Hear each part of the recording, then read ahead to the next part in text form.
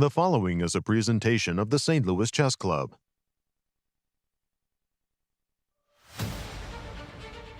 The tie has been broken at the Superbet Chess Classic Romania in Bucharest. Indian superstar Praggnanandhaa Babu sits alone at the top of the standings, defeating Wesley with the black pieces to put himself in the driver's seat going into the final round. Reigning GCT champ Alireza Firouzja had chances to join him, but was unable to convert, settling for a draw to remain within striking distance. A champion will be decided. Will there be a clear victor, or are we headed for playoffs? Day 9 of world-class chess coming up next.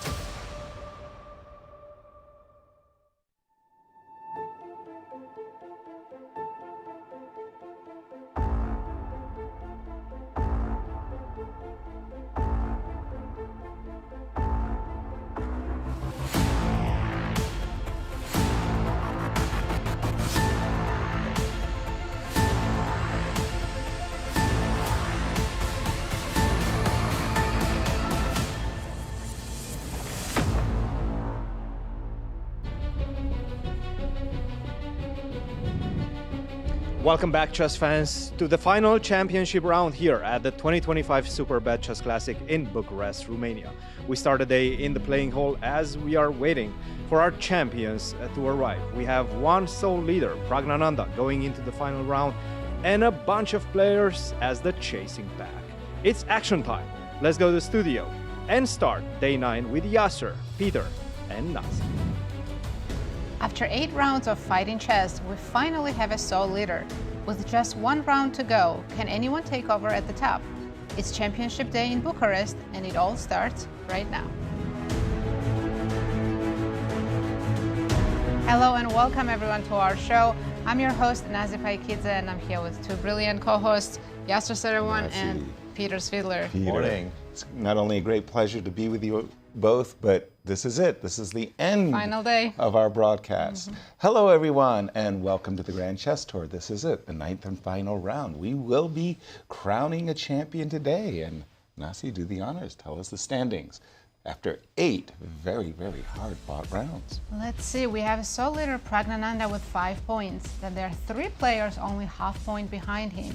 That's Fabiano, Caruana, Alireza, Firouzja, and Maxime, Vachier-Lagrave. 2 other players with some chances is Nodirbek, Abdusattorov, and Bogdan-Daniel Deac. Tell us about the format for this Superbet Chess Classic. It's a 10-player round-robin event with classical time control. 90 minutes for 40 moves, 30 minutes rest of the game, 30-second increment for move 1.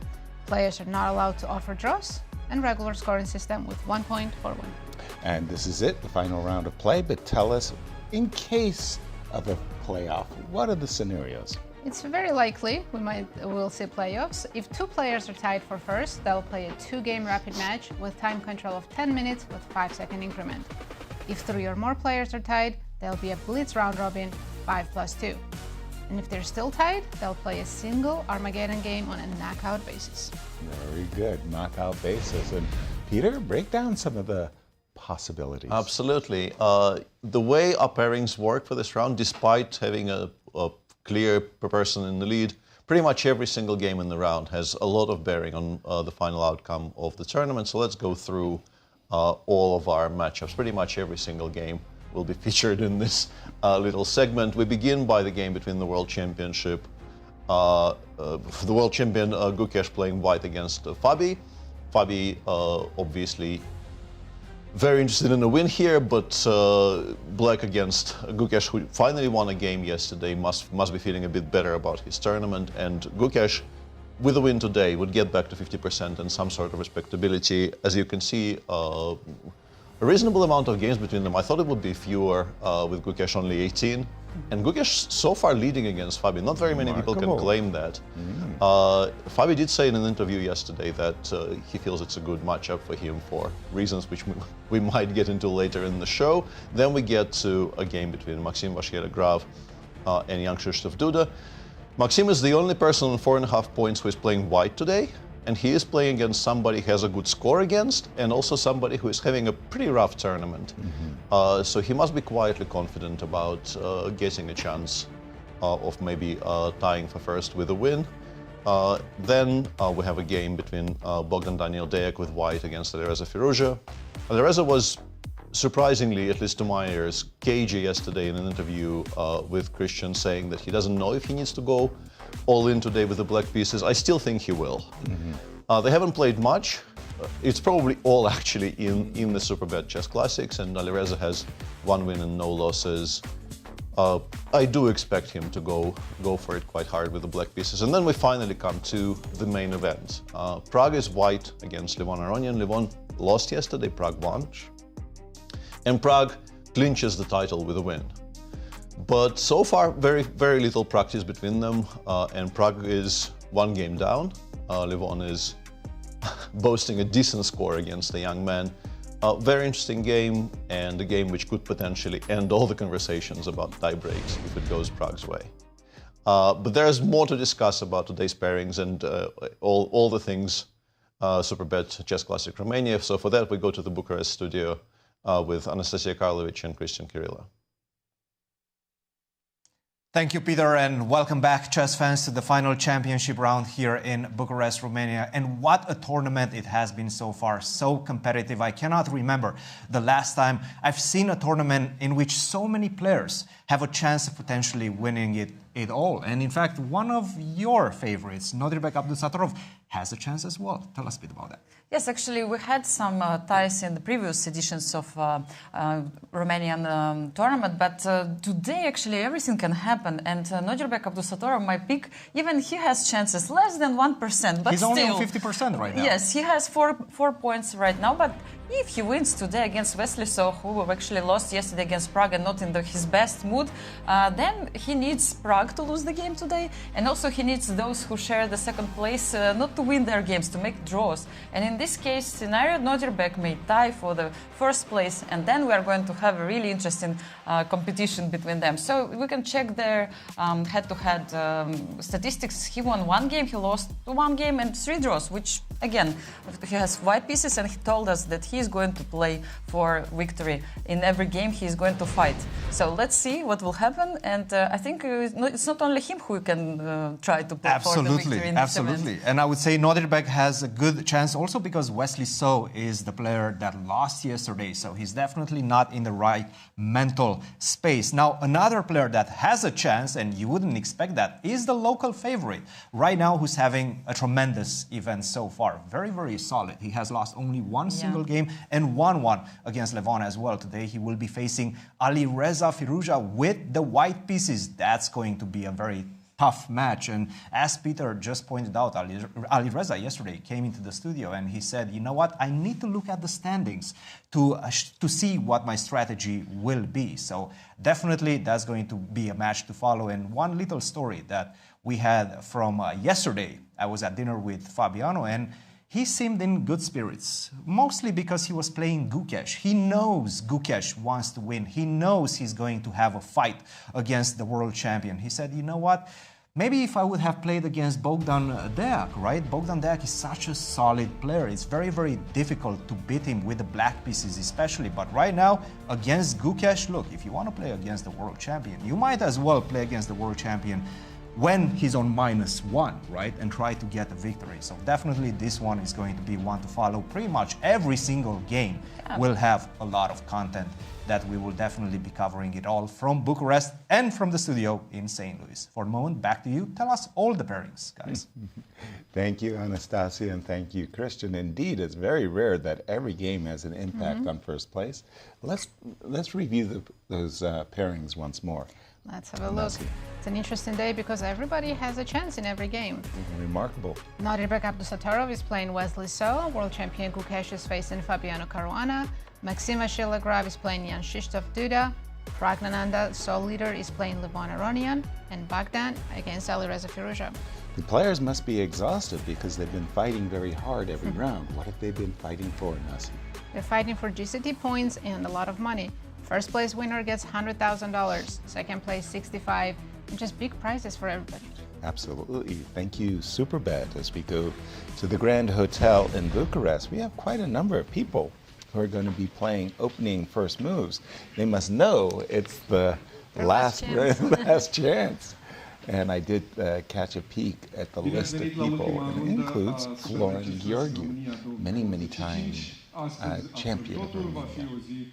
lungă, pentru că e posibil să avem și partide de departajare, dar vom avea cu siguranță și festivitatea de premiere la finalul zilei, atunci când aveți ocazia să faceți o fotografie cu viitorul campion, oricine ar fi el. Vă mulțumim că sunteți alături de noi. Înainte să dăm drumul acestei tensionate ultime runde, pentru că lucrurile nu sunt clare, evident, avem, ca de obicei, câteva mutări festive. So, for the start of the round, very short, we have some ceremonial moves. And first of all, I welcome on stage the football player, ex-football player. He played for the Romanian national team over 40 games. He scored a lot of goals, went to big tournaments, and now he's here with us. Marius Nicolae. On his birthday, it's his birthday today, so he took his time.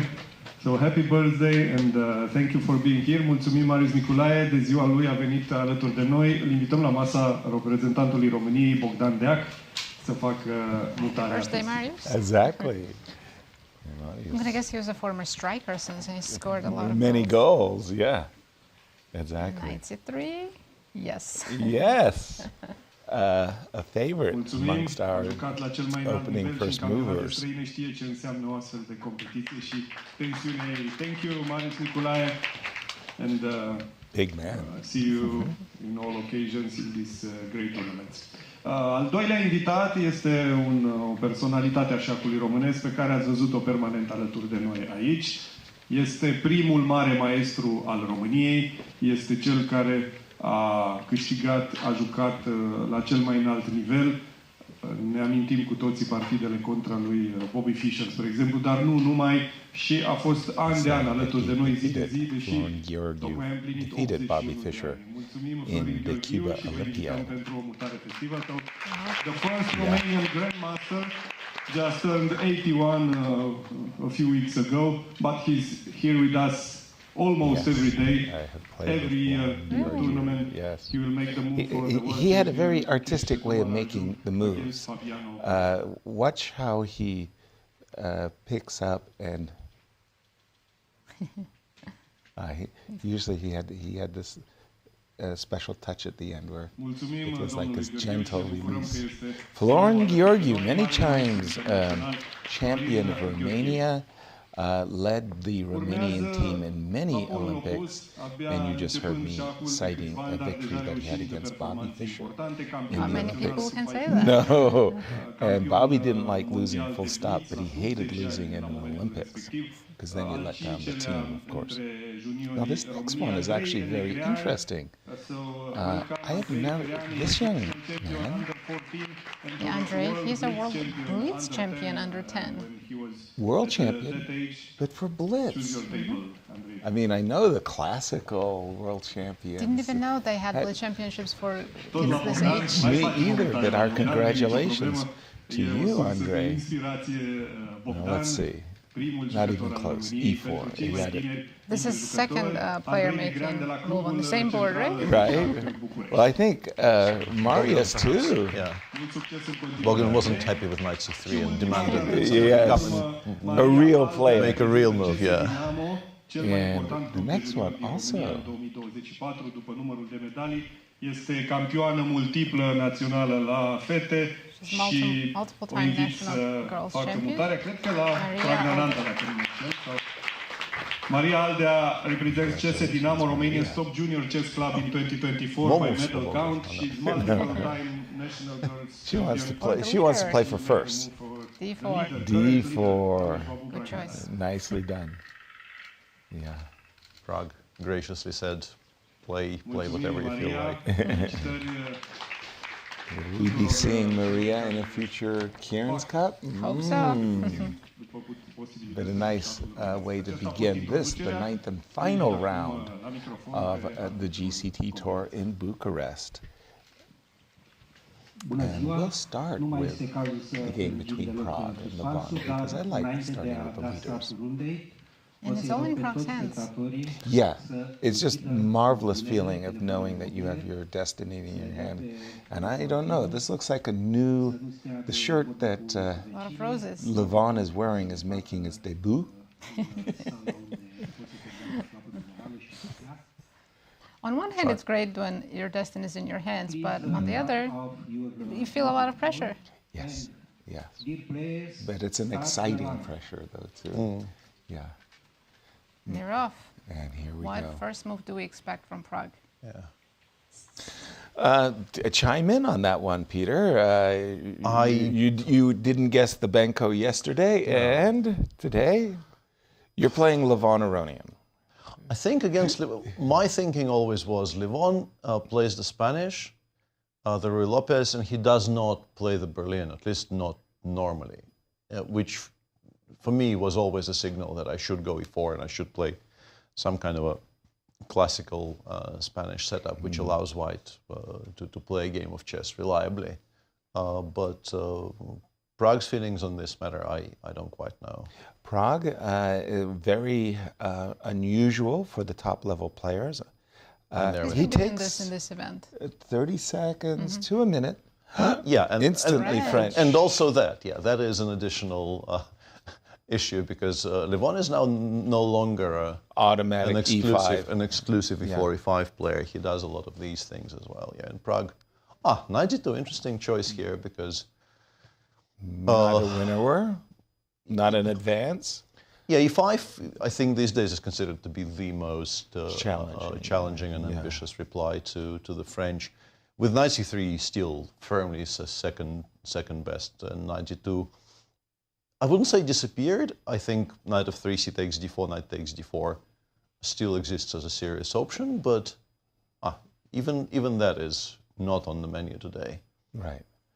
Pragg, one thing I will say, Pragg kind of notably became a French player himself. Last year, he played it a couple of times in the candidates, and he's played it since. So he's not unaware of this opening. Has ideas pretty much everywhere, I would expect. But right. Yeah, a little bit of a surprise already because this line. I mean, there are some interesting gambles available to White.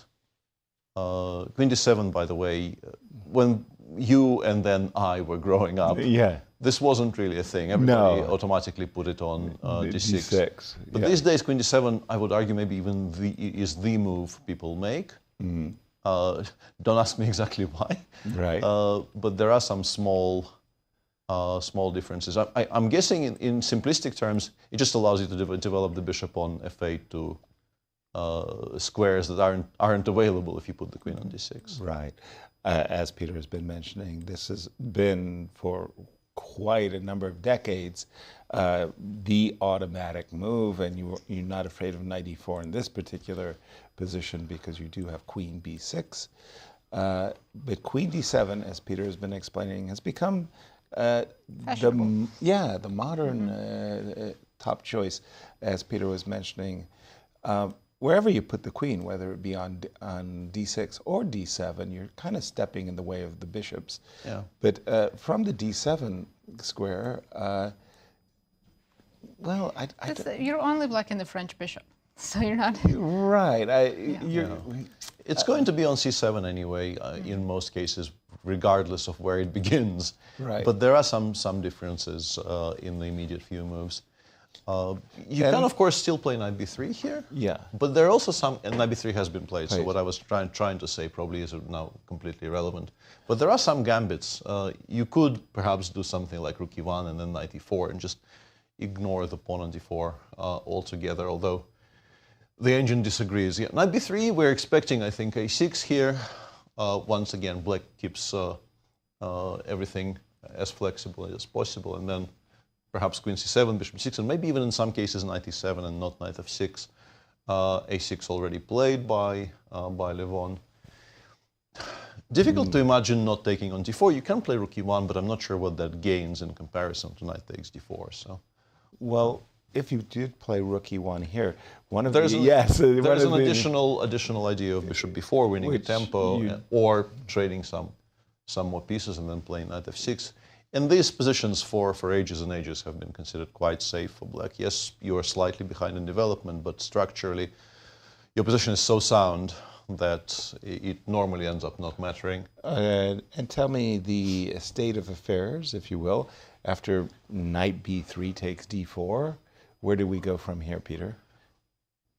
350 games, takes, queen c7, by far the main move here.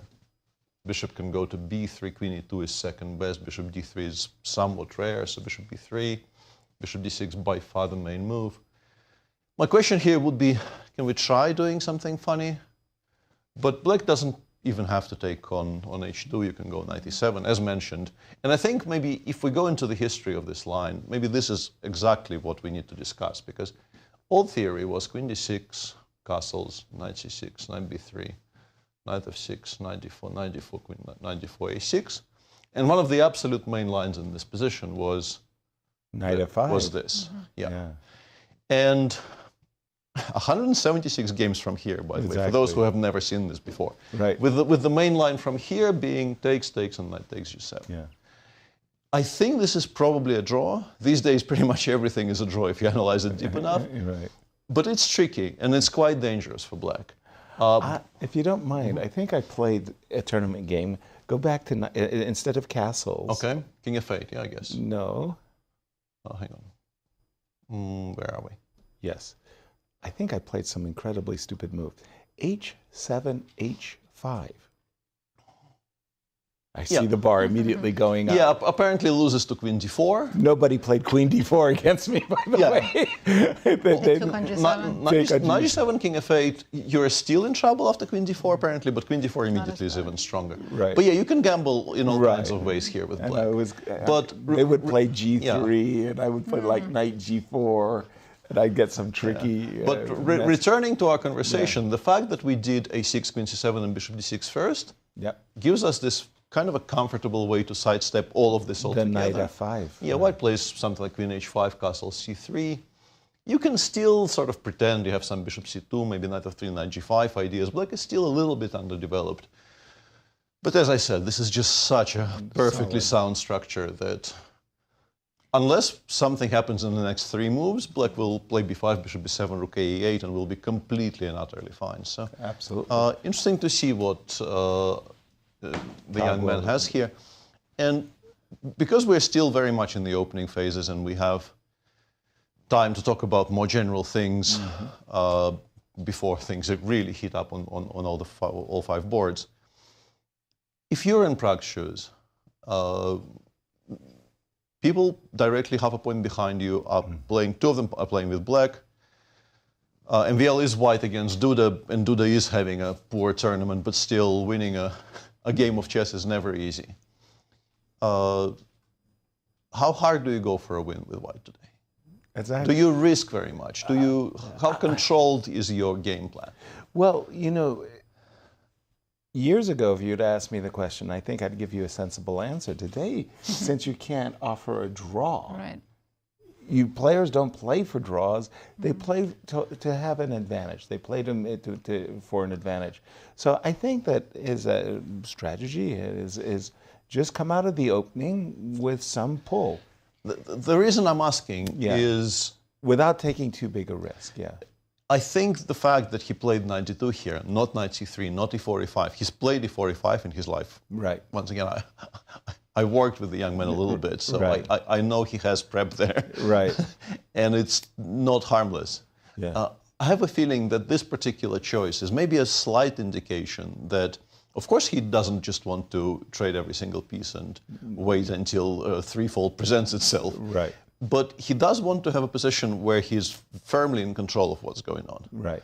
If an opportunity presents itself to play for a win, he will, of course, play for a win. But this is very solid for white as well. And I thought, do we think it's correct, or do we think he should have actually done something different on move 3? We'll know after the result, right? Hindsight is perfect. But I agree with you from the opening of the show when you said e5. The advanced French is probably the most challenging. We'll keep an eye on this one. Nazi? I think world champion came prepared with something interesting and unusual. Fabi's been thinking now on move 6. Okay, an early jump into the center. So an invitation maybe to, shall we dance to Catalan? But no c4 yet. No c4. And Fabi, I wonder what was the plan after c4, because he does want to fight, and if you play d takes c4, there are so many things which are like rock solid from white. That Yeah. he was probably planning to play something like c6 anyway, and now he has this move 95, and he needs to react to it somehow. What is 95? It's only 18 games. Extremely rare. And what's it called? Extremely rare. I don't even. It doesn't call anything. I don't think it's called anything. It's just it says Indian game Knights variation. I don't think that's right. It's just made up. Yeah, I think that I Knights think variation? it's just making stuff up. And why are we spending a tempo to put our knight on e5, Peter? To make black think. So two moves that come to mind are knight d7 and maybe immediate c5, right? Yeah, Which knight to d7? exactly. I was going to ask. Yeah. Because If we're going to play a blindfold game, let me know. I think there's an argument to be made for knight f7, honestly. Although the machine says you've fallen into my devious trap and now you're ever so slightly worse, but I don't really believe that. I think you, as a Caracan/French player, Would yeah, knight f6, b6, bishop b7, c5. I think black is completely fine. right. If I'm permitted, once again, it's early in the round, we can fool around a little bit. Very much reminds me of the line I used to look at. Yeah. Yes. And now I think the problem is, unfortunately, for people who did not ask for an opening lecture but are going to get it, this equalizes on the spot, or at least it used to be considered to equalize on the spot. Which is why instead of, but before black discovered e5, people used to play something like bishop b7, bishop g2, knight f6, takes. How am I getting that? Knight f3. Knight f3. Now here black doesn't get b6, bishop b7. I was trying to find a position where, this is sort of the dream. This is why you play g3 and move 5-4. Right. But there is a way to get b6, bishop b7 here. To illustrate the structure. I don't know. I'm not going to play b6 rook b8, but this is kind of reminiscent to this. And yeah, you play, I guess, something like I might even play b5 actually, b5 and bishop b7 and then c7, c5. Yeah, my French lecture failed spectacularly. I apologize. So knight of d7 is playable because I found it to be moving. Yeah, moving but completely pointless. The difference between knight fd7 and knight bd7 being that if you play knight bd7, I'm pretty sure he's planning to play c4. And knight e5, d5 attacks the knight on f6. I mean, this still has to be a very kind of a healthy Catalan. Right. And now we're back in sort of firm Catalan territory. If you don't mind me, Peter, sorry, just because I'm confused by knight e5. So knight b8 to d7, if you don't mind. c4. I take on e5. Okay. You take. I go knight g4. I want to take. d4? Today is the day of Today is the day of missing queen d4. Oh my goodness! Seems like because without queen d4, you're not playing f4. No. Yeah, black is G5, instantly fine. Yeah. Yeah, without But queen d4 is actually quite strong. Yeah. actually pretty funny. You can go knight g7 though, which might be okay. cd5, knight takes e5. Oh, this is the kind of a transposition that I was expecting. No, but this is a worse version because if after knight g4 cd, you don't take on e5 here. Of course, you take on d5 because you want white to take on d5 with anything but the knight. Right. So you do it here. Whereas in that position. Eventually the knight will be on d5, which means that white preserves a little bit of a pool. Right, two bishops. Yeah, and as Nazi said, of course, the c7, c5 is c5, Nazi. Seems very healthy. Just knight c6 next move. This cannot really lead to any advantage, and I'm pretty sure both of them know it. It's just a very fresh position with Fabi having to think from move 6. And again. Yeah, Fabi needs to win to have a chance for the first, unless he draws and Pragg loses, but that seems unlikely since Pragg's playing with white. So, but both Gukesh also needs a win. He would love to defeat Fabiano and get a lot of rating points back. Right, restore respectability, I think. Yeah. And by the way, I think we have an answer to our earlier query. What was that? Which one? In what sense? Pragg? This is currently the position. The queens came off the board. The queens are off the board. Pragg does not want to lose, let's put it that way. You sometimes get a little bit of something in these endgames, but normally you don't. Right. And also, yeah, I think he looked at the pairings and he thought securing a tie break and honestly maybe even winning the tournament outright. +2 might very easily be enough for an outright tournament win because none of the direct pursuers are in any way guaranteed to win today. We should maybe switch to MVL because that is the most forcing game we have today. All right. And MVL clearly has come to try his damnedest to win the game. A lot of moves have been made in this one. Yeah. This is the Rui Lopez Urtai of Müller. I wonder what my board says. Just says Morphy defense, Columbus variation. Those are not words. Morphy, Columbus? No, Morphy is a word. But yeah, I don't for like, A6. But I don't know. I'll stop asking. And it used to be kind of semi-forced to play. People played A4 much more than they played anything else. But MVL today, as I think somebody also did this in Warsaw, you begin with C3 and D4, and then you play A4, which I thought was a kind of a peculiar thing to do, because apart from Rook B8, which is what Duda played, transposing to the main lines, you give Black Bishop G4, you give Black Bishop D7, both of those reasonable options. Right. But Rook B8 played, now A4, A5, a move which I think was introduced into Grandmaster practice, I want to say maybe in the late 90s, early 2000s, I think by Grandmaster Dalmatov, with a very spectacular idea that knight takes A5, borderline loses to Rook A5, Bishop A5, D5, and suddenly you find yourself, in particular this position is very spectacular, because we're threatening not one but two rooks, forks, and Black is helpless, and if you don't take on A5, if you play knight G4, after Bishop G5, your position starts crumbling. But yeah, nobody's going to take on A5. This has been well known for decades. Bishop A7, MVL played H3, Bishop B7, Rook E1, castles, and Bishop B3. This is still reasonably well known, almost 30 games. E4, CD4, Knight B4 played. And in this position, people mostly play D4, D5, instead of which MVL played Bishop Knight C3. Still not a novelty, and actually, with transpositions, the game count increased after we got here. Bishop takes E4 critical, because obviously, you want, in this position, you want to be able to control Bishop G5. The taking in the other order perhaps allows White to play Bishop G5 in some positions, or even maybe Knight G5. Bishop D2. And MVL went, or Bishop D2, yeah. And MVL went Rook C1, and finally Duda is thinking MVL is still very much above 90 minutes. I think this is the first time Duda has been thinking. He is on 126. They both know what's going on quite well. And what does the theory say? How does it continue from this? One game followed C5? C7, C5, and the other D6, D5. And on my screen currently, the top line appears to be Rook C8, which would be a novelty, perhaps. C5 is not even in the top 3. If you play C5 after Bishop F4, the engine stops liking it altogether. Just not good at all, because Knight F6, D takes C5, and Bishop takes C5. I guess the missable idea here is this move Knight H4 with the idea of Knight F5. If G6, Bishop G5 is very strong. Suddenly, Black position looks very, very iffy. Right. D6, D5 should be playable, but you do give White this gorgeous square. You kind of have to play Queen D6, and now F3.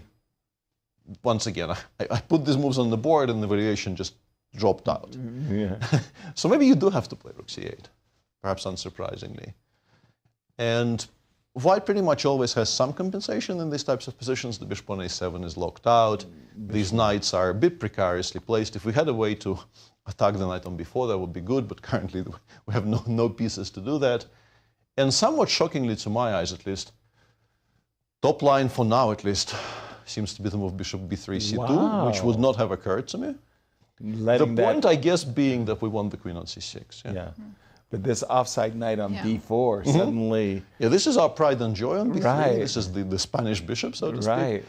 And we're trading it for maybe the worst piece on the board. And Black is not even taking. Black is playing D5 now, allowing us to preserve the piece.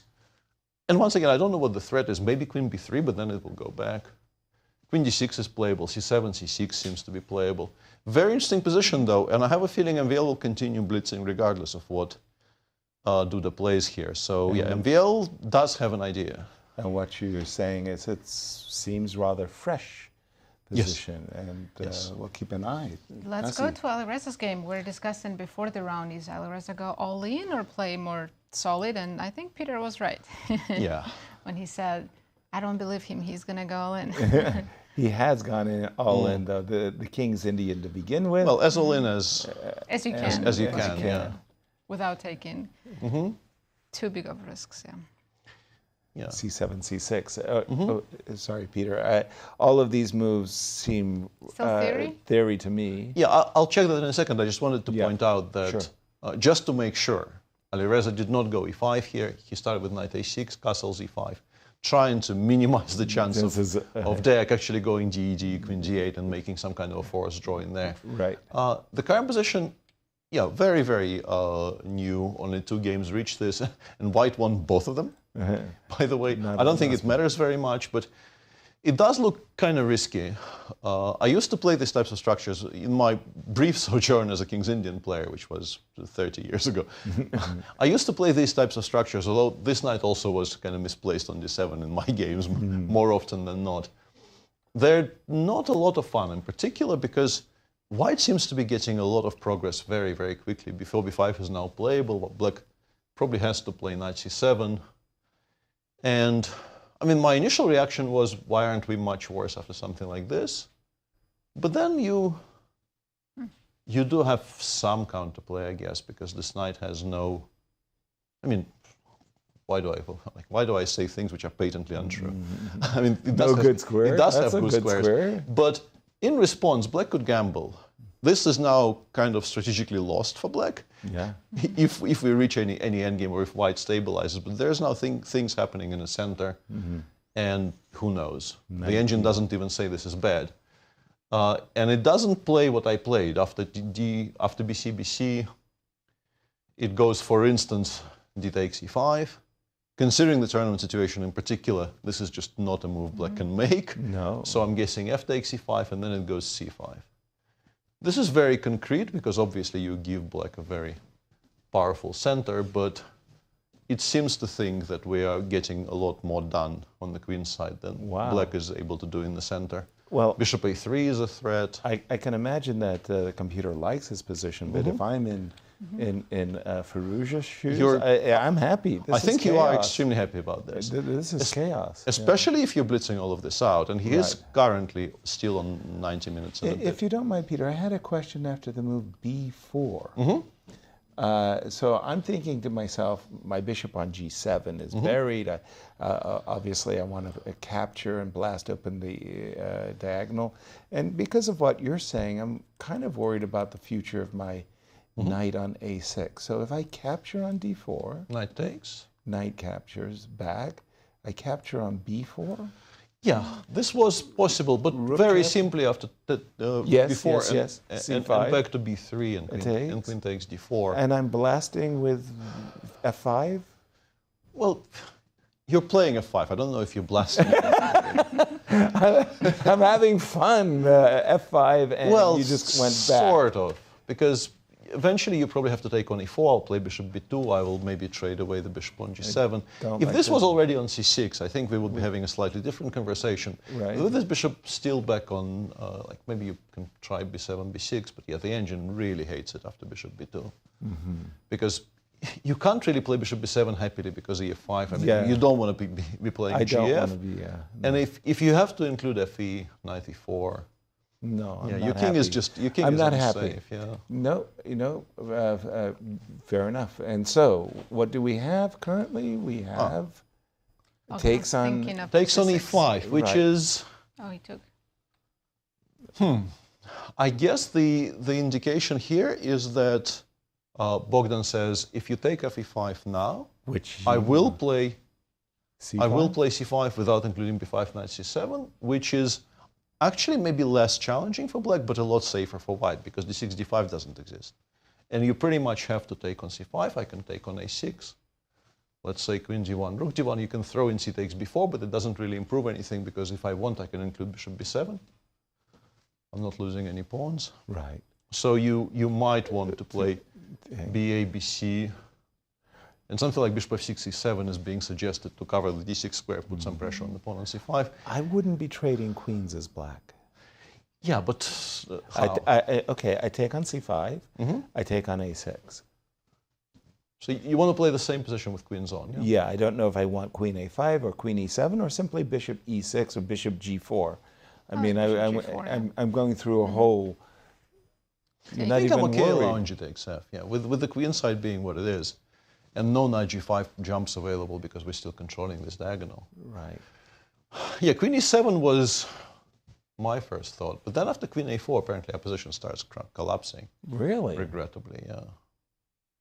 Queen c5 loses to bishop a3, queen c3, and rook fc1, apparently. I guess because we eventually, after collecting this one, we will also collect that one. Regrettably for black, we collect every single rook. That's and hurtful. if you can't take on c5, your position. Then why did I play queen e7? Yeah, your position will not be enjoyable. Yeah. So once again, bishop g4, and you just I just simply played played h3, h3.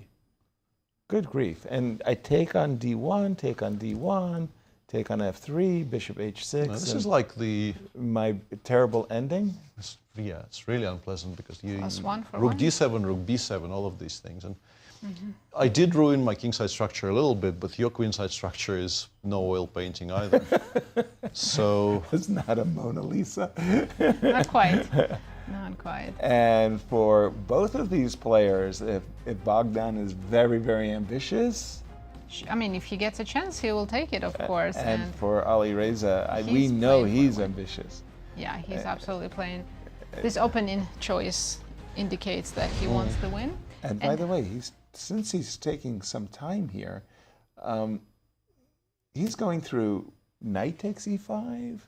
He's going through d6 takes e5. I mean, d exists, but it's very difficult to play those positions for a win.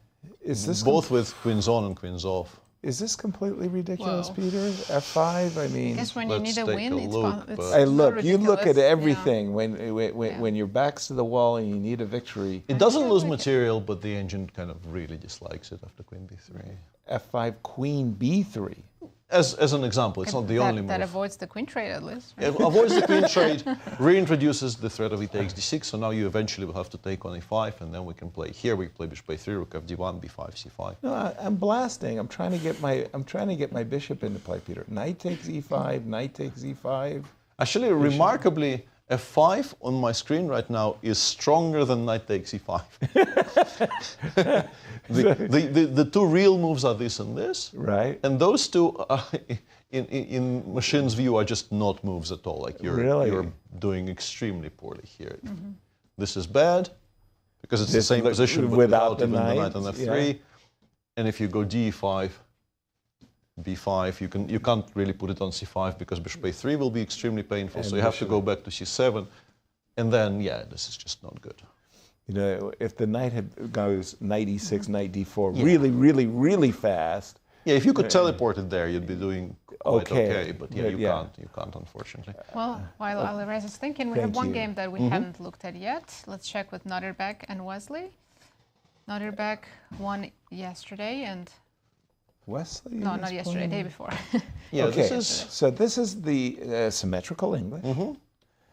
E7, E6. I mean, because you had mentioned Sergei Dolmatov, I was thinking about my junior days, the Soviet players that I played against was Dolmatov, Yusupov, and Alexander Chernin, and I had the black side, pardon me, against Alexander Chernin, and he did not play d4. It is the critical line against 5e6, absolutely.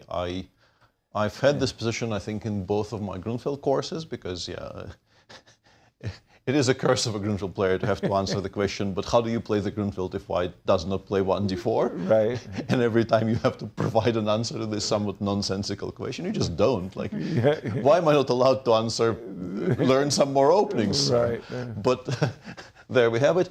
And e6 is a very critical choice here because you do want to play knight g7 and d7, d5. If this is allowed, black is instantly completely fine. Right. There is, as is often the case, the move h2, h4 here, which is not a bad inclusion at all. But the main line is d4, cd4, knight b5, d5, c takes d5. Now, the last time I checked, which was for the Chessable course a couple of years ago, I think I came to the conclusion that queen a5 check is probably a draw. But the positions after both knight g2 and bishop g2, both of those are very serious moves, are quite difficult to analyze, and you have to walk a very narrow path. I think here in particular, after takes and takes, I came to the conclusion that knight c7 is stronger than bc. And then there are all these positions where it survives for a while. Wow. It actually stays there on c7, being extremely annoying and telling you if you don't play precisely, you will just kind of be lost by move 15. I think it works out, but nobody does this anymore because e5, I think, is a much safer option. White can start with castling. White can also take on d4 with either knight. Nodirbek chooses knight f. Knight e7, castles, bishop e3. This is a kind of a weird tarash where the bishop is on g7 instead of e7. Right. You will be a bit worse if you don't do something straight away. My feeling is you probably have to play knight f5 in many of these positions and hold something slightly annoying like this. You have to calculate queen takes d5, have to calculate bishop c5. I have a feeling I was giving something else here. I think maybe I was playing a6 here in the course, because I don't remember this exact position being in the course. But the point, of course, is that if you give white time to play something like rook c1, queen d2, rook fd1, the knight eventually comes back to c3. Tarash is not classical Tarash, not the Dubov Tarash. Dubov Tarash is now basically a draw. But the classical Tarash doesn't quite equalize. So the way for black to equalize here is to do something before white gets all of their moves in. Right. Yeah, and I think that starts with playing knight f5. And then this becomes extremely concrete. For instance, after bishop c5, you probably need to take on b2. Right. Because rook e8, knight d6 would be... That's not fun. Unattractive. Yeah. That's not but bishop takes b2 seems to be fine, because we're giving up on f8, but we will win the rook on a1 back. It has no squares. Right. And if you don't play bishop c5, if you play something like queen d2, I think we're quite happily, in most of these positions, we're quite happily playing d5, d4, with ideas of either d3 or just simply rook e8 and queen d7, bishop h3, the usual Tarash counterplay. And queen takes d5, probably a very serious move, but takes, we will take on b2, rook a d1. Obviously, allowing knight d6 would be painful, but there should be a way here to prevent it. Machine goes bishop h3 and then rook fd8, for instance, and says that we should have things reasonably under control. Let's send it over to Cristian in Bucharest. Thank you, Peter.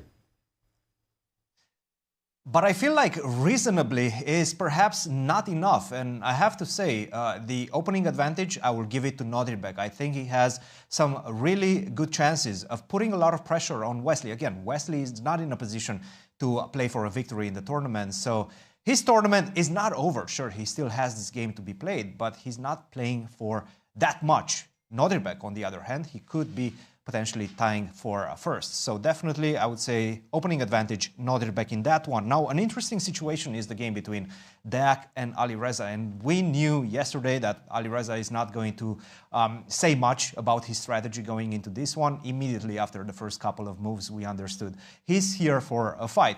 And this is very similar to what happened in 2022, also here in Bucharest at the Superbet.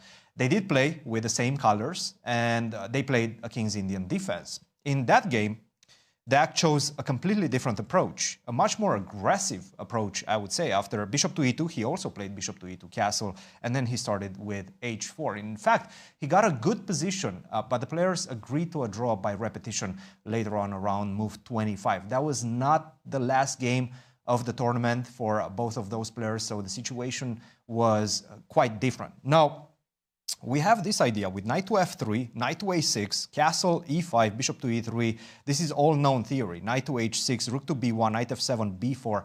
And now c6 is somewhat of a sideline in this position. And if I'm looking at the openings, e takes d4 seems to be the most played move. 9 games versus 1 game with c6. So c6 took Deac by surprise. And he stopped, he thought, and he played d takes e5, which I have to say I sort of like, because you're asking a big question right now. If you play d takes e5 and you're Alireza, you need a victory. Are you allowing the queen trade so easily? You know, if after d takes e5, queen takes d8, it's going to be very difficult to win with the black pieces. So you're playing your opponent's situation as well as Bogdan-Daniel in this case. I'm expecting f takes e5. We'll see what Alireza decides to do. I'm expecting f takes e5, and then at least you have some information. You know exactly what your opponent is playing for. And after f takes e5, which has not been played yet, I'm expecting something along the lines of c5, and we're going to get a very fluid pawn structure, and I'm sure this game is going to explode very soon. Now, another game that I feel has been somewhat won by one of the players, as in the opening phase of the game has been won, is this one between Gukesh and Fabiano. Gukesh understands what Fabiano needs in this game. Fabiano needs a fight with the black pieces, and he chose a very sedate opening variation as white. Somewhat unusual for Gukesh. We haven't seen him play this type of situations. Knight to e5, d takes c5, took Fabiano by surprise, bishop to f4, take, we're exchanging, bishop takes c5, and it's, to be honest, it's quite an equal position in which I don't really see the possibilities for black to get an advantage. D takes e4, for example, I'm going to take on e4. We're going to exchange a lot of pieces. You still have the problem of the bishop on c8. It's not easy to even equalize in this position. Playing for an advantage as black is borderline impossible. So definitely a good opening choice for Gukesh. Fabiano will need a miracle to win this one, and Prague seems to be keeping things under control against Levon. That's it for the moment from Bucharest. Back to you, and I'll be here with more interviews and updates throughout the day. Thank you, Cristian. And indeed, we started the whole show talking about, you know, how every game can impact first place. But what about the probabilities? Who's going to win according to our stats? Let's have a look. Pre-tournament, Gukesh was the favorite at 17%, Nodirbek 12%, and they were pretty close. Let's see what happened after round one. Firouzja and Wesley were the only players who won the first round, so they became favorites, over 22%. Gukesh was third. And after round two, Firouzja maintained the lead, so almost 30%, Gukesh at 14%. Look at MVL and Fabi down there. Way down there. But Fabi jumped on the trampoline. To round three, Fabi and Prague were sharing, I believe, first place. Right. So over 25% for them. Then MVL joins them, 19% after round four. Let's see what happened after round. That was the round with all the draws. Not much changed. And Firouzja, as you're seeing there at 6.3%, I believe he actually became a favorite here.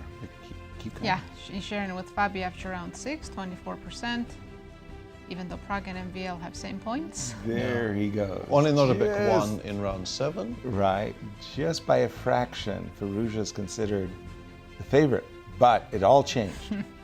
Yesterday we were talking what percentage we would give to Prague, and I said about 70. The pie chart agrees, 73%.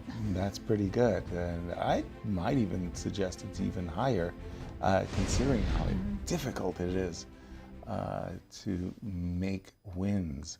As there we get a view of Prague and Levon. Let's bring that game up on our screen.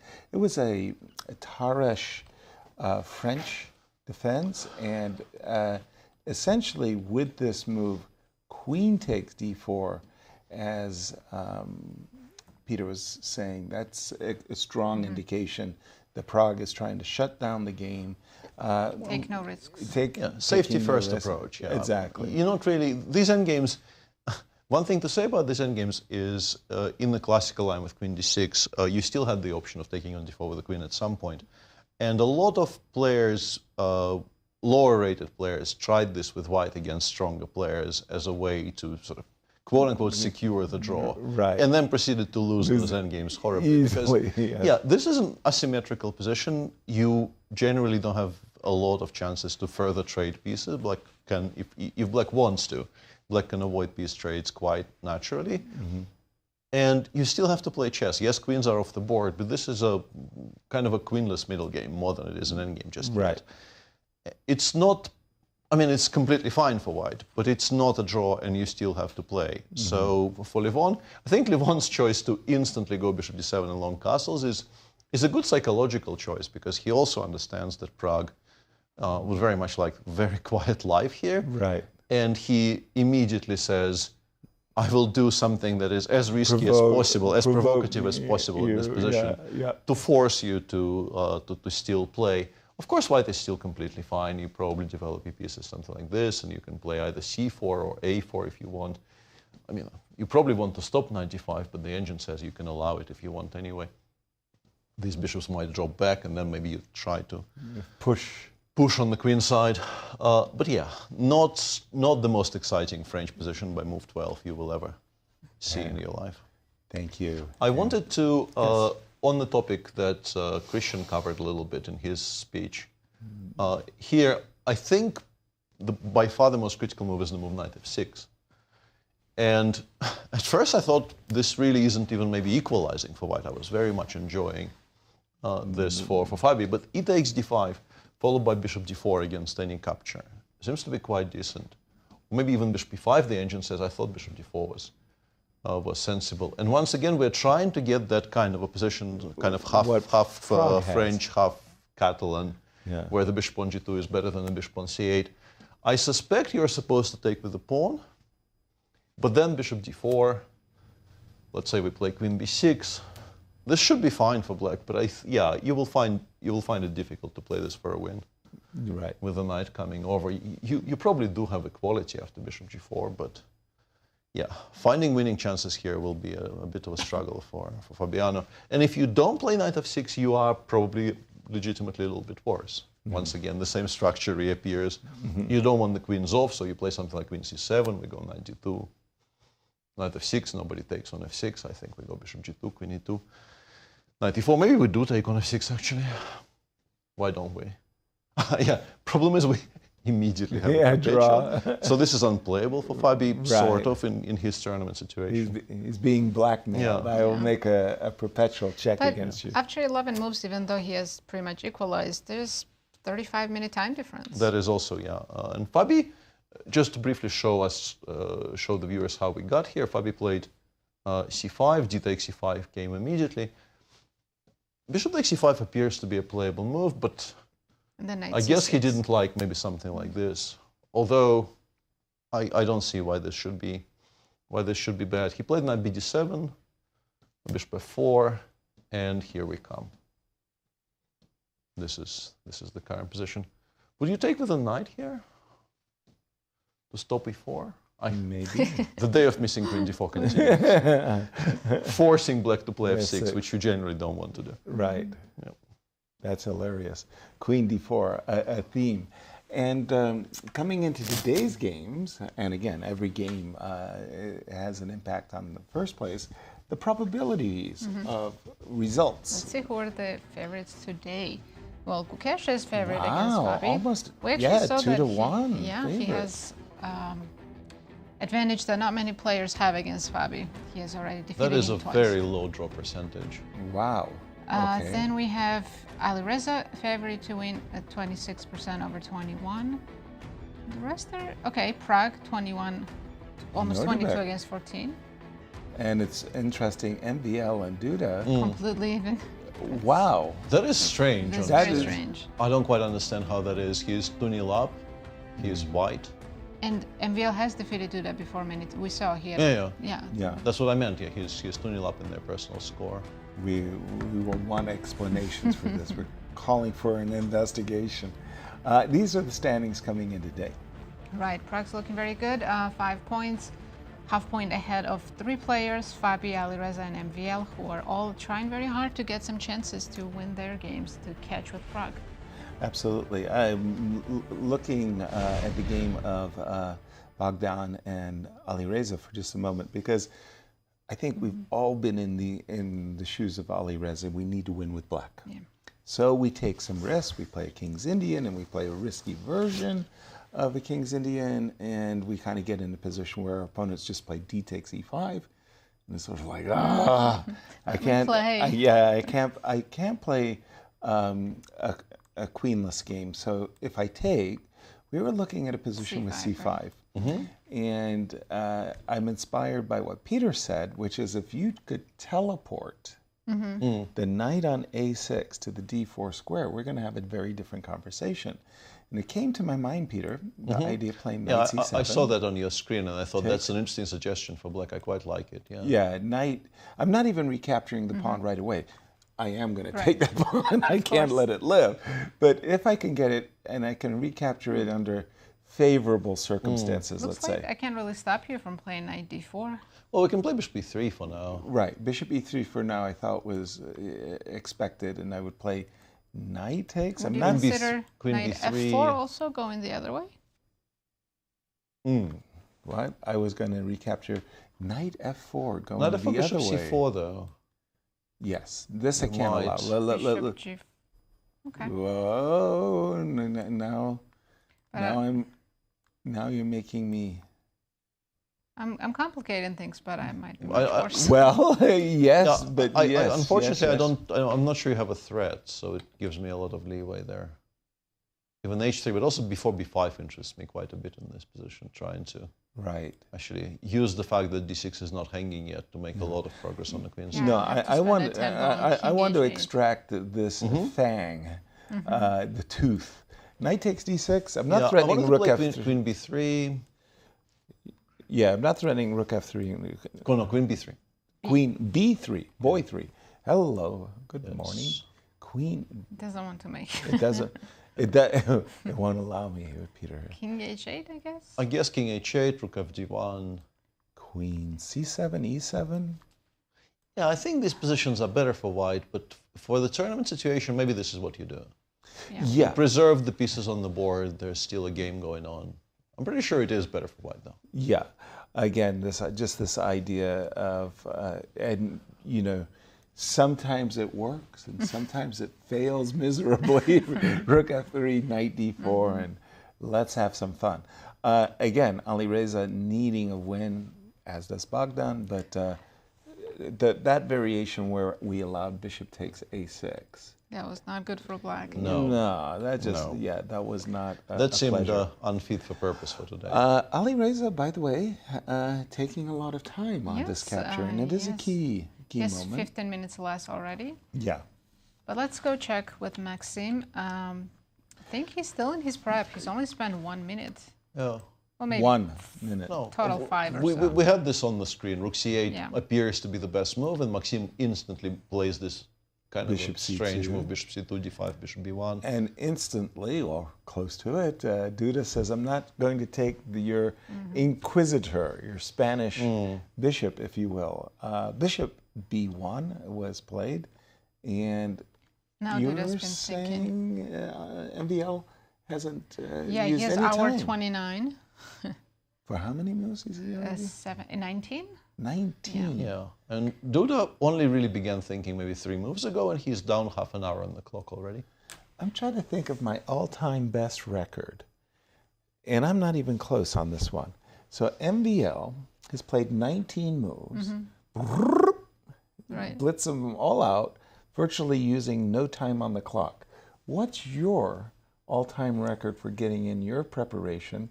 Are you up to 20 moves? Don't remember. But That's possible, very possible. But that's great prep. You pat your second on the Once back. in a... Sometimes you get lucky that something you prepped actually happens. It's very Yeah. rare, but it does happen. Very rare. What's Peter? what's your record? I don't think I might be 15, but I don't Really? think. That's a different time, though. I guess. Yeah. I guess you were playing in your prime. You were playing in a naive age of chess where engines Absolutely. were not really a factor, and yeah, No, like getting there to was move no- 17 with the infinity symbol in your notebook. Notebook. Yeah, then you're very. I'm very much like that myself. That's how I began. Right. But then, of course, you like I played quite a bit in the age of machines. My record, I'm trying to remember when it stopped in the game. I won a game against Alexander Grishuk in the Mexico City World Championships. I mean, That was the one You're that very Fishy won. You're very tempted to call it the candidates because it's the same structure, but it was actually the World Championship. And It was a Kramnik horrible played. tournament for both me and Sasha, but we played 2 very interesting games against each other. The first one was a draw in the anti-Moscow, possibly the craziest He takes game. E4, yeah, bishop possibly the G5. craziest game I've ever played. One of absolute dearest memories. And in the last round, we played with colors reversed, and I beat him in this very topical Najdorf, where I think our analysis stopped round about move 30. Wow. And I got most of it in. Fantastic. But I don't remember the exact number. And thank you to Alexander Motylev, who was my second in those years, and whose work it was. It was really not mine. I, by that point, was not looking at chess anymore. I was just trying to take long walks and enjoy the scenery. Because, that was a really horrible tournament. Nothing was working. I see. But 30, that's impressive. 25 certainly. 25 probably more than once. And I can imagine in these Botvinnik pawn sacrifice variations, because I remember it was like Garry Kasparov had some game where like he was just blitzing, and it was like move 20, he went bang, and his opponent went ooh. It was like, also, I think I once won a game against MVL. There was a tournament where, I think prior to that game, as I found out years ago, he told me, or maybe later in the tournament during the closing, he told me that basically he got badly food poisoned the night before and spent the morning in hospital. And he still showed up at the board and played like the central variation of the Marshall against me with the white pieces, and then mixed up some move order. And I think actually sort of the final position might be on file, but it's not very far progressed, so it's probably not beating the Mexico City one. Nice. Still like 23 moves or something. A very beautiful game. Nice. Let's toss it to Cristian in Bucharest. And just to join the conversation with you guys in that game that you were analyzing, I love the French dish that Maxime is serving right now. Just incredible. This is the type of opening preparation that you want to get against a struggling opponent. You know that Duda right now with 3.5 points, he wants the tournament to be over. He doesn't want to spend his final moments here in Bucharest trying to survive this incredible opening preparation.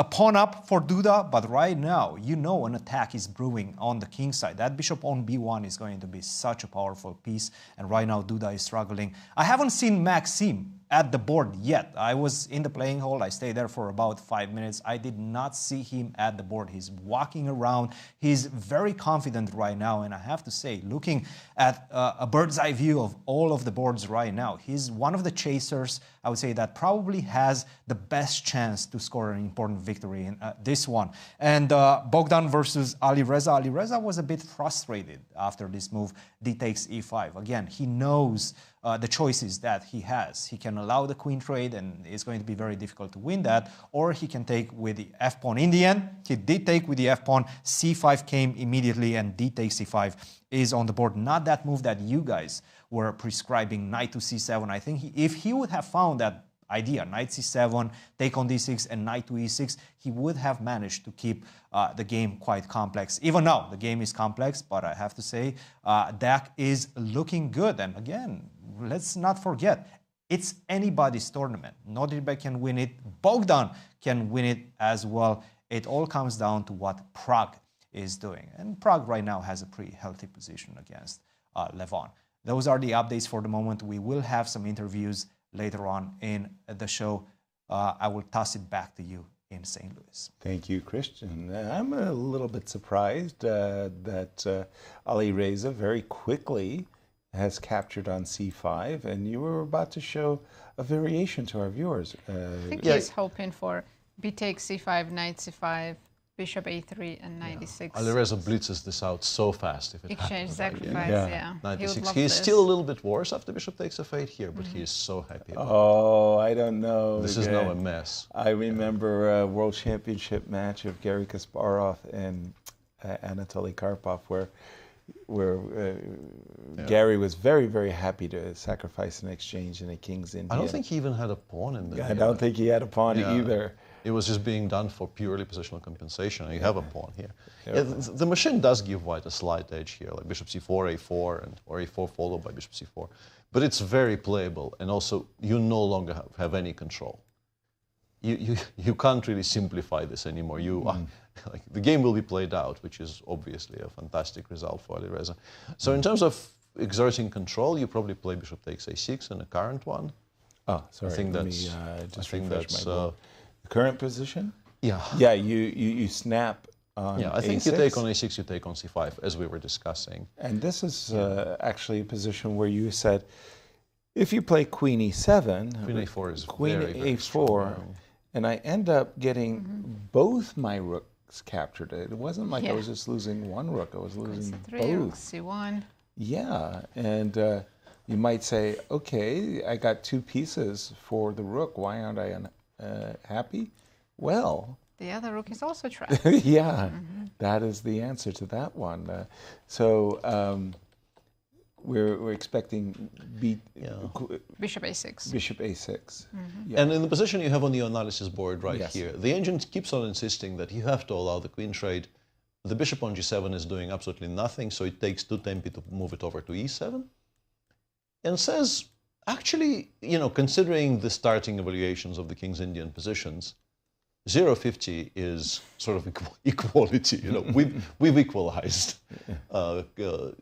Bishop f6, bishop e7. I guess eventually, as Bogdan is taking on a6 on our screen. Yeah. Yeah. White probably plays bishop e3. The bishop comes to e7, and then what Black is claiming is that there is no immediate way in. b7 is covered. D7 is covered. Of course, the plan is knight d2, c4, e6, but Black should have some ways of dealing with it, even though I don't know what they are currently. I don't know bishop e6. Well, I kind of like what you were saying. I'm okay with bishop f6, but I really do think that I need to challenge the b file, Peter. But rook b7? Rook b7? Might be, I'm playing bishop b6 in a heartbeat if I know how I'm answering rook b7. Rook f to b8, rook b1, double. Sorry, I was just the reason I stopped is because I've got knight d8 as an alternative. Yeah, knight d8, rook f7 actually maybe was cleaner. Yeah. Yeah, that's what I'm thinking too. Knight d8. Rook c7, rook f7. Although I have some bishop g5s somewhere. Well, what are you taking on f7 with? I refuse to declare myself. I will take with the knight. I declare nothing but now my I genius. Rook Yeah. B1 Now rook back. b1 back. Rook b1. But yeah, you get the feeling Black probably holds this. But playing this for a win is going to be a challenge. Yes, exactly. It's going to be a challenge. Lovely. Once again, before we take a break, we want to remind everybody of our standings and how close this tournament is. Everything is in Prag's hands. If he wins his game, he wins the tournament. If he draws, there are 3 players who can catch him: Fabiano, Caruana, Alireza, Firouzja, and MVL. And they're trying very hard to win their games. And if he loses, 5 players might catch him. Boy, we have quite the playoff ahead of ourselves. Before we go on break, we'd like to check in with our good friends at Q Boutique and just see what the special is. And here it comes. The jacket is here and is not to be missed. These jackets feature a hot press logo of the World Chess Hall of Fame on the front, available in men's and women's styles, all at qboutiquestl.com for all your chess shopping needs. Check us out. And as we go to break, Anastasiya talked to Praggnanandhaa, current tournament leader. So take a listen and we'll be right back.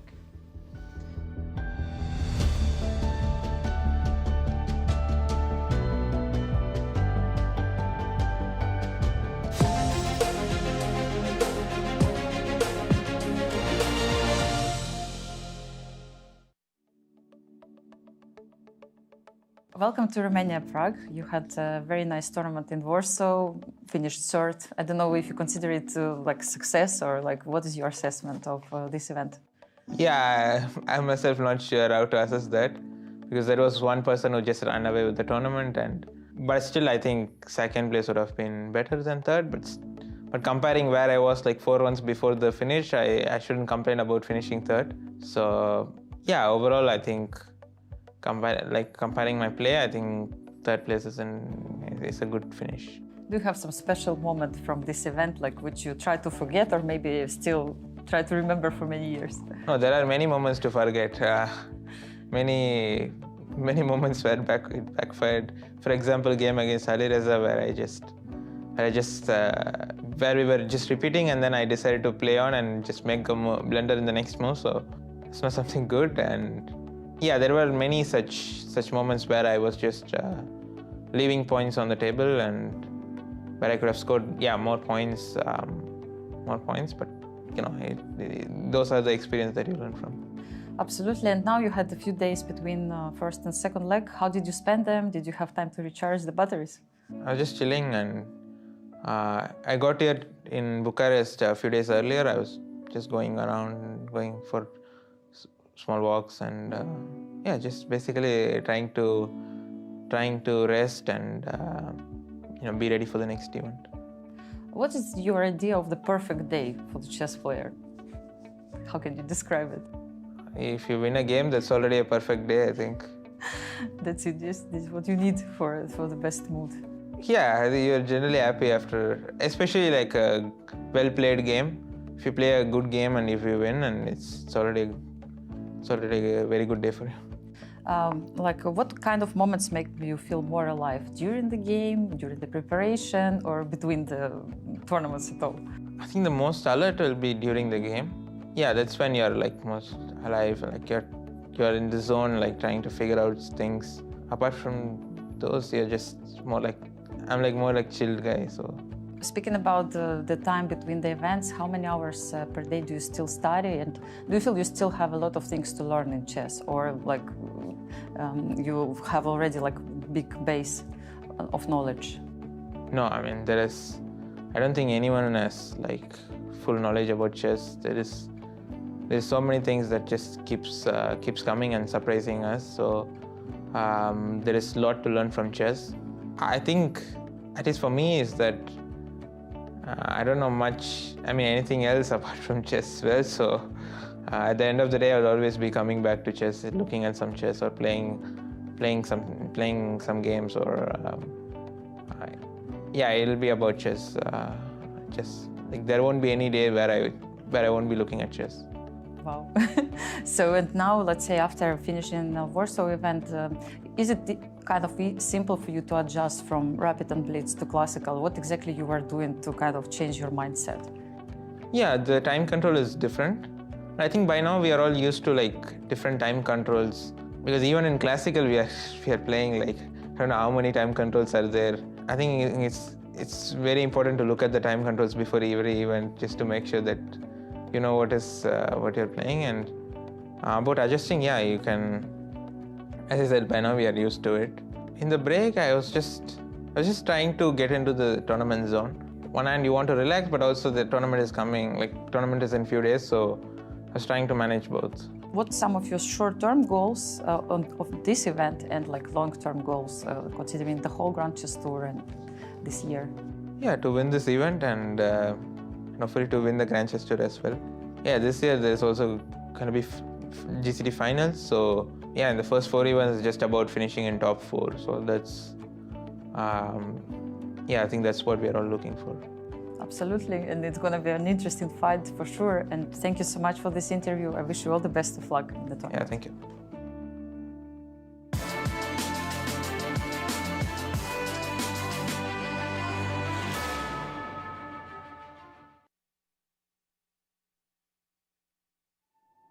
"10 years, one legacy." The Grand Chess Tour marks a decade of mastery where only the strongest chess minds carve their names into history. Each piece has its role, like soldiers in a grand army, with commanders to lead them into the tour's 10th year and a prize fund of $1.6 million. The Grand Chess Tour starts in Warsaw with the Superbet Rapid and Blitz Poland, immediately followed by the Superbet Chess Classic Romania in Bucharest. Then off to Zagreb for the Super United Rapid and Blitz Croatia, followed by back-to-back events in St. Louis, Missouri with the St. Louis Rapid and Blitz and the Sinkfield Cup. And the culmination of the grand finale in the city of Sao Paulo, Brazil, will determine the 2025 Grand Chess Tour champion. Fight with every ounce of strength for victory. This isn't just a moment. This is history.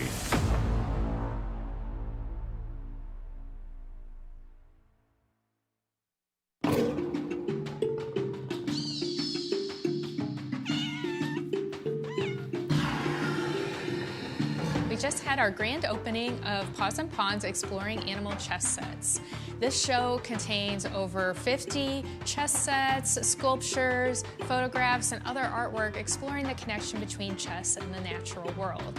We have sets and boards that date from the late 19th century all the way up to the present. You get to see a little bit of how artists have reinterpreted familiar chess pieces using the imagery of the animal world. The World Chess Hall of Fame's collection has over 800 chess sets, and as we were going through this collection, I noticed so many different ways that people integrated animals into these artistic chess sets. And it just seemed a natural fit to make a whole show of it. We reached out to some really wonderful lenders, including from Chess Collectors International and some great artists. And we even reached out to local artist Justin King to create a giant T-Rex especially for this exhibit. At the opening, people really enjoyed seeing their favorite animal in the show, whether it was something in the cats versus dogs chess set section or the set that we have from the local artist Sophie Bender. And that is a wood-burn chess set that has different animals engraved on each square. We also have really wonderful, elaborate chess sets from the artist Laura Sturz.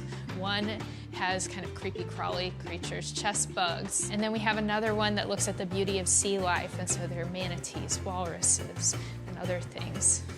If you'd like to learn more about this exhibition, you can go to the World Chess Hall of Fame's website at worldchesshof.org or check out our social media channels.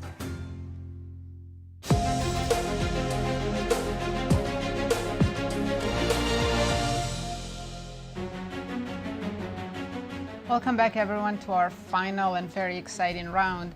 Let's take a look at our standings again to see who's playing for the first place. Everybody. Pretty much everybody. Praggnanandhaa is in sole lead, but there's 3 players only half point behind him and 2 players a full point behind him.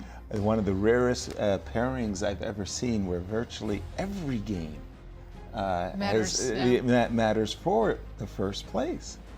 Yes, of course we are watching Pragg against Levon, because if he wins, the other players don't have a chance. But MVL has white pieces against Duda, and he's pressing for a win. Alireza struggling with the black pieces to find an advantage, and so is Fabi against Gukesh. Exactly. But let's jump right into it, Peter. We've got our tournament leader playing against Levon, and I think everybody's happy, including Levon. That I think Levon is happier than Pragg, because I think it's one of those spots where you're kind of torn with white. You're not quite sure if you're supposed to like offer a piece straight on every move or play normally. And also, as I mentioned, these endgames are, if you pass for longer than needed, black will start pushing in the center.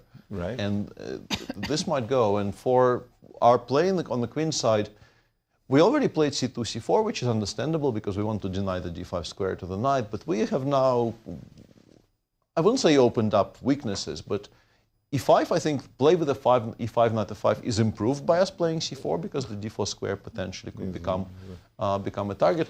And if you want to continue pushing, you do allow some kind of immediate counterplay, like bishop a4, rook d3, I guess e6, e5 is playable now. Kind of awkwardly placed pieces. It feels wrong. And also, I think you're fighting very conflicting instincts here with white. Because you did play this to be safe. Yes. But maybe objectively you need to give black something to think about, because once again, if you just continue making autopilot moves, like black plays king b8, you continue making autopilot moves.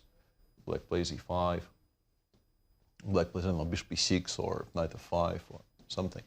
You can start seeing the outlines of this. Where is it going wrong? Going slightly wrong. Yeah. Of course, you're still completely fine. It will not take 2 passive moves to suddenly be worse. But it's heading in the wrong direction.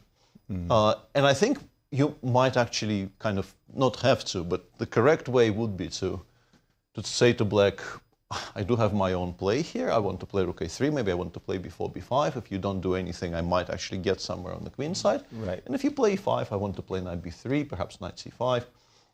And this maybe provokes black into actually trading some pieces, which is something that you generally don't mind at all. But you don't know whether you want to do this or not. And we'll see how it progresses. But Cristian, for now, is with a guest in Bucharest. So let's listen to the conversation.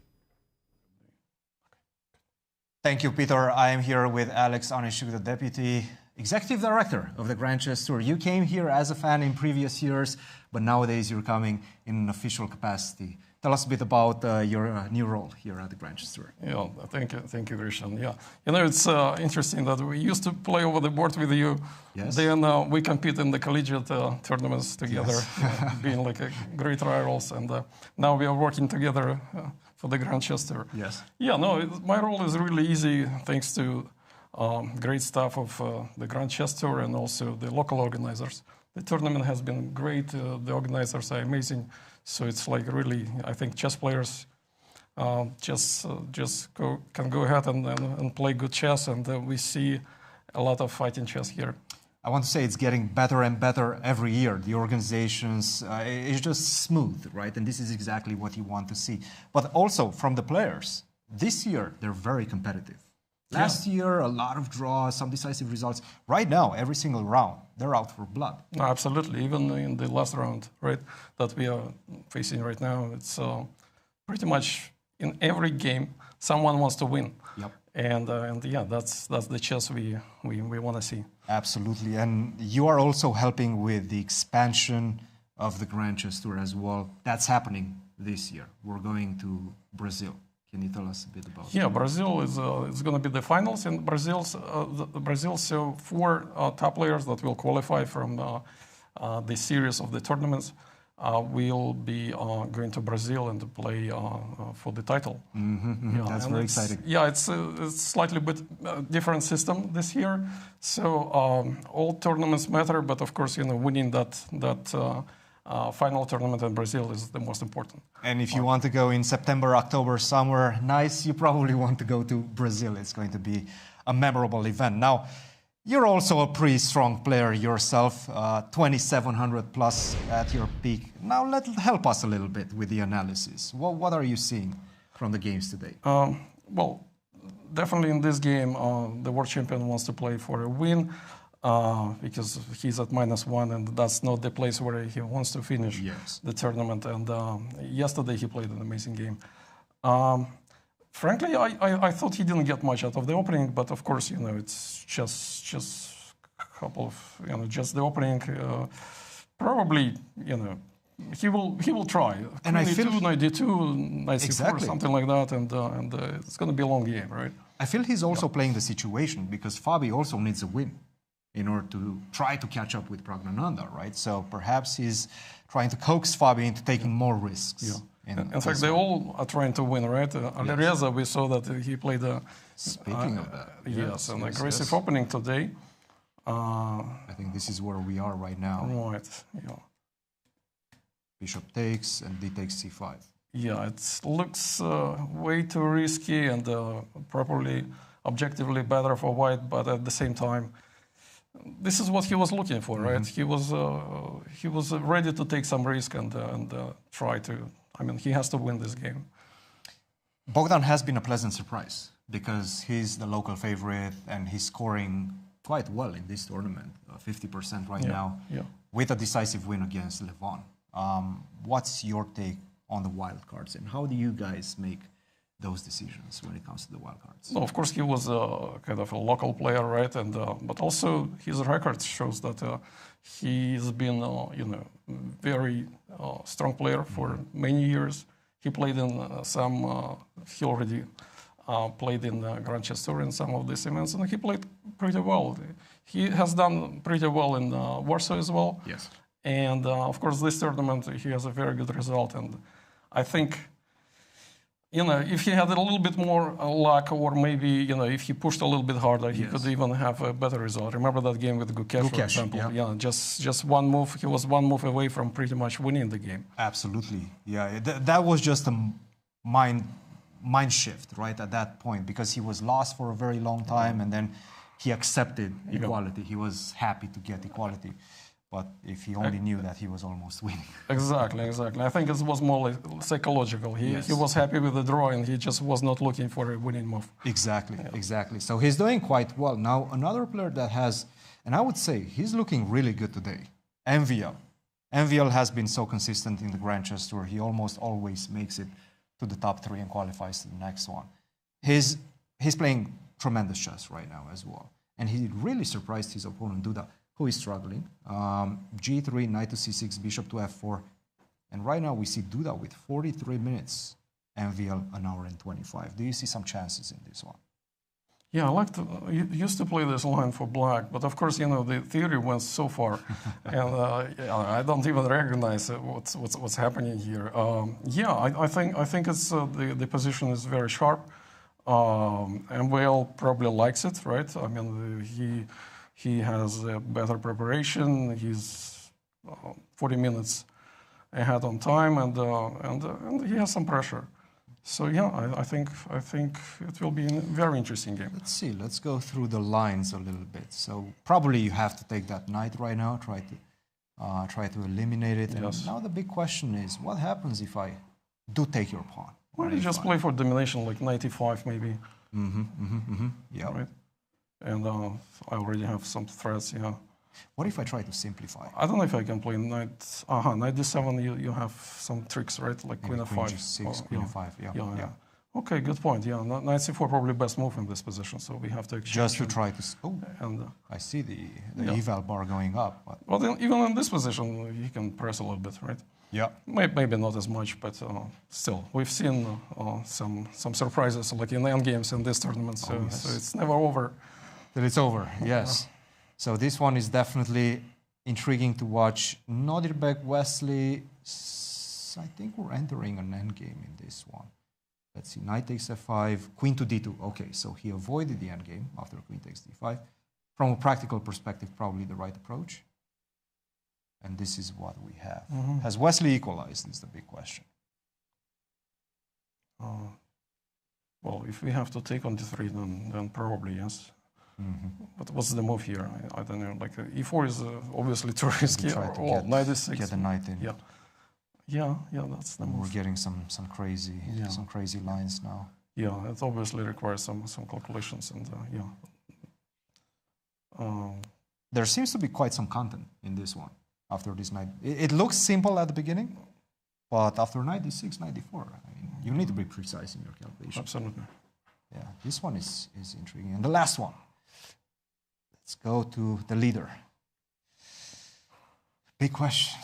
Yeah, big question. I see some negative numbers flashing on my screen. And I'm a bit surprised because it just looks like a very somewhat simple position. Yeah, initially I would probably take white. And like this pawn structure, you kind of,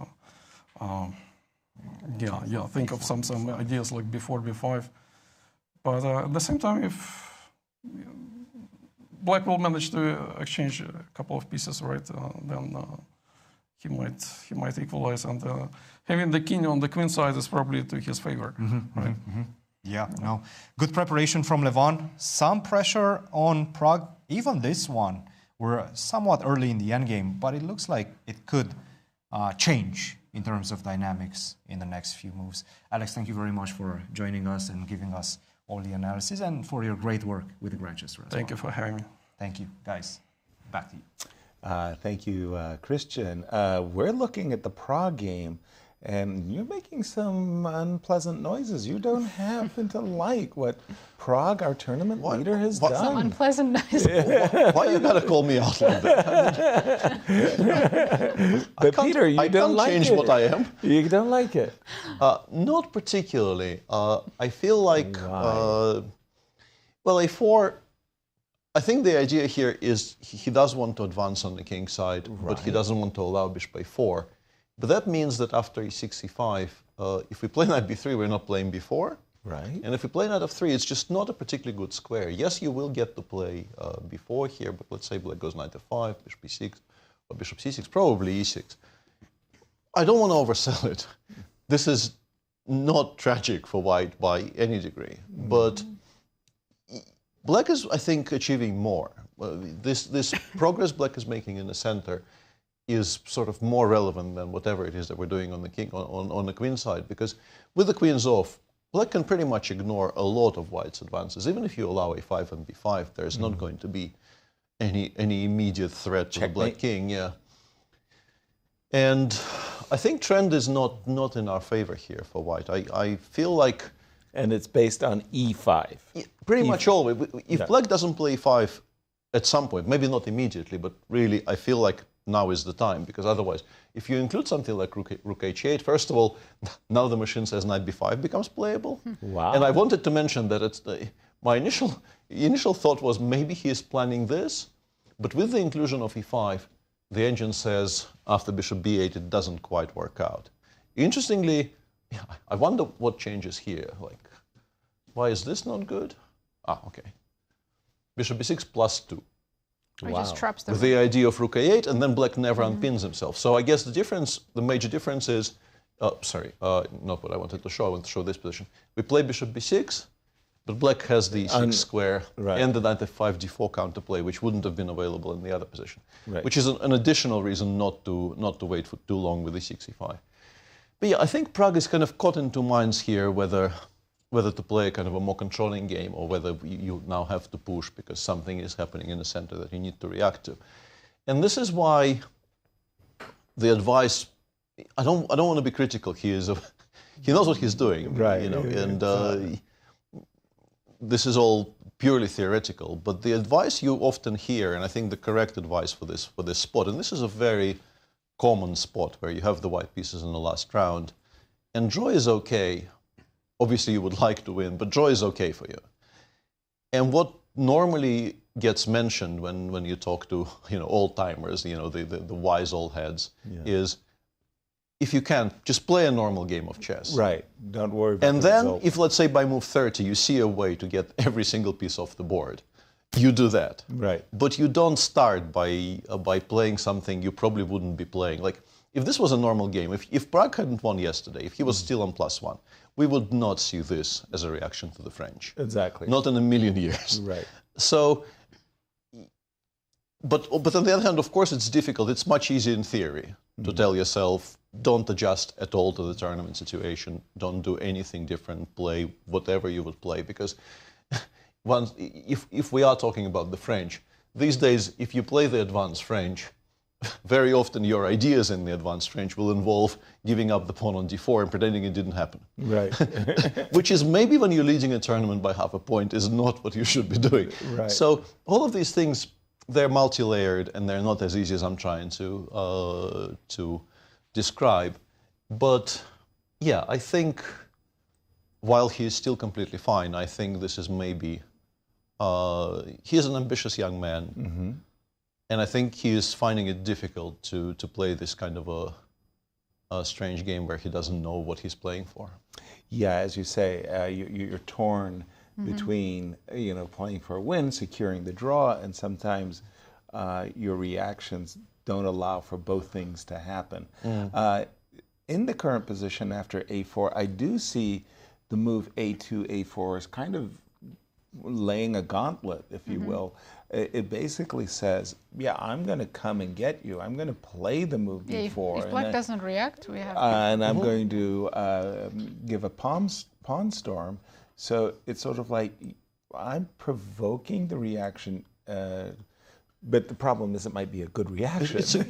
But this is what black is playing for. You pretty much always play for the e6, e5 move in this Can structure. we check the lines with knight b5, why exactly it doesn't work? Because it still looks very interesting. Takes. Bishop Interestingly, b8. bishop b8 is by far the strongest. If you begin with knight f5, you have actually check. instantly lost to check on bishop a7, king c7, b6 check. Right. And you have to run forward, but then you lose material. Like king c5, we take on b8, take on d7 in the end.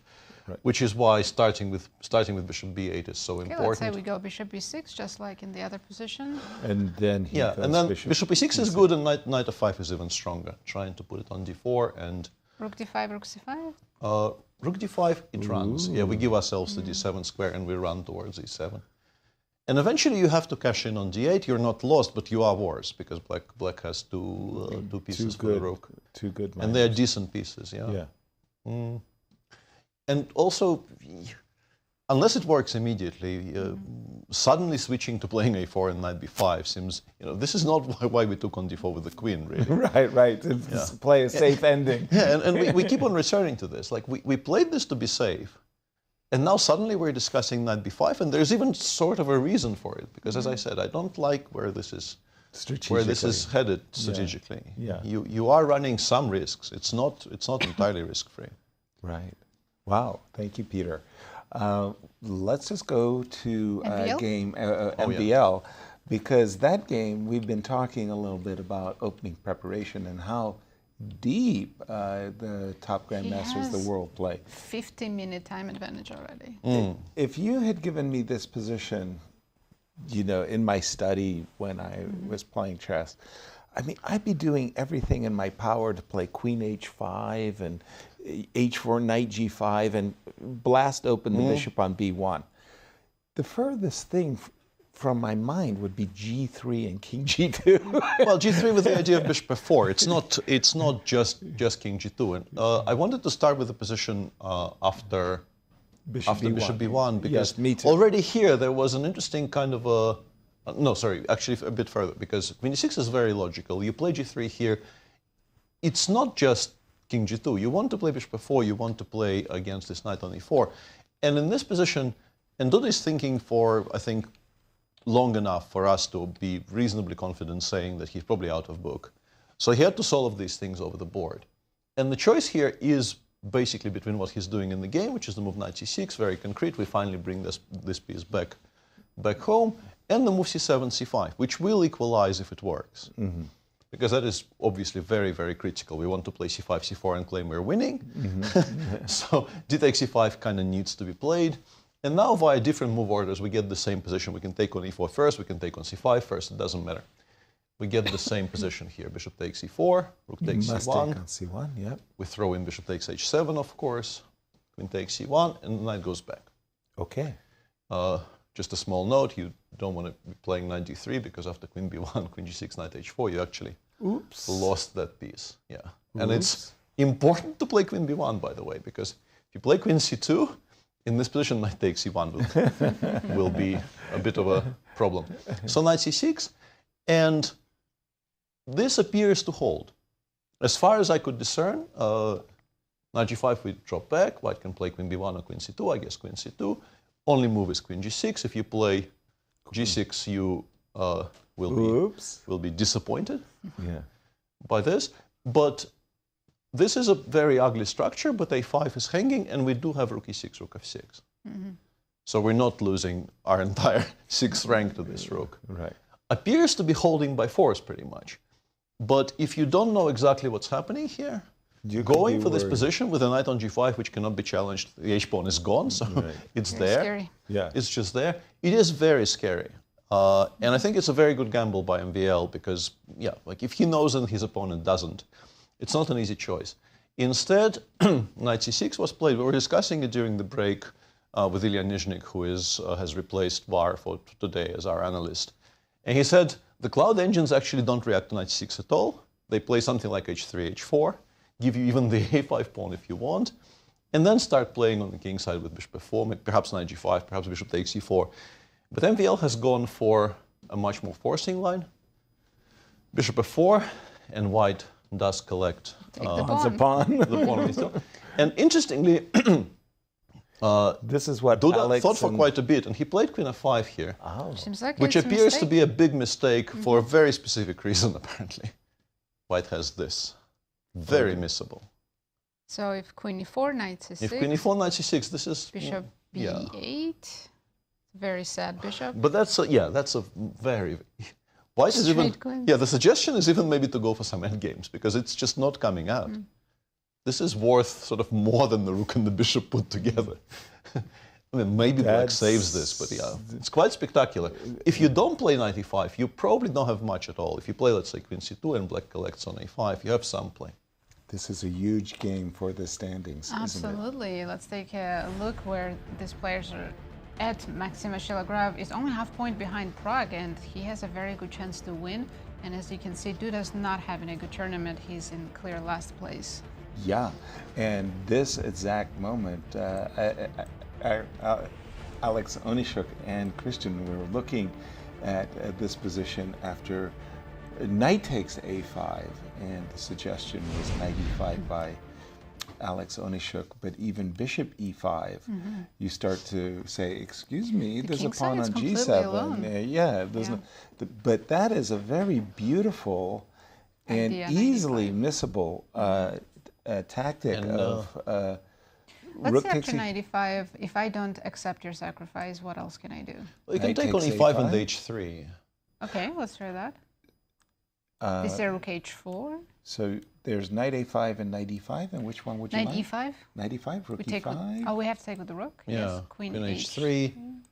And then... Pause. I want to play rook c6, but... Are you coming out? Just want to make sure... Good question. Just want to make sure you're coming out. Do I have bishop d4 maybe? Well, that's a piece sacrifice.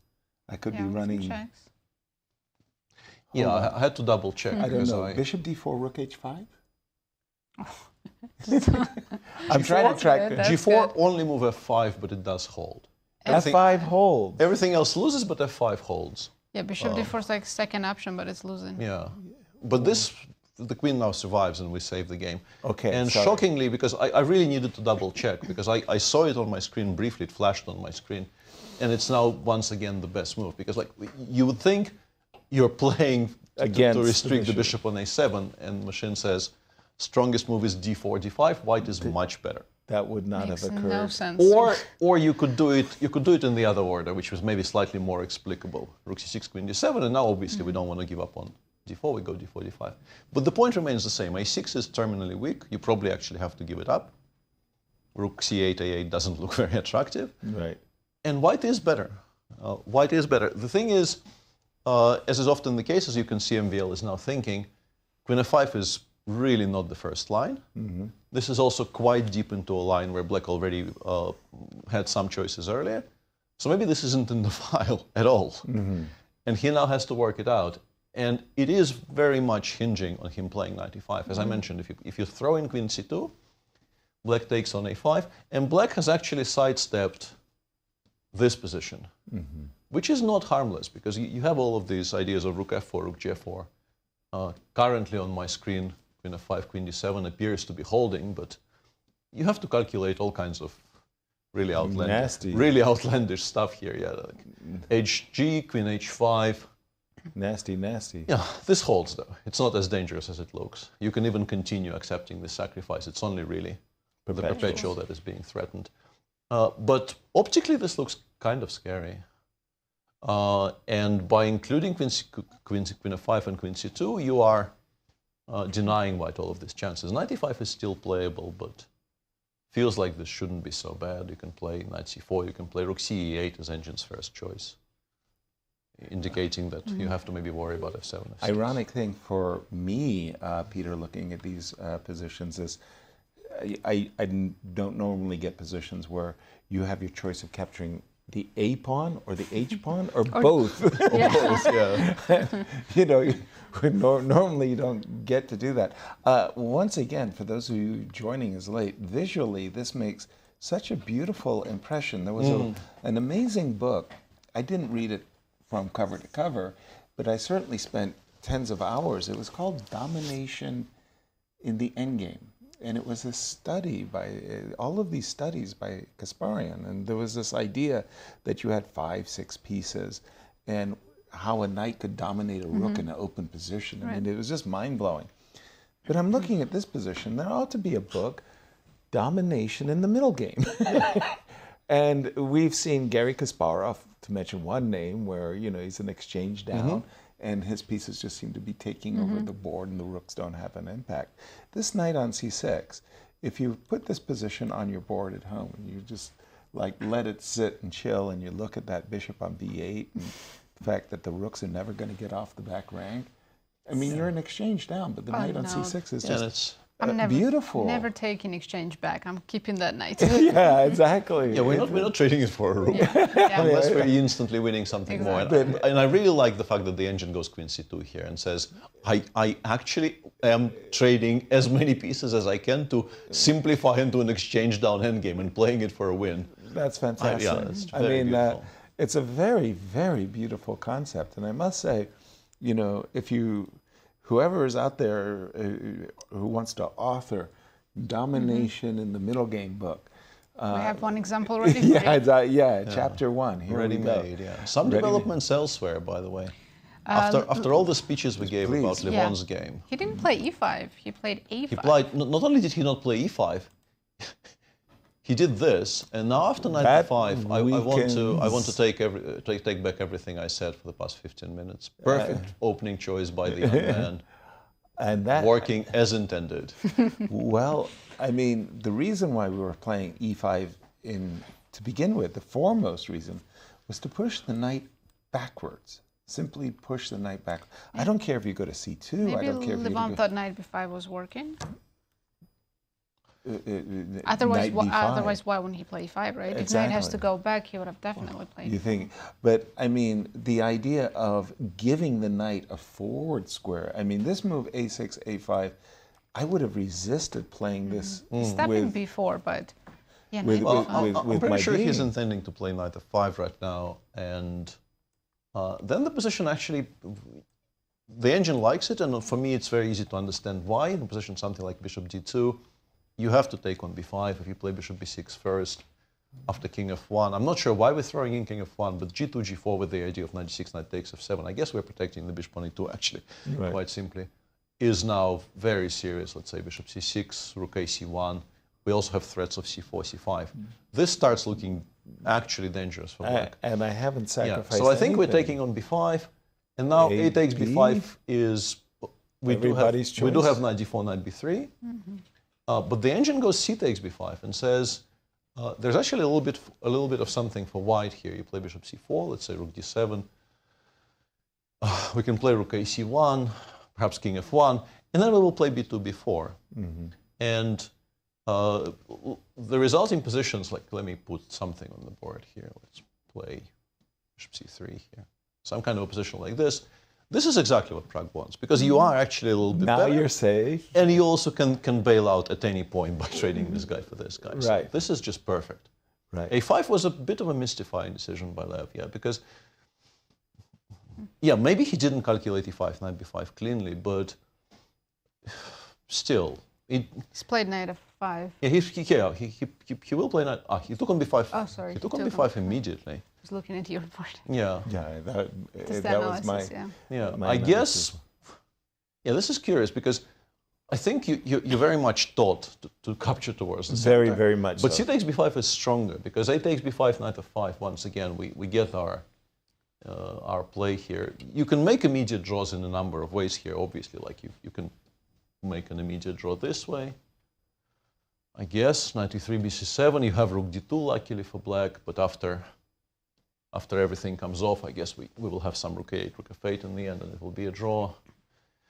Or maybe even simpler, we can probably take on d8, play rook d1, and we shouldn't lose that opposite colored bishop ending. But we will have to grovel a little bit. c5? Or c5, yeah, c5. Let's say knight e3, fe3, rook d1, rook d1, rook d8. Sorry, Peter. Rook d1, bishop d1. Bishop d1 is also, yeah. You have to play b6. I have to play b6, but black is fine. I get this. Wait, we have b4. Right. This was. Yeah, my this question. is what I mean. If you want with white, you can simplify very comfortably into what should be a very safe position. But right. But the thing is, c takes b5 still gives you a bit of an edge. If you play knight d5 here, we play bishop d4, provoke f6. We play bishop c4. This was similar to what you've suggested. Yeah, it's a very comfortable position. We play it. King f1, rook ac1, b3. These are good bishops. And just to update you and the audience, MVL has found 95, and now he's much better. Well played, yeah. Let's check with Alireza. I think he's in trouble. He's in a lot of trouble. Maybe he took a big risk. I just wanted to say that for me, in this position, we had left this some time ago, trading queens, queen e7, queen a5. Those were visible choices. Bishop e6, I understood all of those moves. It never crossed my mind. Queen f6. Yeah, queen f6 is a strange square for the queen, yeah. What is the queen doing on f6? Wants to not trade pieces and then maybe play g5, g4 at some point and have something on the king side. And even the next move is maybe questionable, although it clearly was why he played queen f6. But the knight e1 is just very strong. It looks like maybe a slightly passive move, but white wants to play bishop e3, h3, put it back on f3, actually, if we want. But also a6 is hanging. Rook b7 is always an idea here for white. Untap as well, yeah. And black, what is black doing? Maybe, like, if you want to continue gambling, maybe something like knight g5, but that probably just loses to bishop takes g5 and queen takes c6, and I just say thank you and continue collecting. Suddenly the knight on e1 protecting Yeah, protecting g2 is very useful, yeah. And by the way, not only do you extract a wonderful pawn, you're making pathways of knight to d5 and rook to b7 possible. This looks play on one goal. There's no checkmate, and such an important game for both players. Absolutely. Alireza is only half point behind Pragg, and Bogdan's full point behind, but he would love to finish with a win against Alireza. This would be tournament of his life, I feel. Exactly, one of his career. Extremely likely to be a tie for second in this field. Yeah, that's which is very, very good. 91, and Alireza, look, I'm just seeing how he's stewing. He's kind of wondering. He's not excited about his position. Yeah, everything is a little bit wrong. I mean, this knight on f7 belongs on e6. I'm really not sure where the bishop belongs, but g4 pawn on a6 belongs on b7. That is for sure. That we know. But this looks like white's definitely for choice. Another change, Nodirbek is slightly worse now against Wesley. All right, that was the Taresh looking position that we had here. And Peter mentioned that with the bishop on g7, this is not a usual Taresh, with the bishop on g7, it's a good idea for black to play knight f5 and putting pressure on the b2 pawn. Well, that kind of happened. Yeah, stop here. Yep. Instead of queen d2. Yep. I just wanted to say, if this was a game saw Abdusattorov and not Abdusattorov saw, queen takes d5 would have been played so fast. By Wesley. And it's also the best move in the position. Yeah. But Nodirbek, I think this is where stylistic differences come into play. Nodirbek does not want to play a slightly better endgame today. He wants a sharp fight. He wants excitement of sorts. But queen d2, so Wesley reacted very strongly, but queen d2 I think is kind of spiritually is maybe the word I shouldn't overuse, conceptually maybe slightly incorrect, because you should not be giving black the option of playing d4, d3. This is what Taresh players live for. Yeah. D-pawn's kind of like a wrecking ball, too. Yeah, it kind of really impacts. With e4, so that pawn's staying there for a while. Yeah. I think perhaps something that happened here is maybe Nodirbek from afar thought he's going to be better after 96. That would have and then been they got there and they realized, both of them, that this is very strong. In fact, d1 is strictly the only square. Everything else, like, you would want maybe to play queen d2, but that allows bishop h3. And you're instantly significantly worse. Oh dear.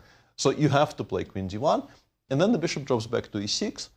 And kind of shockingly, once again, white needs to be careful to equalize. You do equalize after knight b7, queen b6, and apparently bishop d6 might be the only immediate equality. And black also needs to play precisely. It becomes very sharp, actually. But black is fine here because the white pieces are kind of misplaced after bishop f8, rook f8. If you play rook e1, your knight on b7 is in trouble, which is an important part of the equation here. Meaning that in this position you probably play queen a4, but this is a bit of a draw for, like, I can take on f1, take on b2, I'm not going to lose any of those positions. But objectively, this is what you probably need to do, because after e4, bishop g4, he's gone knight c3, and many moves are strong. What is very much, what draws your eye is this idea of playing knight d4. Of course, you cannot take on d3, because knight f3 and knight e2 are both winning the queen for black. You absolutely have to play f3, allowing knight f3 check looks risky. And then simply bishop e6 and rook c8. I thought this might be good, and in fact it is pretty good. This is now a very poor piece. We also provoked f2, f3, meaning that queen b6 coming soon is going to be an awkward thing to face. And yeah, the engine starts bailing. The engine says, if you play rook f1, f2, black can even play for something very exciting with g5 and f5. bringing to mind some, I don't know, 1950s Michael Tal games, right? We're just kind of freestyling here. Right. And you have potential bailouts. You can play something like rook fd1, queen b6, bishop b3, queen takes b2 and trade everything. And you're probably going to be okay eventually, but we all know who's playing for a win here, and it's not white. Right. This is a very good bishop. Majority on the queen side is more relevant than the majority in the center. You have queen takes a7, but still, your king is so unsafe. Black is very safe, even with the pawn down. Wesley is still thinking. Because knight d4 is not forced, you can absolutely begin by playing rook c8. Knight d5, bishop b2 is fine. To interrupt you, Peter, but I mean, I'm loath to give up my pride and joy, this pawn on d3, for the beautiful dynamics you're talking about. Yeah, I very much understand. I mean, I would be more of a mind of even playing bishop takes c3 and bishop e2. One of the better lines, by the way. Bishop takes c3, queen takes...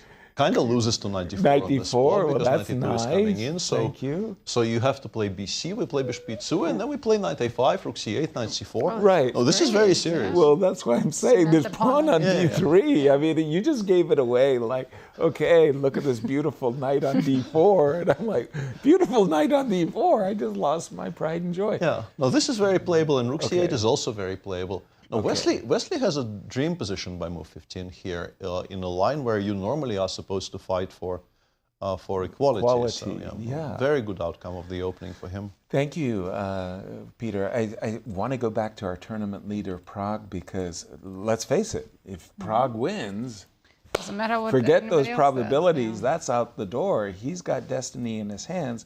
Bishop takes b5, an indication that he's not on autopilot. Autopilot, you play a b5 and you just go and you don't even realize you missed an opportunity to play c4 takes b5. We have been so trained to capture towards the center. Yeah, but because of immediate knight f5, it wasn't the best option, and he chose c takes b. Yeah. Now, and Peter, as he said, Peter's apologized for everything he's ever said. The young man has played it incredibly brilliantly. And what White most especially would like to achieve is knight d5 may be a question mark. And Peter has mentioned that these are two very good bishops. And we kind of like the fact that we can always play moves like b2, b4, b6, and White takes no risks. in the current position, I would still consider knight f5 instead of knight d5. I think the bishop drops back to d2. Bishop d2. Should transpose to what we were discussing Knight earlier. d4, bishop c4. Bishop c4. Yeah. Bishop c4. Yeah. And the idea of b4 is Black's problem. Yeah. We still have to do some gardening. We're probably including king f1. We may be including rook ac1. But yeah, b2, b4 is always in the air. Yeah, it's coming. And it's weird because normally you wouldn't even be, you'd be thinking to yourself, I really want to hold on to my two bishops. But if I play king f1, and if I do get it, oh, you have knight b3. We have knight b3. Sorry, you're taking the other bishop. Yes. Knight b3. But I am very much in agreement with you. Knight e2, king e2, we're picking white. Yeah. Yes, that's what I wanted to say. I just didn't get a chance to say it because knight b3 really ruins the concept. But knight to d4, bishop c4, and we are choosing white. It's just much nicer. Absolutely. Let's check in with the world champion, Gukesh. Let's see if he got any advantage against Fabi. When we left it, we were basically here. Yes. And knight came to f6, bishop dropped back to f3, queen to e7, queen to e2. Fabi desperately wants to play b6 and bishop b7. There's a small problem. The rook would hang. Yeah. So he says, for me to develop my bishop, I'm going to do it a different way. I'm going to play rook e8, e5, e4, bring my bishop to h3, rook e1, no you're not. 95. And now it's a very curious position because the way the engine plays it is pretty much we are saying goodbye to our bishop on c3 in one way or another. And currently bishop d2 has overtaken the second best move, which I don't know if I would ever consider, which is a2, e3. inviting knight c3, No, knight c3. I guess you can work it out from this direction. If you play bishop d2, the problem is, or at least potentially what the problem is the move knight b4, where you are maybe actually even taking and then playing knight d2, knight c4. Even these positions are playable for white, but hard to imagine that they're very poor for black. Like, why would that not be fine? Yeah. Should be around equal. So you play a3 to meet, let's say, bishop d7 with bishop d2, and now we want c4, b4, knight c3, and so on. And if you take on c3, you've developed my final undeveloped piece while still not playing bishop d7 or b6 comfortably. Although bishop d7 appears to be playable, because if you take rook b8, b2 is good counterplay. But we can play rook a d1. Kind of a similar position. We want knight e4, d6. The pawn on b7 eventually might start hanging. Whenever I see this structure with this material balance, my initial reaction is I'm slightly better with black, but maybe the way the pieces are, it's going to be difficult to preserve the bishop on c5. It gets hit by the knight in all of these variations. And the engine actually gives white a not an intangible advantage. It's much higher than I would ever suspect, and says you have to play a7, a5, because I guess before bishop takes b7 was even a threat. But yeah, this is not obvious. I think a2, a3. Yeah, a3 is a difficult move to. If we're honest with ourselves, that is a difficult move to come up with. I was looking at you. I thought you were going in a different direction, Peter, and I was laughing to myself. I was thinking you were going bishop to d2. Are you ready for this? Yeah. Knight b4, bishop c1. And then the idea was to play a3 or c3, b4. Start kicking the pieces backwards. But bishop d2, Gukesh, that was his find. Yeah, bishop d2 played, and now knight b4 is useful, but you can also, honestly, c4 is not a huge threat. c4 we can drop back to f6. b7 isn't hanging just yet. And we are probably playing bishop c6 next. We're not that afraid about of this structure change. Although even here the engine prefers white a touch. Okay. And you can play knight c3, to which black. I wanted to say black can play bishop c6 and equalize, but Fabi needs pieces on the board. Right. I guess maybe he plays knight b4 here. Gives up bishop b7, rook a b8, bishop b4, f5, and let's go. Yeah. I think if this position appears on the board, knight b4 is being played instantly, and nobody plays bishop c6 here. All right. Well, whoa! And by the way, yes, Wesley supporting my opinion there. He doesn't agree with you, Yasser. He's not keeping the pawn on d3. He played knight d4. Wow. F2, f3, basically forced. Shall we go down this pathway again? Because there were a lot of questions that I was having. F3, bishop e6, queen takes, rook c8. We were playing rook f2. Or queen d2. Somebody suggested or rook fd1. 5? Yeah. I think it was here, yes. G5, bishop. And then f5. And then f5. Bishop had to come back to. Because you don't have bishop e3, there's knight takes f3. That would be most egregious. Yeah. And bishop d2 probably loses to bishop c4. So, I mean, loses is maybe strong, but you start running out of squares. Okay, so bishop went back to c1. And then f7, f5, and I think f5. The engine was playing king h1, and the game continues. King h1, that's a little bit of weird. I find my queen to be egregiously misplaced. Yeah, our entire queen side is undeveloped now. It was developed, and right. It went back. It went back. But at least king h1, I understand you want to play bishop e3. Somehow I like the king on g1. It feels nice. Queen d1, b7, b5. b5. We play everywhere. I was thinking of 4. I'm better on the king side, better in the we're center, pawn down, but apart from that, we're enjoying life quite a bit here as black. I want to say I'm very happy that we get to watch this, but I am somewhat surprised it's Wesley who's doing it, because I thought Wesley will very much be in your camp. I thought the pawn on d3 will survive until the end of days. But yeah, Wesley choosing to play for initiative And yeah, it's good to see, because I think he, and I've given this speech before, but it's because I believe it's correct.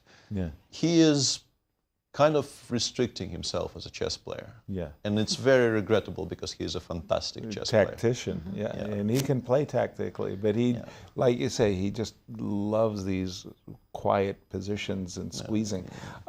Big game for both players.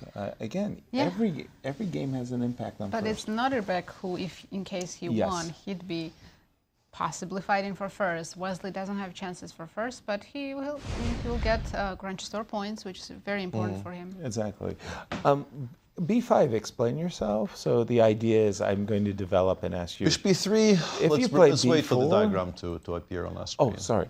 Yeah, okay. No, Bishop B3, it throws in a 5 F4. Exactly. No, previously. Yeah, I know.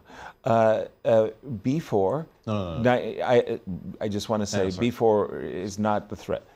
Peter, I understand. I'm sorry. B5, yeah. You want to play B4. Okay, because I'm going to play knight D5. I want to play bishop E3, but of course you're going to play F4. And I don't want to be in a situation where I'm, whoops, like, now we start to understand why King H1. Exactly. So, but B5, I was going to play, Peter, knight D5. FE4. Do you want your king on F2? I don't know if you do. I'm not sure I do or do. Rook C2 is this looks like you might actually get mated, Rook C2, Rook G2, Bishop D5, I mean, this is... Something, yeah. I don't know exactly what, but something. I'll start with Bishop D5, then I'll take on G2. Oh dear, oh dear. I mean, talk about walking into a Mike Tyson uppercut. I'm looking for a forced win here. I don't know if we have it, if we have but one, but I'm definitely looking for a forced win here.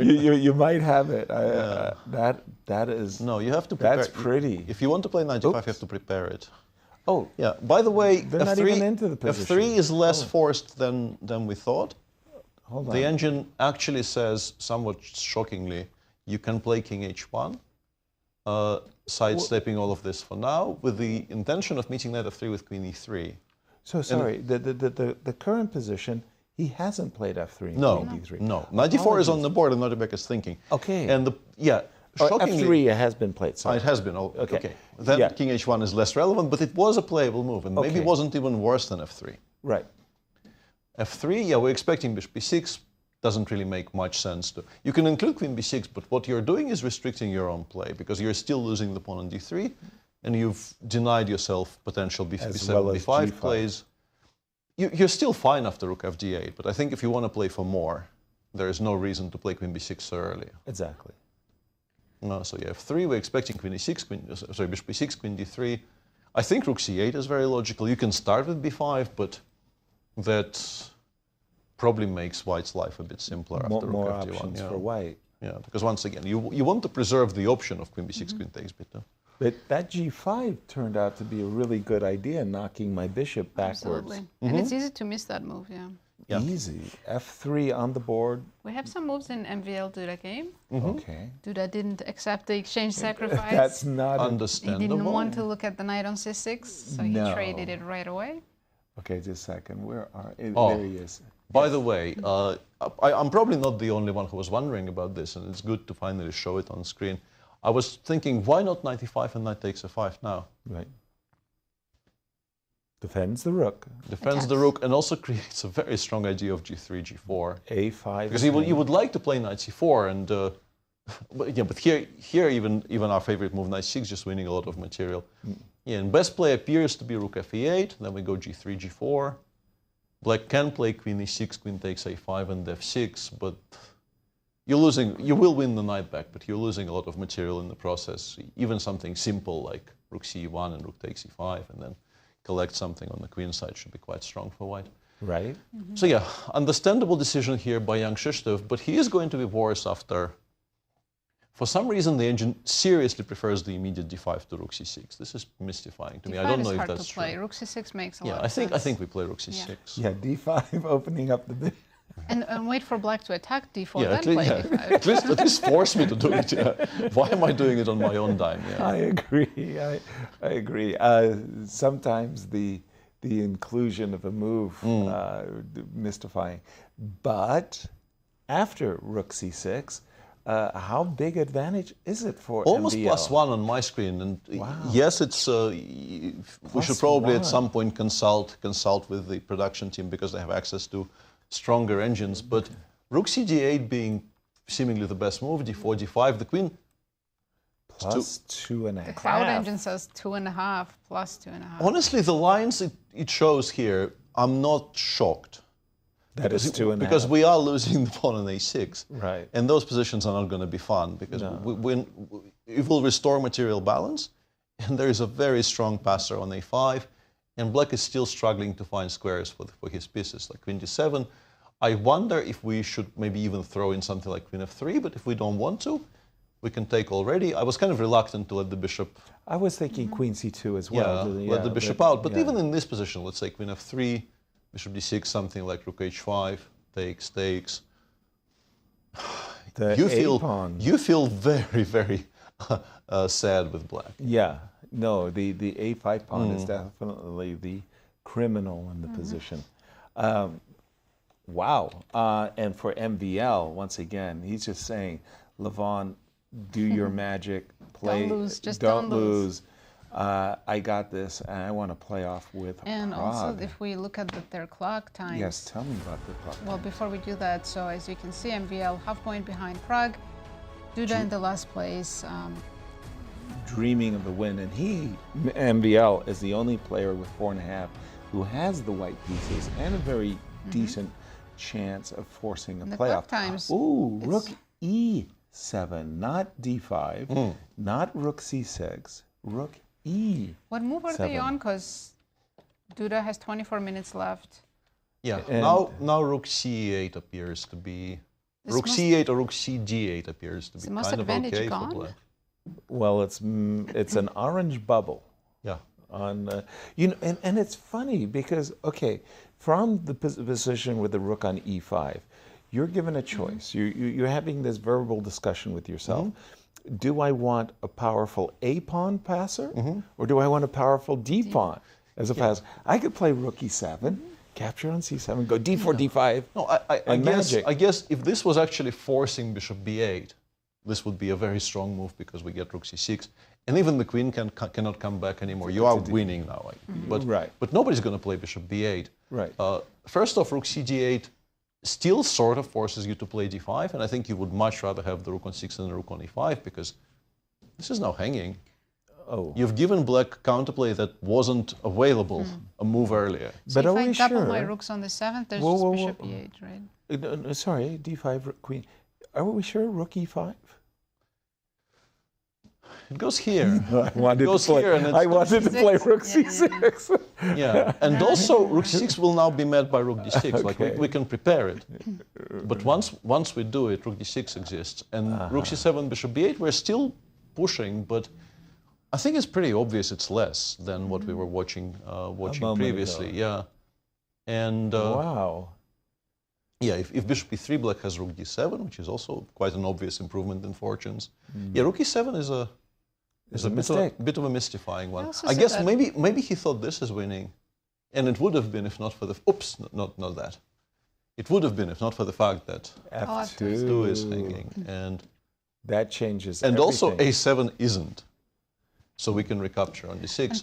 Peter, I also spotted that engine after rook e7 says that rook c to e8 is very good. That as well, yeah. That as well. Not even d8, but yes. e8. Might be forcing some trades. Why can't we take bishop b8? There's just always bishop b8, yeah. No, it's a strange decision because it gives black a choice of natural moves which you seemingly can't refute. So, yeah. Rook c6 rook e7 allowing both rook e8 as well as rook d8, and this, throws away an advantage in one move. Chess is cruel. I mean, he had this very nice position. Such a golden opportunity as well. Like you show this fantastic piece of prep, you kind of pinpoint what Duda is likely to play, you get a position you know and your opponent doesn't by move 20, and then he misplays it a little bit, doesn't take the forced draws on offer, you're now better. 2.5 points. Yeah, and then you do this, and now you're maybe not better at all. In one move. we've come to the feature of our broadcast. One that we love so much, because we can't get the answer right. I got 2 in a row. I got 2 in a row. I'm on one as well. I'm on a roll. I'm on a roll. Let's dump the commentators. Let's see today's question. Out of the previous 4 Superbet Chess Classics held in Romania, how many went into playoffs? Well, this we could figure out. I know I think there was it's yesterday. Yeah, I think it's 2. Last year. I think we've got was this. 1. 22 and 24. And then, well, because we were There's showing... 3-way tie and 4-way tie. Yeah, the champions in the had those past. I'm less certain about 21, but I think 21 was won by somebody. Well, Fabi had it. And VL won that in a tie. It's Yes, 3. it's 3. It's 3. Well, we'll find out after the break. Solved it. But as we For go to once. break, Anastasiya asked the players what makes GCT such a unique tournament for them. So let's take a listen and we'll be right back.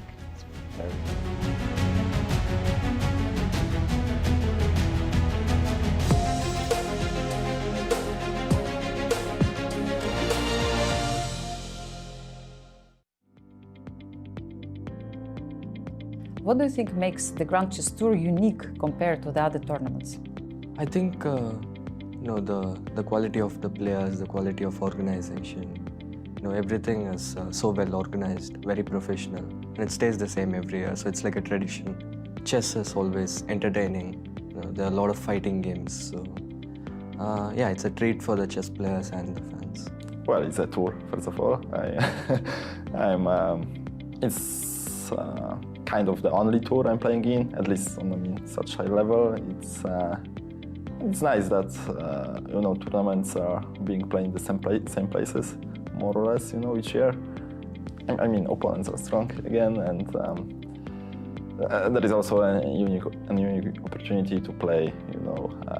Some players I normally, possibly wouldn't play otherwise. Like, for example, like Wesley in Warsaw. Yeah, and also has quite a long tradition, yeah, by now. So, relatively, yeah, because if you compare it to steel, then it doesn't. But in general, 10 years is quite something. Yeah, it's just nice tour. I think the format. Yeah, before Grand Chess Tour, I don't think there was this thing like a tour kind of a thing with multiple events. It's not just about playing well in one event, but also you have to do it consistently. And also we have Rapid and Blitz, which adds to the excitement. Yeah, overall it's a exciting format and with exciting players. I don't know about unique, but I think Grand Chess Tour is, has been the first way to have some organized cycle to get a great fight between the best players in the world. And that has happened for 10 years now with different formats, sometimes classical tournaments, sometimes Rapid and Blitz. And now I feel like it's settled to some extent as part of the calendar, very good locations and stable locations. So I think it's great for the players, it's great for the audience as well, because, when it's well organized, when you know what you can be looking forward to watch, it's nice. Also now we have new younger players coming. We were waiting for that for a while, and that's also a lot of fun. Okay, Grand Chess Tour is a special tour because they take elite players in one tournament or many tournaments, and okay, special. I think it's different formats in a bunch of tournaments, so it's most of the time it's only same format we play, like same kind of maybe time format or everything. So, but here we change. We play sometimes classical, sometimes Rapid Blitz, so that's very special. Well, it's a series of tournaments, and I think that already kind of creates the season and creates a chase. All events are well organized. We get to play in really nice and interesting places. And yeah, I think it's kind of prestigious. And it's always been there. As a very prestigious event to win. It's it always, gathers the strongest players in the world. You don't usually expect to win many games, so when you win a classical game, you get extremely happy. It takes half of your calendar.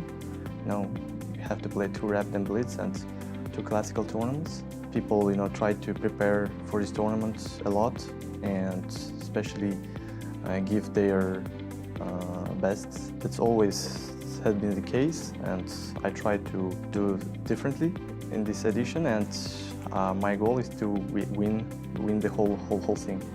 Well, Grand Chess Tour is great because there's just so many good things about it. First of all, it's a set of tournaments each year, so players can actually plan in advance. It's also very well organized. I first became a full tour participant the 2nd year, and we started like in Paris, in Belgium, and it's wonderfully organized. They put players in a very respectable manner, put you in great hotels, and everything's provided for. Also, I got great prizes, great prize money.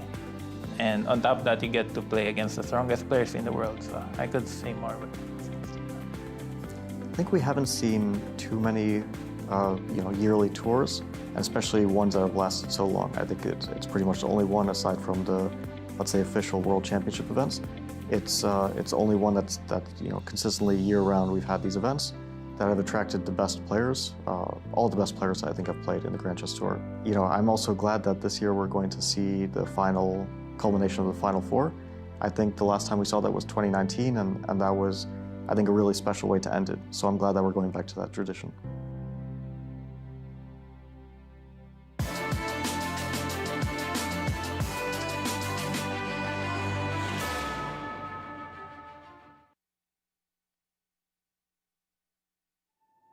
"10 years, one legacy." The Grand Chess Tour marks a decade of mastery where only the strongest chess minds carve their names into history. Each piece has its role, like soldiers in a grand army, with commanders to lead them into the tour's 10th year and a prize fund of $1.6 million. The Grand Chess Tour starts in Warsaw with the Superbet Rapid and Blitz Poland, immediately followed by the Superbet Chess Classic Romania in Bucharest, then off to Zagreb for the Super United Rapid and Blitz Croatia, followed by back-to-back events in St. Louis, Missouri with the St. Louis Rapid and Blitz and the Sinkfield Cup. And the culmination of the grand finale in the city of Sao Paulo, Brazil, will determine the 2025 Grand Chess Tour champion. Fight with every ounce of strength for victory. This isn't just a moment. This is history.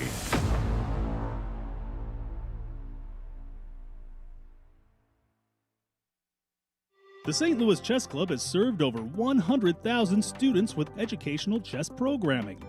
From engaging in-school programs, weekly classes, and private lessons, to our innovative digital classroom and regular tournaments, there's something for everyone, no matter the age or skill level. May 8th is Give STL Day, and if you love what we bring to the community, please consider giving what you can. Your gift ensures that students all across St. Louis and beyond continue to receive the amazing benefits that chess has to offer. From all of us at the St. Louis Chess Club, thank you for your support.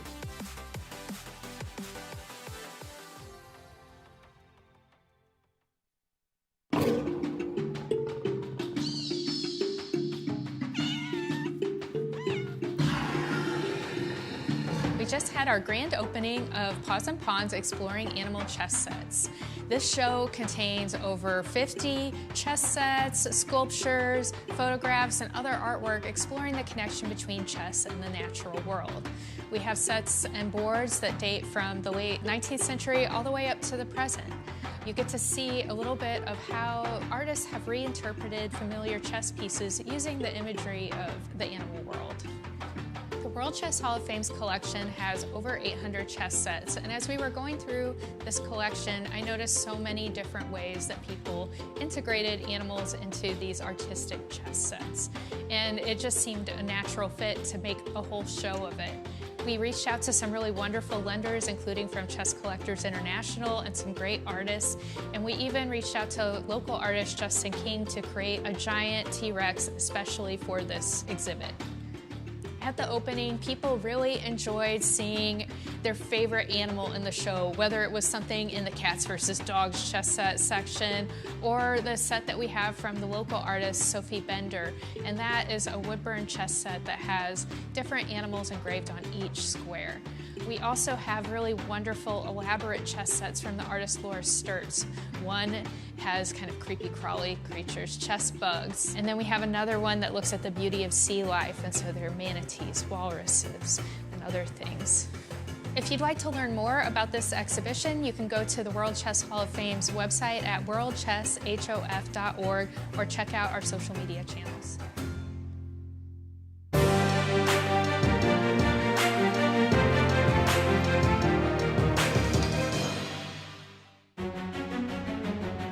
Welcome back everyone to the last round of Superbet Chess Classic.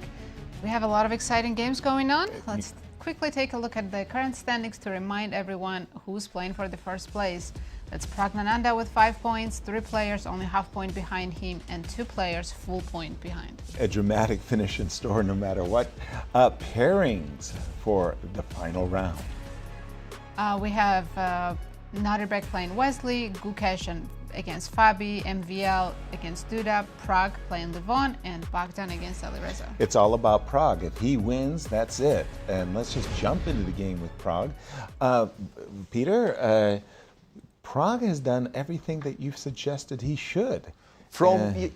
Now, yes. Yes. Now I'm very much on board with everything. And right. In the current position, Levon played e6, e5, a move I resisted. I would have resisted, yeah. I would have tried. I even suggested to my screen, what about rook g8, and it wasn't screaming at me, so I would have maybe played that. Because you don't want to restrict your bishop on c7, and you're also denying your knight the square on d5. But I guess if you want to make a draw, it should be sufficient. You probably now have to play rook d8. There really isn't any choice. Takes, takes. I will play bishop c4, f6, b4. And this is the whole point, though. Yeah. But the engine says you can play b4, but you're never breaking with a5. And I will be able to withstand this. Let's say h4, it goes bishop d6, bishop d2, and plays h6 for some reason. Okay. But for Pragg, this is obviously a warm bath. You know, maybe you don't win, but you definitely don't lose, and you can play forever while watching what's happening on the other boards. Right. And speaking of other boards, he seems to be in a decent spot, frankly, with a draw here, because if we look at his direct competition, the one game which was threatening to lead us to tie breaks if Pragg doesn't win is this game of between MVL and Duda. And in the break, we spoke with Grandmaster Ilya Nizhnik, who is running a cloud engine, which is a bit stronger than this one. Yeah. And rook c6 plus 2, d5 plus 3, and 3.3, apparently, at reasonable depth. Those moves are winning, not better, winning for one. Right. Whereas after rook e7, any reasonable move is a draw, including the one Duda played. It's maybe not as simple as rook c8. Rook c8 was, we agreed, probably the most straightforward solution. Because whenever you take on c7, you just run into bishop b8, which means that what you thought was a threat just isn't. Right. It just absolutely isn't. And you're probably coming back. Yeah, black is, the best move on my screen is rook e7, e5. But see, I mean, we've done irreparable harm to our advantage here by doing this, unsurprisingly. But even h6, bishop takes c7, and here maybe you have to be a little bit precise, because obviously landing this pawn on d6 would be quite strong. Perhaps queen f5, or maybe rook e8. But once again, good engines suggest this is also holding. Maybe not as cleanly, and maybe in terms of Duda's situation, because among other things, he's also on 20 minutes. So for him to find a forced draw would be a good idea, and h6 is not the most forcing move he had. But he's fine. But tell me why he is fine after bishop takes c7, rook I'm not e8? quite sure. Yeah, I was surprised. We did not have enough time on the break to go into details of specifically h6. And my screen, which really isn't a cloud engine, once again, let me restate this fact. This is not a cloud engine. Well, I mean, it is, but it's not the proper one. Because I see a very strong passer on d-file, right? Right. Yeah, it says white is much better in all of these positions. I guess bishop f2. not anymore. Not anymore. It's already check, perpetual? check, king f3. And queen h5 check is not a draw, because g4 wins. The bishop now rejoins the defense.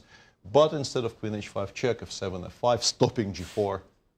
And now queen h5 is going to come with perpetuals, and white can't really stop it. And if we don't play d5, I guess black has some h5, h4 counterplay, and if you play bishop b6, even taking, playing queen e6, b7, and queen d7, I would, okay.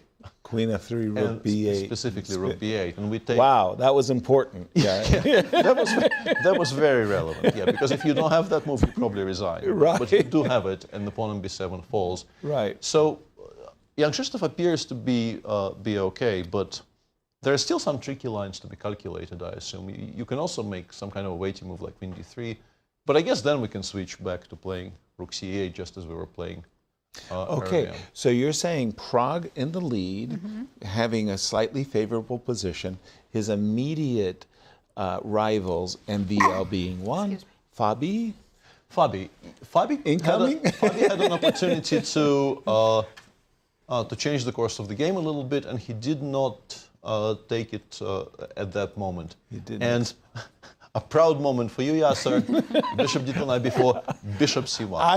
I don't want any credit for bishop c3 to d2 to c1. Take the dub. If you dare say this is, we call it the Seirawan maneuver. I'm quitting commentary. Come on, take the dub. The world champion agrees with you.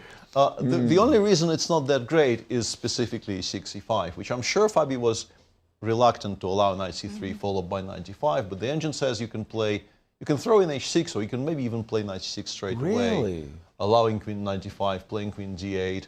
But then knight d4 is a threat, and also I suspect e5, e4 might be a threat, with bishop f5 to come, and this suddenly collapses the white position altogether. Right. So e5 would have led to a much sharper position than we had earlier. But Fabi instead played a5. We're expecting white to play c3. The knight will drop back somewhere. a5? Yeah, I guess he wants to... No, I think it's understandable, because one of the plans we were talking about in this position was a3, b4, c4, bishop b2, and so on. Right. So we're stopping that by removing b4 from the list of white's options. But otherwise, ac3, knight d5 played. Knight d2 is playable. Even c3, c4 is playable. Although you often are kind of reluctant to give black this beautiful square in the center, but after knight c6, bishop b3, we're not really unhappy about this with white. Let's say knight d4, we take, we play even rook a1. This suddenly, what opening? Catalan, of course. No, this is the Nimza, right? This is the famous Nimza variation. This is exactly the Romanician. Right. The Romanician are correct for it.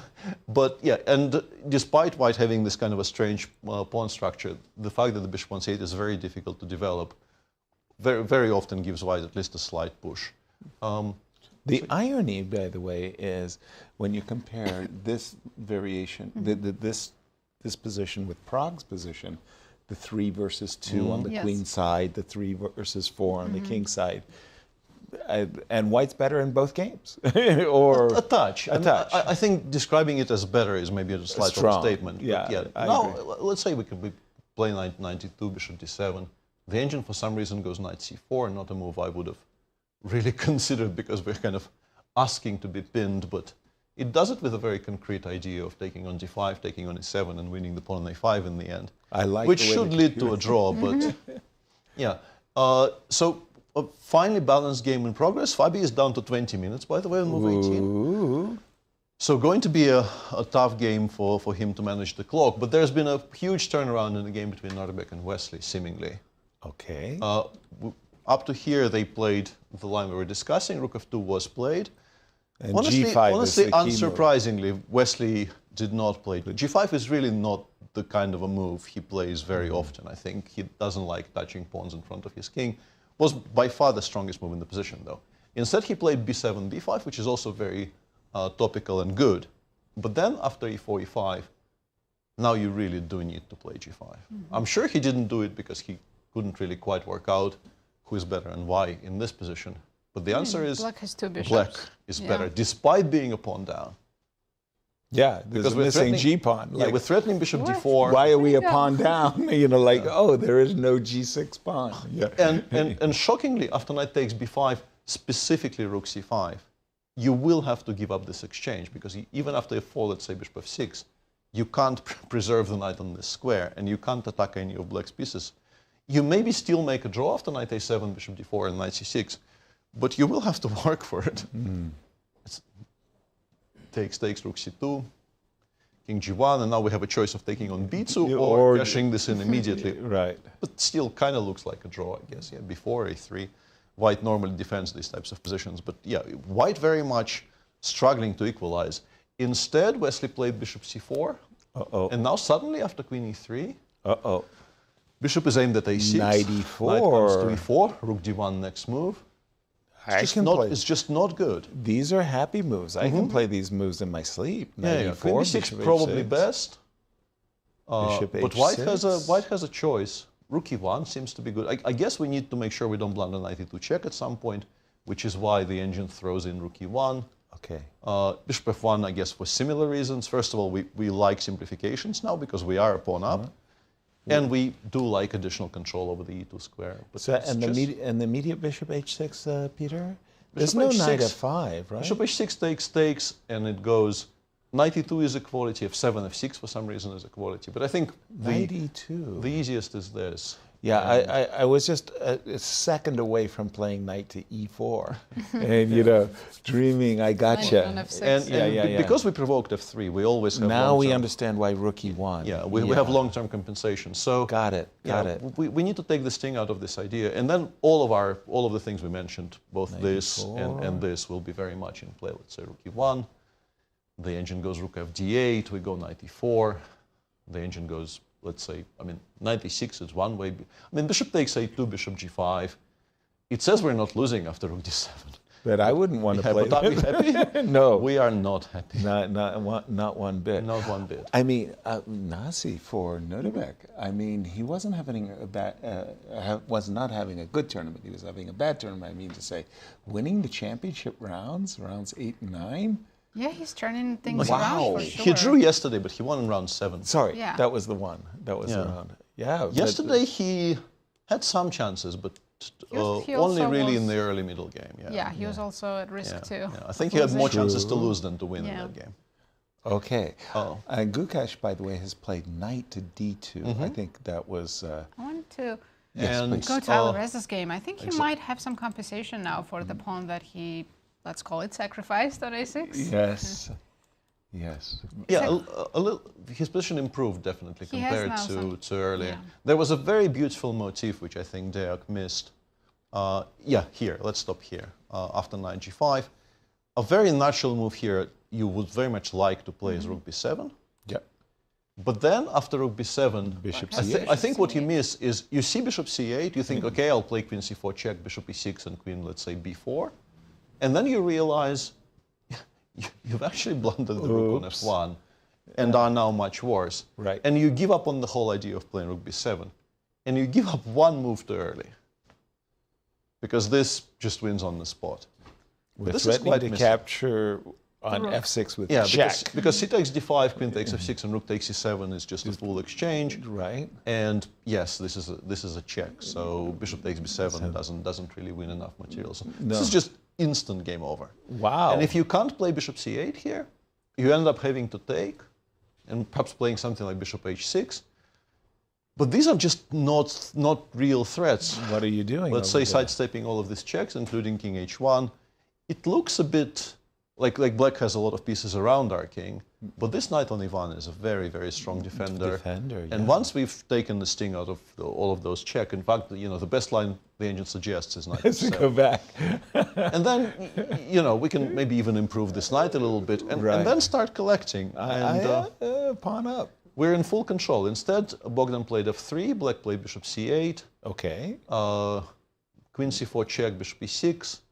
And the queen, somewhat surprisingly, did not go to an active square. It went back. And after bishop f7, rook d1, knight e6. White is still better. White is not going suddenly not to be better. We're a pawn up. We can deal with ideas of knight g4. If we want to play knight c2, we can play rook d6. But this is an improvement. Big time improvement. Hold Wait on, a second. because I've got the wrong position. Sorry, I was doing some. I saw a lot of red on Nazi's screen there and became excited for a second, but it doesn't really change Wrong the screen. evaluation.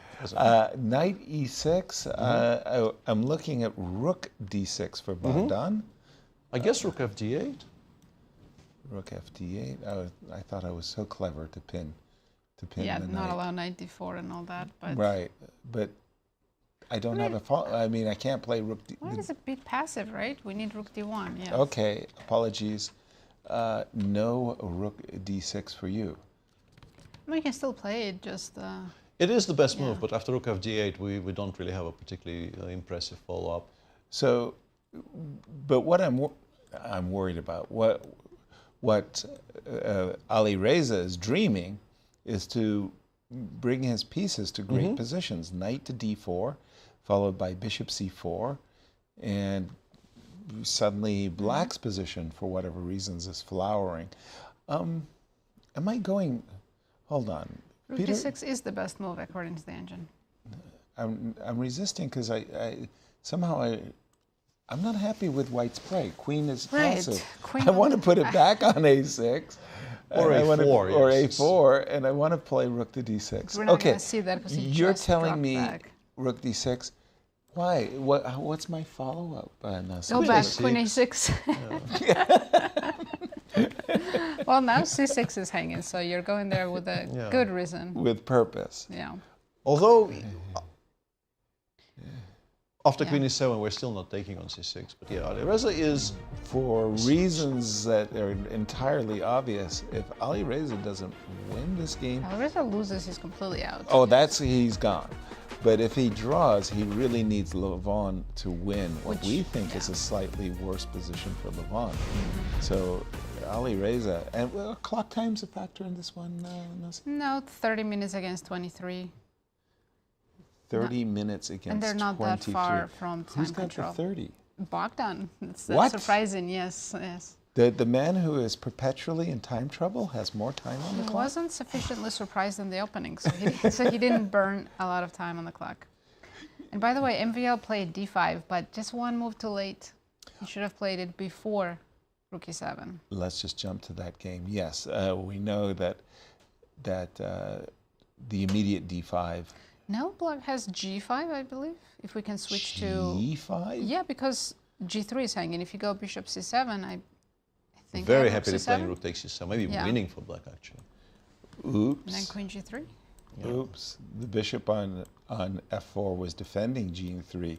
Now, I mean, now it's no longer. Oh, g5 played by Duda. Uh-oh. So MVL has to play bishop e3, I guess. They had time to pull the parachute can't afford here, to give up g3. which really emphasizes what a poor decision rook e7 was. So black takes on e3, rook drops Rook back. takes, and yeah, I guess But white still what a- has enough, but...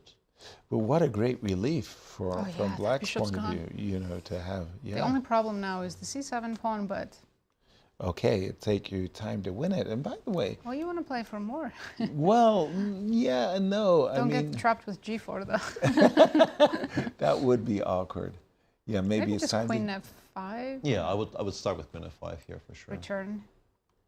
Okay, in for a penny, in for a pound. Rook cd8. Rook d8, yeah. Rook cd8. Oh, you've got And then rook d6 d6. is coming. Yes, yes. Ah. Yeah. Black might become interested if you add rook d3, rook d6 to this position. Yeah, that's not. I can very easily see black becoming interested. You have to maybe slightly worry about rook takes h6 followed by queen h5 in some order, instead of rook d3. Rook h6. Yeah, we did play g5. Rook d5. Oh, queen h5. But honestly, after king g7, there's not a single check, right? Like, that's So awkward. rook takes a6. Rook h8. Well, I'm getting mate. We're supposed to be playing for mate. Now see. Yeah, and we are. Just it's self-made. Yeah, exactly. I just switched. Can we do g4 and rook h2? But I don't have time. There's queen b1. G4 rook d1 check. We might be regretting Again, this. Are we self-check crying? maiden. Wait a minute. Who's crying? No, our king at rook G4. d1 check. King g2, g2. queen d5, rook f3. Okay, sorry. This might be okay. Yeah. Rook d2, king g2, Queen d5, rook f3. I'm one move away. I'm one move away. You're actually getting there. Yeah, maybe we should be a bit more precise. Okay, on somewhere. g4 though, black can play queen b1. Because g5's defended, h7 still defended. Just check with the queen.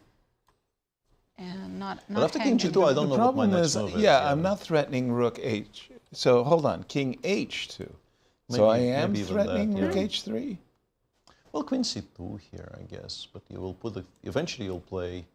Wait. I've got a genius. We're getting a little bit carried away, though. I can take and king f6 and I run. think. Sorry, sorry to ruin it. It's the creative concept that has to be appreciated here. G5, by the way, a move that Wesley was reluctant to play in his game. Duda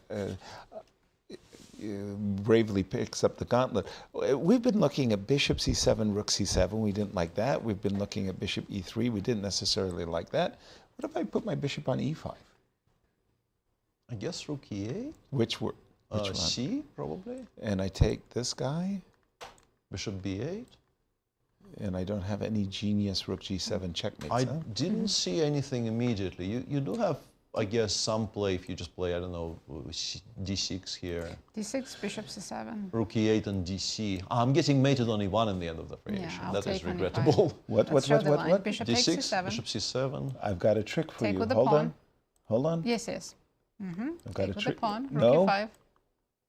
Rook e5, though. Rook e5. Rook e5 anyway. Yeah. So close. Maybe not. Yeah, d7 would have been maybe playable if not for the fact that rook e5 wins on the spot. Yeah. King King g7. d8, king g7. Well, queen you can d4. try queen d4, but after f6 you still kind of resign. Yep. Yeah. Ever so slightly. Ever so slightly. You hurt my feelings with this queen on h3. It's supposed to be mating me, not defending c8. G5, okay. Clock's a factor in Not this for game? MVL. He has 35 minutes against 16. 35 minutes against 16. So that's a 2-1 advantage. I mean, the chance that MVL had earlier to play d5 or rook c6. If he really, doesn't win this... Really squandered, yeah. Sorry, I apologies. When I see the move g5, and I see that I'm the one with a dark squared bishop, I stop, because you want to play queen d4, right? Yes. Bring that in. The day of trying to play queen d4. But I'm protecting e1. You're protecting e1. Yeah, that is an important point. So check this out. I have to play f6. There is bishop e5 here, by the way. Might not be stupid. Weird. I didn't see bishop e5, by the way. Neither have I at first, but it might actually make some sense to throw it in to get. Because I was thinking f6, rook takes c7, and my defense of the e1 square was heroic. Wow. Great stuff here. We're going to pause our analysis and toss it to Cristian in Bucharest for a view from the tournament. Well, just to give you an update from the playing hall, on that game in particular, the MVL versus Duda, is such a crucial game. And MVL, this was a cold shower for him when he came back to the board. He was walking around confidently. Looks like he has an absolutely amazing position. You take the pawn on c7, you push the d pawn, and you go to coronation for that one. But g5 came as a cold shower, and he couldn't believe his eyes. He didn't even go directly to his board. He was looking at the screen and trying to figure things out. What is this g5 move? But now we start understanding that Duda calculated very well, and to be honest, this was a must-play move, only move, to maintain the balance in the position. Nevertheless, this one, still with the low time situation, especially for Duda right now, it could turn into something. And I do believe that he's probably going to play bishop to e5 just to try to keep more pieces on the board. Bishop to e3, exchanging the dark square bishops, perhaps make it a bit too easy for Duda, even though you still have some problems with that pawn on a6. So that's that for that game. Now, Bogdan versus Alireza. Obviously, Bogdan is enjoying a very nice advantage, but it's not that easy. And just before rook to d1, I was thinking, what if he takes on g5? You see this knight coming, e6, d4. You know, black has an easy plan in the position. What if you take on g5? And good that he didn't do that, because After queen takes g5, in fact, the dark squares are giving black absolutely full compensation. Not only that, probably black is just simply better in this position. So very good decision for him not to do it. But I was looking at it, and queen a6, just going back to a6, you just came from there. Now you go back to a6 to play the move knight to e2 later, try control that central square on d4 and f4. It's not an easy move. It's not an easy plan. So what I'm trying to say is that black has the easier moves in the position despite the fact that you're a pawn down. Anything can happen still in this game. And of course, Pragg seems to be going for a draw, accepting the fact that he doesn't have a way to just simply finish the tournament right here, right now. He's going to have to wait for the other results to finish before he can claim victory in the tournament. Now, Nodirbek, on the other hand, well, dodged the bullet on that one. Bishop to c4 was a bad move, rook to d1, rook to d8, and right now he has a claim for an advantage. The onus is on black to prove the compensation. It's a very tense situation. It's a full house here in Bucharest, Romania, in the playing hall, and everybody is waiting for the next move. What will it bring? Back to you in St. Louis. Indeed, it feels like there is tension all across the board. And Peter, well, I'm looking at the game of Pragg, and I understand that the game is probably finely balanced. I still feel like, why isn't white the one enjoying the moment? If I play a5, yeah. If I just play a5 and you have it at any point. You don't. Right now, you actually made a mistake because knight d6 specifically here just wins the pawn on b5. Gotcha. So I don't have king d3. Yeah, you can still. So I've got to play f3 first. Yeah, f3. Let's say king d6. We can play a5 now. Right. I think.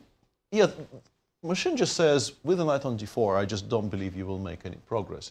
It seems to suggest that it's just very, very So I've solid. got this passer that's not going anywhere. Yeah, that's the machine's assessment. It does look like it should be maybe at least a little bit better for white. Right. But maybe it isn't. Maybe He's played f3 just now. Yeah, he has played f3. King d6 is what you not the only move. It's maybe the cleanest, but h7, h6, once again, the one thing that you can attack seems to be the pawn on h7, so why not just start with this? Yeah, there's all kinds of shuffling you can do. The engine doesn't even play a5. It says it's much better to keep it in reserve. It goes bishop a2, perhaps to put it on b1, perhaps maybe to open the runway for the king towards c4. I'm not quite sure what we're aiming for.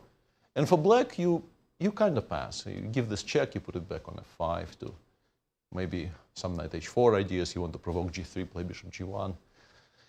But as is often the case in these types of positions, engine isn't worried doesn't mean that the position is as safe as it says, or that Levon isn't worried in the exact same spot, because he has both won and lost these positions, I'm pretty sure, in his career, the positions where there is this kind of a stable, small advantage with the bishop pair. Gotcha. King d6, and Levon is just saying, okay, I'm here. How are you going to beat me? And I want to go to the MVL game because he has played the move bishop e5. Move that you liked, yes. But now maybe black the jury's still out. Okay, move you're considering. Yes. Rook c8, the cleanest, queen f5, probably still fine. As another, if we want another option for black, we can go queen f5, attack the pawn on f2. Queen f5? Oh, I can't play bishop c3, right. So I have to play bishop d4, but rook e8 seems... Bishop d4, or maybe rook 1 c2 is a suggestion, but once you start making this kind of... That wasn't the intention, of course. Rook c d8. We can't even take on c7 with... We can't even take on c7 with anything, really. Although now my screen suddenly shouts at me and says b4, rook d5, queen d5, queen c2. 2 pawns down now, but back to being better. Because, queen because f6? the bishop on a7... The bishop on f7, a7 is still bad, and queen g6, and we're not taking on c7 at all. We're playing for dominance here. That's bishop hilarious. c3, and 2 pawns I down. assume this is still a draw, but white is switching from trying to win something on the queen side to just saying every single piece of mine is better than yours. But excuse me, Peter, that final position is so funny because we saw this beautiful concept by MVL of putting a knight on c6 that was dominant. Now we're 2 pawns down. And the bishop isn't even locked in, yeah. And we haven't even put a dominant and it bishop seems on like f6, there's only for two example. moves It's here. like, what? Seems like there's only two moves here which don't lose. One is bishop b8 and the other is g5, g4. And well, good as luck usual, with that. I'm not sure. You need to go in depth here to check. But I think the simplest is as it was, rook c8. The line we gave. Yeah, let's have some fun. Yeah, bishop c3, third best, decent move. Bishop c7 draw, b5, b4. Machine says it's quite clever, trying to kick your bishop away from the good diagonal. And if you take on b4, it even does this and says now black is better because I will pick up this bishop on b4 eventually. Oh no! All of this is kind of comical. Yeah. Oh no! So after bishop b8, actually bishop c3 briefly was the strongest. Oh, you will like this. Queen d4. Queen d4, bishop takes c7. Wow. Bishop now h6. we're talking. With an immediate draw, f6, F6. f6 only move. Queen e4 only move. Threatening Rook mate. takes c7 only move. Queen Threatening takes c7, mate. And hello. Of course, a draw. And hello, yes. Kind of a little study. And as for rook e8, bishop takes c7, you might need to play bishop takes f2, but you will. Yeah. Because allowing d6, d7 would feel suboptimal to you. But And then here, you need to see f5, was it, or what was it? yeah, What with were pawn we- on g7, f5 was the only move to make a draw. Here, f5 is actually black is better. Because the pawn is already on g5. And, Terrible. and instead of threatening a perpetual, we're threatening I'm the walking. mate. Yeah. I'm walking the plank. To The mate. only move that doesn't lose immediately is queen c2. But after g4, king f4, rook e2, you start losing material because this is going to be a mate.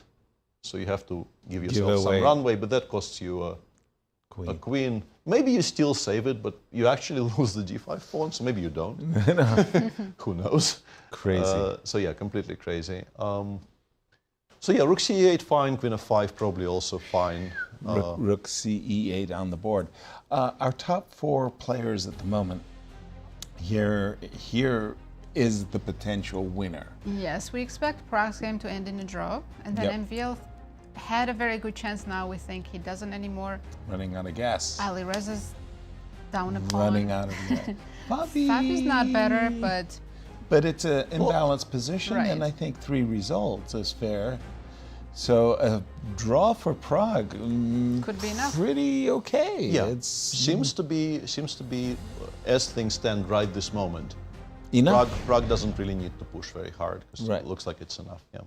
Okay, you've got Gukesh's position on the board. This is the sort of the less settled position of the round so far. White has a lot of, I mean, you wouldn't call them bailouts. White is in no danger, but one of the actually reasonable ways to play this is just to do this, and then the position obviously equalizes a great deal.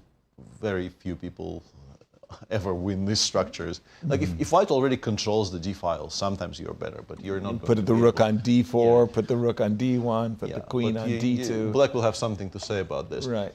And the reason I say this is reasonable is it's not that easy to find something to do for this bishop. I would have tried bishop Yes, c5. yes, of course. But let's say after queen c7. Oh, you're not even provoked f6. Okay. I want to prepare. And allowing bishop f8, maybe you start Not a thinking good black is doing well, so you take. But then it's vulnerable and you can just be kicked back. And if rook a1, if you could play rook a1, bishop c1, maybe you would be less unhappy. But we want to bring the bishop to c1 again. well, I want the rook in play, and then I want to preserve the bishop pair and hope that Later maybe some endgame will materialize in which I will be a bit better. It's early, but bishop e3. Check. Check. I was looking, where was the knight going? Check. It's giving a check. Thank you. Yes. That was very good so of you. Gukesh, like if you want to continue the game, you can make some kind of move like h4, but okay, let's add h4, h6 to the mix. We are not really going to give any kind of a What mate. about knight g5 before h4? Does force black to play knight f6, everything else is bad, but Bishop it's F. not. You will still play h6, right? Yeah. Well, we can, rook cd8 is for some reason slightly more precise, rook a1, and now, this is the idea. We can maybe push for e6, e5 in some positions. Black is fine. The question is, I mean, white has the option of getting a lot of light pieces off the board very quickly, with more or less complete equality, or Gukesh could try to keep the position, keep the pieces on. Yeah, right. You wouldn't call it undefined, but to keep the pieces on. And then maybe he runs some risks, actually. But And this too might end up in time trouble. Just to jump in and say, Prague and Levon, do appear to be making a dead draw now. Opposite color bishops now. Opposite color bishops. Pragg made that decision while casting an eye towards the games of his rivals, but okay. Yeah, I think maybe he would have wanted to play a little bit, but bishop e1 just allowed knight c2, knight e3, knight c2, knight d4, and now you no longer have a choice. We're never giving up on f3, so. Right.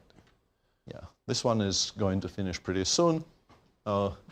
Very much simplifying the equation. Very much. Whoever is on +1 gets a tiebreak if he wins. Yeah, exactly. But currently, I'm not sure who's favored to actually do it. Right. Fabi maybe, but not clear to me at all. Not expecting to take with the pawn.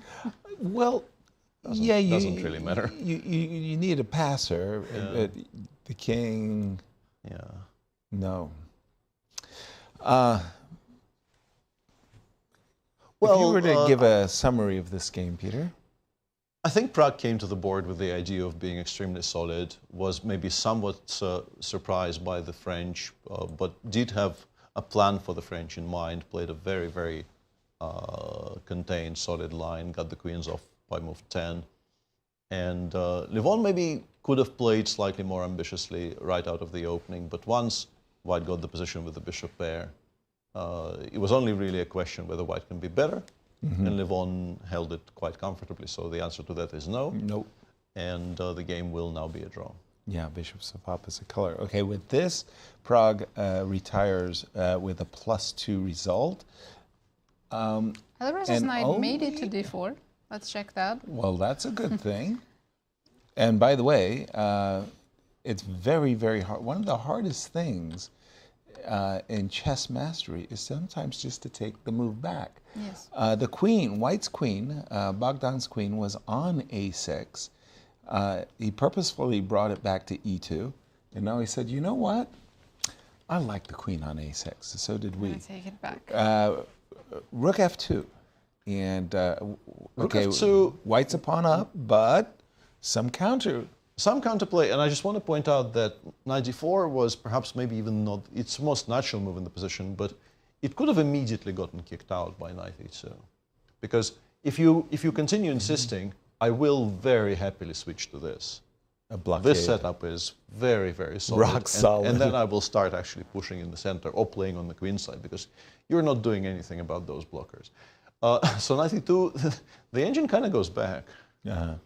And because of that, it was actually not playing knight d4 yet at all. It was starting with queen e7 and trying to maybe put the rook on d8 first, provoke knight d3, put the rook on d8 first, and play like this. White still has a very comfortable position, but knight d4 was maybe slightly imprecise. But now after rook f2, we can play queen e7, knight d3, rook d8, and it's much harder for White, I think, to push that knight back. Yeah. You don't need to, but honestly, the variation starts dropping to levels where you start feeling that, in particular, if Bogdan gets down to like 2 minutes, as he normally does. There's this idea here for black to play knight b5, and when you take, to play bishop c4. I really like that. Yeah, that is a cute tactical idea. In particular, against f3, f4, it does that immediately. Knight b5, bishop c4, and now it's a mess. We can take them How many pieces do I get, though? Well, a lot, but they're very misplaced. e4, rook takes f4. Obviously, if you move this from a6 to f2, black is probably in trouble. But as things stand, it's going to be difficult to coordinate. Hold on, I've got a rook and 2 knights versus a queen. And a pawn. And the only thing that gives you any advantage is a move that gives up on e4 with a tempo. But you were about to say check. Yeah. Well, yeah, I understand. Specifically because of knight f2, this is not a check on d1. Right. And you're still a bit better. But yeah, these are kind of study-like ideas. And anything else immediately throws away all advantage. And if you play knight b4, which is something you would like to play, you're maybe already a bit worse after a5. a2 pawn. a5, knight c2, queen takes a2, and let's go. So yeah, this could actually become, you know, it has been a huge gamble by Alireza, but for the first time in the game, I think it starts looking like it might pay off. Knight b5, Idea, right? well, it's an ironical move because The knight was on g5. Yes. Right? It's going to b5. And you transferred it to b5. So you could play bishop c4. Yep. Okay, head scratcher there. And shake clock probably. times? We should go probably 17 minutes for both. 17 minutes. Nobody has an Go to edge. Prague and Levon because they're going to find remove repetition in this position. And they They're are repeating. repeating. Yeah. Great tournament for Prague. I wanted to say absolutely the same thing. I mean, hearty congratulations. That's his second year playing in Bucharest, tied for first, or maybe even winning the tournament outright this time round. Right. But definitely not a worse result than a tie for first so far. Right. Wasn't a tie last year, will be at least in a tie for first this year. Wow. Now he has to just sit back and wait for the other players. International arbiter is confirming that the draw is a draw. The repetition stands. Congratulations to Prague. It now falls to Alireza MVL and Fabi. and Fabi. Are you going to get into a playoff? And for Levon, a disappointing finish the last 3 rounds. Definitely. I mean, he had given himself a chance to be in the mix, but that loss. Yeah, yesterday Gukesh played a fantastic game, very accurate. Yeah, he had the calculation white pieces. Gukesh had been playing a poor tournament. Over to you, Peter. Yeah, a lot of developments in our game between Nodirbek and Wesley. Arguably the sharpest game of the round, if we don't count that very interesting theoretical preparation by MVL. And this is the position on the board right now. After queen b6, white played rook d1, not rook e1. Rook cd8 followed. Now you really do have to worry about knight e2 check, which is why rook dd2 was thrown in. But now black has this move knight e6. Okay. Trying to put pressure on the white setup. And perhaps bishop f1 was maybe not the most precise. You could throw in b3, let's say knight f4, queen b6, ab, and g takes f. And you get the version of the game position where instead of bishop f1 you played b3, so a2 I guess is never hanging. They're all very similar. You will see something pretty much exactly the same in the game, but I guess the engine likes having the pawn on b3. In the game, queen b6 and bishop f1 was played, and black replied by taking and playing bishop b6. And the point is bishop h6 is a very annoying threat. And the engine here is choosing between king g2 or the idea of going knight e4, g5. And this is probably the point. Yeah, exactly. Knight e4, bishop h6, knight g5. We have bishop takes a2, which we wouldn't have in the other line. Nodirbek preferred king g2. Now it seems like it really is time to play g6, g5 at the 5th time of asking or something. This bishop needs to be alive. If you play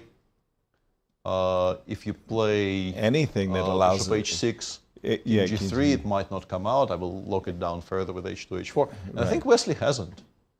Wesley played before knight e4, and now he is worse. I mean, he is winning. Better take the he pawn is winning on the A2. pawn back, but this is going to be an unpleasant endgame.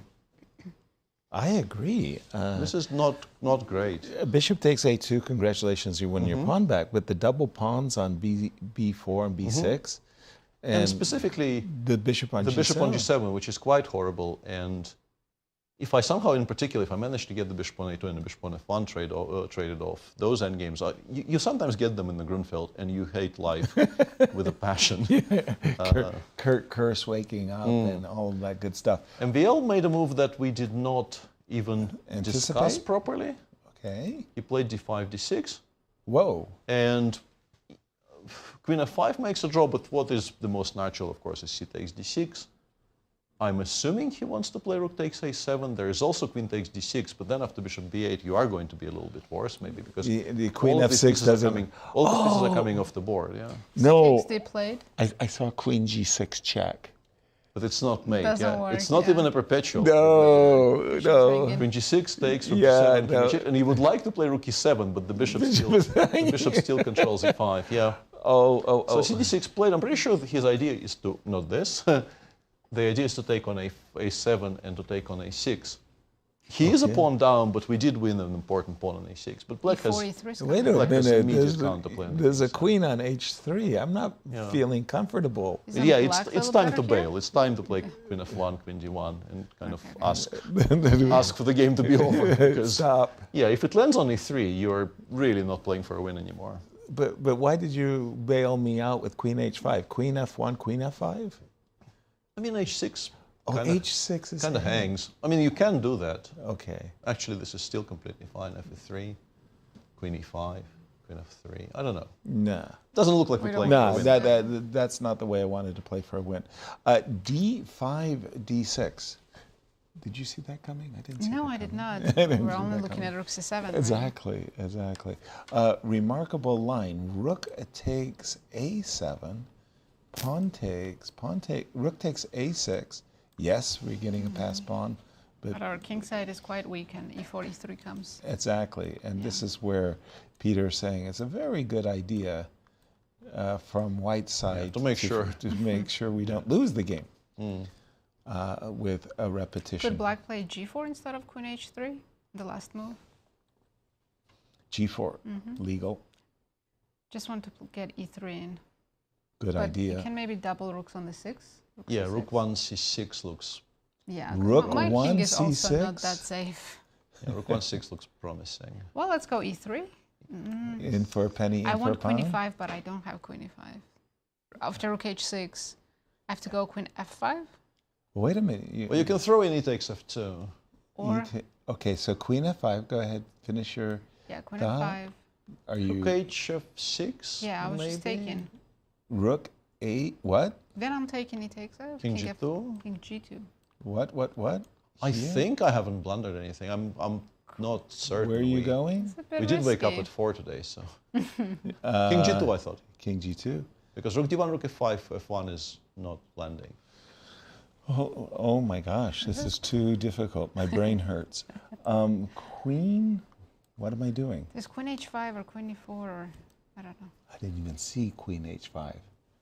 Queen h5, I mean, I have rook takes f2, I lose, but I have rook h6, right? I still have my... We still found a draw. I still have my...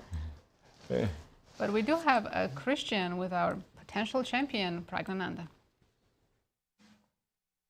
Prag, obviously you came into this round as the top favorite to win the event. What was the strategy with white pieces against Levon? Yeah, just to play something normal and, you know, not to burn the bridges, just keep the position as it is. And I think I got what I wanted, but yeah, I certainly misplayed somewhere because I felt like I should be slightly better, but yeah, I'm not sure. Not easy, right? Not easy to create separation. I was kind of happy with my position, but it's not easy. Were you surprised about his a5 instead of maybe starting to move things? Yeah, for sure. I mean, I was saying e5 to him, but yeah, we both were considering this thing, which is the critical line, and we were not sure what about this position because bishop b8, rook a8, king c7 is. Yeah, these positions, they're just not easy. Tricky. And I thought maybe knight f5 is way too old for him. But also, I was not sure if I want to go knight b5, given the situation. So I was still thinking about it. I wasn't really worried in this position. It's such an interesting psychological situation because there's so many players that could catch you, right? In the middle of the game, were you watching the other games or are you trying to calculate the other positions as well? No, if it's one game, then I can try, but this is like 3 games, so it just doesn't make too much sense. Also, my position isn't something like I had to make a big decision. And yeah, I was just trying to play. I was already happy to get this position because I'm just having a risk-free position. I thought I was getting somewhere. I was really optimistic, but yeah, it looks like I just played well. I also missed the knight c2 here. Yeah, it's fine, I think. Now, for just a second, you came into the studio and you gave me some names as to which games concern you. Can you tell us a little bit about? Yeah, I was not sure about what was going on in Duda's game, but Yeah, as computer says, you have to take rook a7, then yeah, it should be fine. Fine for black. It does look scary, and obviously Duda was spending a lot of time at the beginning. Were you getting concerned while you were seeing MVL stroll around with an hour and 30 minutes on his clock? Okay, I mean, I can't really do anything about it, so I was just trying to focus on my game. But yeah, it seems to have played well, reacted well after his opening surprise. Another thing that has been kind of a mainstay here in Bucharest is players receiving a lot of requests for autographs after their games. There's a lot of young kids. We do have, in fact, some footage of that as well. Maybe if our producer will help us with that. There you have it. That's a big crowd. Yeah. Today there were a lot of people. Yeah, it's nice to see young kids, especially because it shows that they are very interested in the game, and it shows that the game is also growing. So yeah, happy to see as a chess fan myself. So what are you going to do right now? You have some games to follow, I'm sure. Are you going to go celebrate with your second, or still tense at the moment? No, I'm not really tense. I'll just go back and try to rest. Yeah, try to get mentally ready for a tie breaks. If that happens, then I should be ready for it. So I'll probably just rest and probably not follow the games so closely. It's not good for me, I guess. Well, Prag, either way, congratulations for a very well played event, and perhaps I'll see you later at the award ceremony. Guys, back to you. Thank you. Our congratulations to you as well, Prag. One of the players who could potentially tie with Prag is Alireza Firouzja, but at the moment he is a pawn down, and Bogdan-Daniel has gotten the blockading position that Peter's mentioned. Two bishops. Yes. But it's a close position. Yep. And he has an extra pawn. I think Bogdan's enjoying this very much. But very importantly, black, yeah. the blockading knights, Peter, you mentioned it as being very good for white. Alireza was actually a move away from, well, relative comfort. By the standards of this game, full comfort maybe. If you throw in queen e7, provoke knight g3, and then play the move he played in the game, rook c d7, we're pretty much always taking with the rook on d4, actually. And ruling out. D4 here, we're just, because bishop h6. Yes. This is just not an option anymore. And with this kind of secured, we have maybe bishop f6, g5 ideas, we have h5, king h7 ideas. And more importantly, white is sort of all dressed up with nowhere to go. If we're not taking on d4, and we appear not to be taking on d4, what are we doing? c6 is now covered. We have a move knight a4, which does nothing. Right. The engine goes like king h1, h5, and then starts shuffling, goes knight a4, knight b2, maybe hoping to get it to c4. This is, as close to an unclear position as we've ever been today, starting maybe from move 13. And instead, Alireza played rook cd7, and now, hello, knight e2. We're ready to recapture with the queen, and we get a lot of pieces off the board, or we get this blockade. And now, once again... Which is a dream. Yeah, you can play bishop h6. You're going to be much worse even after this, but also, why not f3, f4? The bishop doesn't even get to e3. I want to play knight g3, e5, knight e4. Like, we're a pawn up, and we're also better in kind of pushing. Bogdan is very much in control here. Many things could still happen. He's on 9 minutes. There's still some moves to make, but this is, I think, a very comfortable edge for white now. Not to be disagreeable, but bishop h6, I'm thinking, I like the picket fence, yeah. I like, you go ahead, you got me in check, but the pawn's on e4, the pawn on f3, keeps the dream is to play something like h5, g5, g4 maybe. White is still much better, no question about it. Yeah, exactly, and if I go, to remind you, trading the rooks. Right, rook to b7. But this is exactly this how somehow is now less clear, because it plays queen e6 and says, maybe if I get queen c4 in. This is like the one source of counterplay. Maybe if I get queen c4 in, I can start threatening those knights, because this bishop is going to be able to remove the one on c1. But yeah, good to know what the pluses and minuses might be. But no real reason not to play f4, I think. Because like you can attack the pawn on e4 with something like rook e7, but then, I mean, I'm very happy just pushing. e5, knight g3, knight e4. Like by the way, c6 is hanging in case the queen goes I very much away. understand your desire to keep the bishop on f7 controlled by this very nice windbreaker. Right. If we can actually just steamroll black in the center, why not? Right, that's a good point. No real reason not to win quickly. I think we need to jump to MVL. Yeah, but winning slowly is it's such great satisfaction, Peter. Winning quickly. They followed our line and Which game, sorry? MVL Duda. Yep. Oh, Duda didn't play all queen the way. h5. Yeah, Duda didn't even play it once. I thought maybe he'll play it once and then do something else, but no, he is on 6 minutes just playing queen g4. So he's given h6 pawn. Yeah, rook takes h6 is very playable now. E3 immediately. E3. Oh, there's Queen d3. Queen to well, hold and on. you will have to take the queens off yourself because otherwise you actually can't. There is a mate. There is a mate on h7. Yeah, e3 isn't the best. King g7 is stronger. Okay. we start with king g7. But then queen h3 takes the queens off anyway. Black is fine because black gets to play e4, e3, and once he played e4, e3, you're not going to be much worse. But it's interesting to me that he's done this on 6 minutes without really considering his options very much because. Hold on, Peter. Wait a minute. There's a pawn over there. I go g4. Yeah, you do play g4 there, and if you play e2 and I play rook e3, aren't I interested? Takes rook d8. King f2.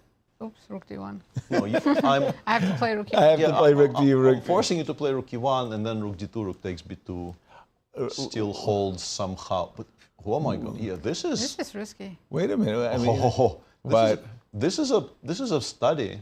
What do King we got? f2. Yeah. Rook b2, rook e2. I think, actually, it doesn't say it's on only move, but what I saw on my screen was rook b4, rook a2. Rook a4. And the only way to hold this is rook takes g4. Are you resigning or what? a6? No, I'm not. Dang. And we win the all-important tempo to be in time to play rook a8. Wow, that was close. But that is unbelievably close. Whoa. So we'll see. Queen d1 is still available to white. If MVL doesn't want to get involved with this, he can still go queen d1. But and black rook probably h6 should still is- play queen h3. But rook h6 yeah, is but legit. I think he should take on h6 against 6 minutes in particular, and considering the tournament situation.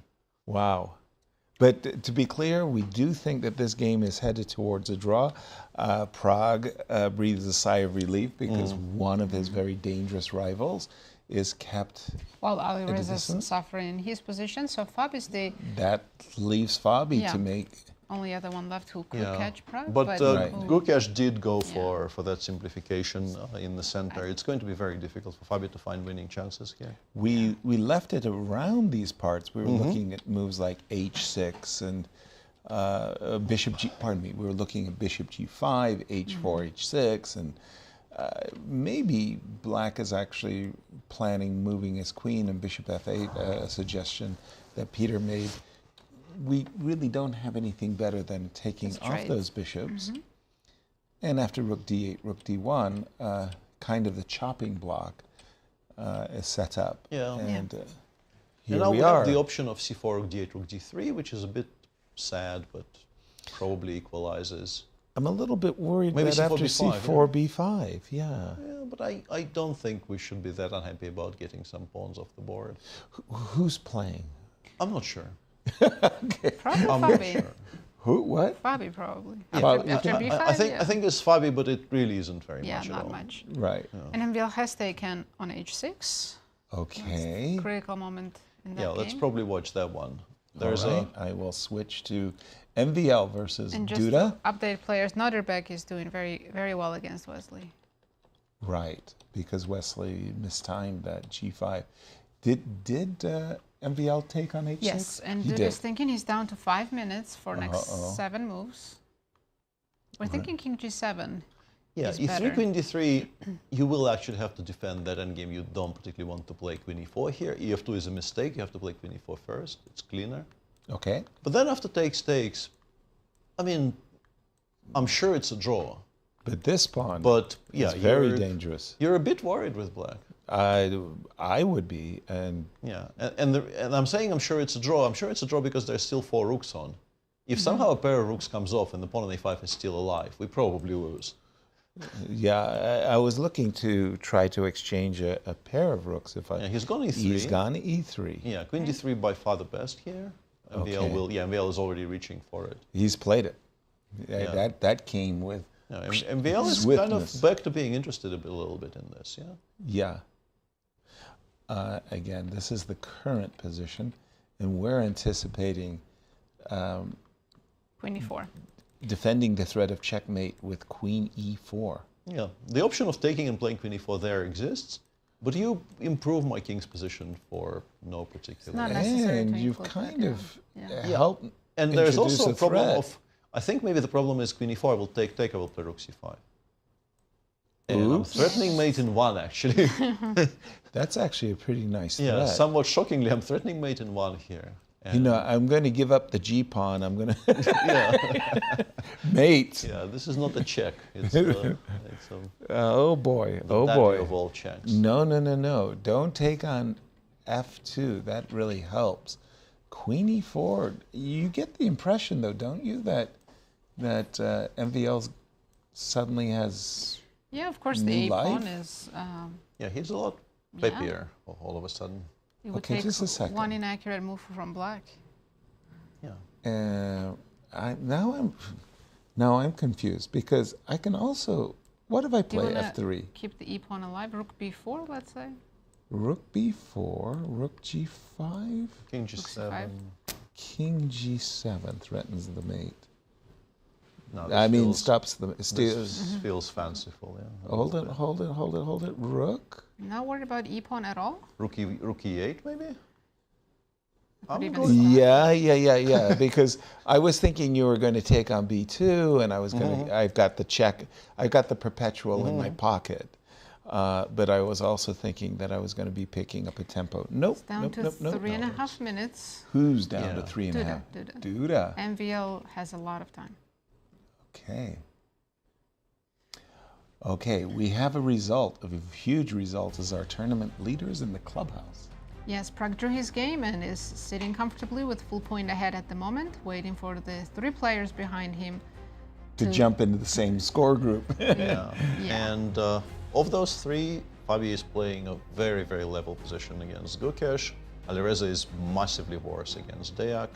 And MVL, a moment ago it seemed like he would have no chances whatsoever. Now he has Whoa. Rook e4. Rook e4 and MVL just perked right up. Did you see? Yeah, king g2, ef2, rook h1, probably winning, I want to say. He knew he now recognizes he has got great chances. King g2 with the threat of ef2 strictly f3. the only move. Rook ch1. And now king g7 or queen e2, but they lead to the same, and yeah, that probably loses. Oh, yeah. Okay. So I've got rook h1. You like queen e2, queen e2, but you will lose the rook ending. Tell me how. Now, queen e2, I give. I can even take on e2, give a check, take on f8, and play a6. Okay. Yeah, so queen e2, you take on e2. Oh, sorry. Yep. Queen e2. We can throw in those checks first, but it's even simpler to start from here. And the problem is, after a6, I have rook h8 check in the end, so there's really nothing even to calculate. I'm playing a7. You can go rook e7, rook a7 now, but you know you will lose that position. Simply king takes f2, rook a7, rook a1. These are never a draw. It's kind of rook a1 maybe wasn't the best. Okay. These are never a draw.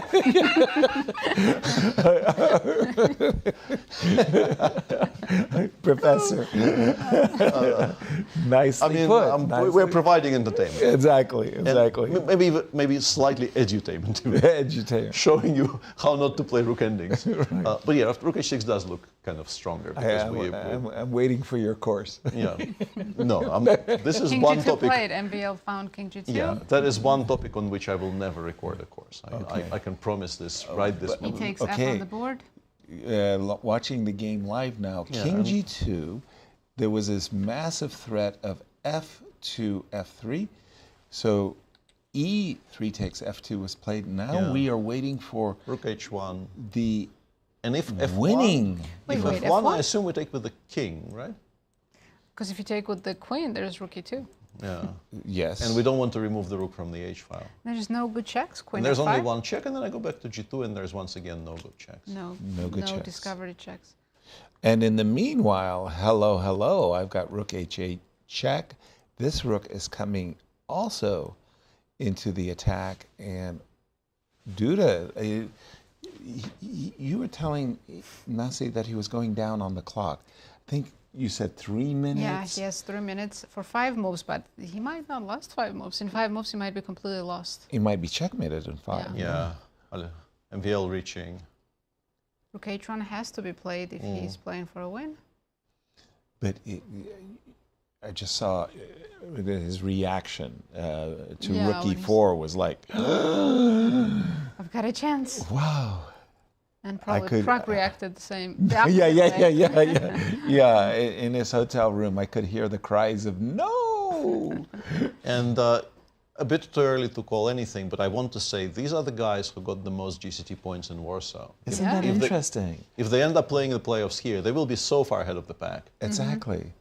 Again, to remind our viewers, MVL was second behind Vladimir Fedosiev, who had arguably the tournament of his career. I mean, a 3,000 plus performance, maybe more. He gained like 70 rating points. And 70? Yeah, it was incredible. You're not supposed to do that when you're established grandmaster, by the way, gaining 70 rating points. Yeah. But for MVL, he's got to keep his nerves to try to force a tiebreak, a playoff.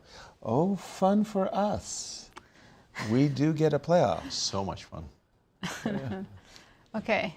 Moment of truth. Is he going to play rook h1? He's been reaching for... Rook f1 gives him an advantage but doesn't win. Rook h1, we think, wins. Sorry, this is our current position. You said rook f1 gives Rook f1 is good. Rook h1. Rook h1 played, yeah. Best move. So now we know queen e2 is a lost end game, so f1 might be the best chance? Not really. F1 king takes f1 is completely I think Duda lost, knows. He's like, what have I done? I was trying to figure out why rook f8 is so completely lost here. But rook h8, rook put it on our a8 board. h7. Oh, we're going to put it on our board, Peter. So rook f8 to e8. We give a check with h8. Yeah, h8, then rook 1 h7. Yep. No queen c3 yet. No, and after king f6, regrettably for black, rook takes e8 is basically mate, because rook takes e8 back, rook h6, we actually chase that king down. King g7? h7, h8, f6, and we force it towards the center. And then, if it has to go to d7, you kind of know it's going to be right. Yep. That is no longer surprising, somehow. Yeah, queen c5, I guess. King d7 and queen d6, yeah. Yeah, that's pretty, that right? is very beautiful, yeah. Nice. And for Duda, poor Duda, he's had such a bad tournament. Yeah, if he loses this, he will finish on -3, no wins. And that would just be heartbreaking, because he has had his chances. And in this game, an own goal, is that very unfair? much so, yeah. I think that's Rook fair. e4, you just didn't need to play that move. No, Queen e2, Queen e4 was a draw. You missed king g2 clearly. King g2 and rook h1 idea. A critical moment right here. e3, queen d3, rook e4, you think he just missed king g2. Right, because why would you allow this? Yeah, because in his mind, maybe he's thinking he's ready to play queen f3. Yep. Maybe he thought he was winning. If you miss king g2... 1 minute and 25 seconds. And his position is very difficult. Rook e8, Peter's shown us why that move loses. f1 equals queen, king f1. King f1 is the only move, yeah. Just to remind our viewer, in case MVL does win this game, we're playoff bound. We have at least 2 players in the playoff. Exactly. And wasn't it last year that we had 3? I think it was 4. 4. 4. And we have f1 equals queen. Visually, it makes a very pleasing position at the moment. 2 black queens on the board. King f1 is the only... Fabi's game is fizzling, so It's either Alireza finds something in what he would hope is some kind of a mutual time trouble, or it's Some just chaos. just a two-way playoff. Okay. Yeah. King takes f1 on the board. Sorry. Clock times, Nazi? Just 1 minute for Duda. 1 minute. And 4 more moves to make for him. Duda is facing this check on h8 and this check on h7. As Peter's been pointing out, you're getting checkmated as black in those variations after rook takes e8. Sorry. Yeah. What about queen f5 check, king g2, and queen e5? That is now possibly the best line, but it loses to Still a bunch of things, I think. Down to his last 35 seconds. I'm assuming we are going to give you a check. King has to. Yeah, the simplest is to, once again, we do rook h8, king g7. And now rook takes f8 wins on the spot, actually, because we have queen d8, queen h8. Rook, the end game is winning, yeah. No, we still give checkmate. mate there. I think we still give mate there. Yeah, queen f5 played, king g2 will be blitzed out. He still needs to make 3 moves on a minute in a lost position. King g2 came very, very quickly. Yeah, I think your hand kind of makes the move queen e5, but then that very simple rook h8, rook f8 ends. And there So this no is the rookie current to- position. Rook to king f3. And what? No more checks, yeah. And g4, king takes g4, and the We're king talking about escapes. king g7 here, rook Yes. takes f8, and Yes. include this rook e2 in between check. Yes. Yeah, queen e5. Queen e5 on the Played. board. And you include, yes? Rook h8, the only winning move, but also the only move you would ever make in this position. Why would you ever make a slow move? King f3 only. And rook e2 check? King f3 and no more checks. Well, there is g4. I have a G4, but king takes g4, but yeah, it's still completely King's safe. just It just very happy goes in the around open. those squares, yeah. It's the open pasture, you know, like graze. I mean, this still looks like black should have something. Rook Nothing. e4, you go back, king f3. Yeah, we just go back f3, g2, and we Yeah, just just came go from literally there. back to Yeah, g2. we There just was a came- queen on f5 a moment It was, ago. yeah. It's exactly the setup we had a moment ago. Except I stole your g5 pawn. And the rook. And the rook. Not only the g5 pawn. That is... We're also a rook up now, somehow. That was a daylight robbery. Yeah. Okay. Increasingly now, it does look like we are playoff. And actually, shockingly, rook takes f8 might be the only clean win. Really? Rook h7's not winning? Well, you can repeat, but if you go rook 1 h7 check, Yep. king f6, King f6. rook h6 check, king g7, and now after rook takes f8, we have king takes I mean, h6. you So don't play you've rook actually made your h7 position. with the idea to give check again on h6 and No, then take on f8. I thought we You were would take taking immediately, right? the rook on f8. But then, I think after rook e2, there is now... Why, though? Hang on a second. G4, Why I is this? still take. What is happening here? Rook f8, queen takes b2 is a draw. What? Wow. Not at all. Yeah, What? wrong check, yeah. Oh. Because we need to preserve g5, g4. That is nasty. Okay. Why did we put our king We on might f6? lose now here. Yeah, why did we put our king on f6? Oh, we have to, yeah, oh, wait. Look at that. Oh, Oh, this is so gorgeous. This Why is so rooks. gorgeous. 2 extra rooks. And we were the ones giving mate, yeah. Right. And now we no longer are. Oh my gosh, queen b2. So for MVL, the winning sequence is he should play rook check. And then king trade g7, rooks. and take the rook at once, leaving the rook on h1. It's so tempting to check twice with the rooks, though. I mean, he's got to overcome temptation. well, he's very close to securing playoffs, so. And he has time, 11 minutes, Right. no rush. And I do want to say that continuing the attack by trading attacking pieces is one of the hardest things to calculate, at least in my opinion. Because your mind kind of refuses to process the idea of removing attackers from the board. Exactly. Rook Yeah. h8 Of course on the he'll play board. rook h8. Now the moment. of Now truth this comes, is it. This is it. The tempting rook h7 is the wrong path, and the correct winning move is rook takes f8. That finishes the game right away. A very exciting game which featured, honestly, its share of mistakes. MVL found a very interesting opening idea which wasn't really parried completely. Duda played fine for a while and then made a big mistake, which led to him objectively probably being lost, more or less straight out of the theoretical sequence. Battle. Yep. And then he wasn't punished. And for all the money in the world, it seemed like the game will end in a draw. Right. And then Duda, who I think was very much motivated by a desire to at least have a chance to win one game in this tournament, continued sort of playing for double chances a bit too long, and is now back in a lot of trouble, in fact losing by force if MVL finds the precise decision in the position on the screen. You have to trade rooks on a fate, and that wins by force.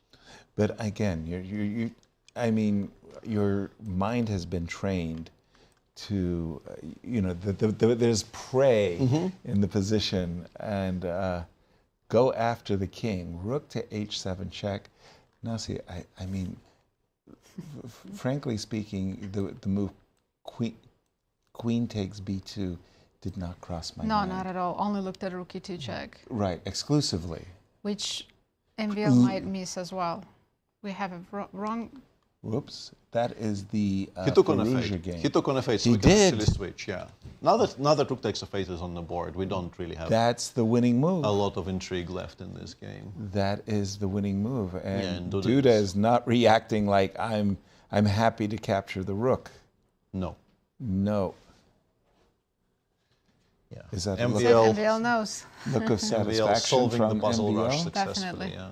And the difference, of course, is queen takes b2, we have king f3 takes e4, and there is no queen e5 mate in the end, because the king isn't on f6. Huge difference. Exactly. Yeah. And the very desirable queen e5 checkmate is not check. It's still a check, but not mate. No. Yeah. Oh my Duda has 25 goodness. seconds. Playoffs, here we come. For the last move, but yeah. Tell us more about that prize fund. $100,000 for first, and 2 players tying for first. And yeah, he might play g5, g4 here. Oh, he's gone queen takes b2, but yeah, king f3. King and f3, that and ends we the know. game. They did reach time control, so Duda will probably leave and that's come move back. 40 by both players? Yes. So that means for MVL, he wanted to play king f3 at once. He has 30 minutes, no rush. Yeah, that's what I wanted to say. Nothing else makes any sense. That is a good point. Why wait? Yeah, king f3. Yeah. Wow. And you're just a rook down. Okay, what happened to Fabi? They're playing queen and rook endgame. Ooh. There's a pawn on d4. Well, white is a pawn up for the time being, but yeah, this should be very, very level. You know, they followed our analysis up to and including b5, and I asked you, Peter, who's playing for the win? And I said I don't know, and I still don't know. And no, this is very easy draw. I think that it's such an overwhelming drawing position. Although queen f3 for me is a little bit surprising. Queen e4. Usually you want to keep contact with this pawn. Yeah, I'm not sure why this square is better than e4, but it shouldn't matter. Right, I agree, but still, you kind of think to yourself. I guess he wants queen c4, a5, queen takes a2, rook a3, and a6. No, we should that went definitely fast. jump to Bogdan Alireza's game. Okay, sorry. Bogdan's down to 1 minute against 3. They still have 5 moves to go, and Alireza's getting some ideas of course, he's down a pawn, he's worse, but he can. We know how black wins in King's Indian, right? Yeah, you're lost, and then you checkmate. Exactly. Yeah, he has to play queen e6 right now. And then h4, g5, g4, something but then, like that. you absolutely have some plans. Yeah, h4, g5, bishop g6. Yeah. There's now a diagonal for that bishop on f7. Yeah, queen e6 played. But as you were saying, Peter, also that so much of our play is tied to this blockading knight. Queen c4 might kind of I'm pretty sure Bogdan wants knight g3, e4, but that allows h4, h3. And once you've allowed h4, h3, it really does become kind of anybody's game. But knight g3, by the way, Bogdan is looking at knight f6 check. I think black sacrificing that. Getting the pawn to h3 far outweighs. We can show it on the board. Let's put all have these some moves fun. on the board. Yeah, h4, h3. You play a check. I go king g7. I take with the queen, I think. You check. And suddenly I'm reminding you that bishop d5 is also something that can happen to you in this life. You're taking with the queen, maybe just to keep me at That, bay. and also giving the d5 square to the bishop as soon as possible. Right.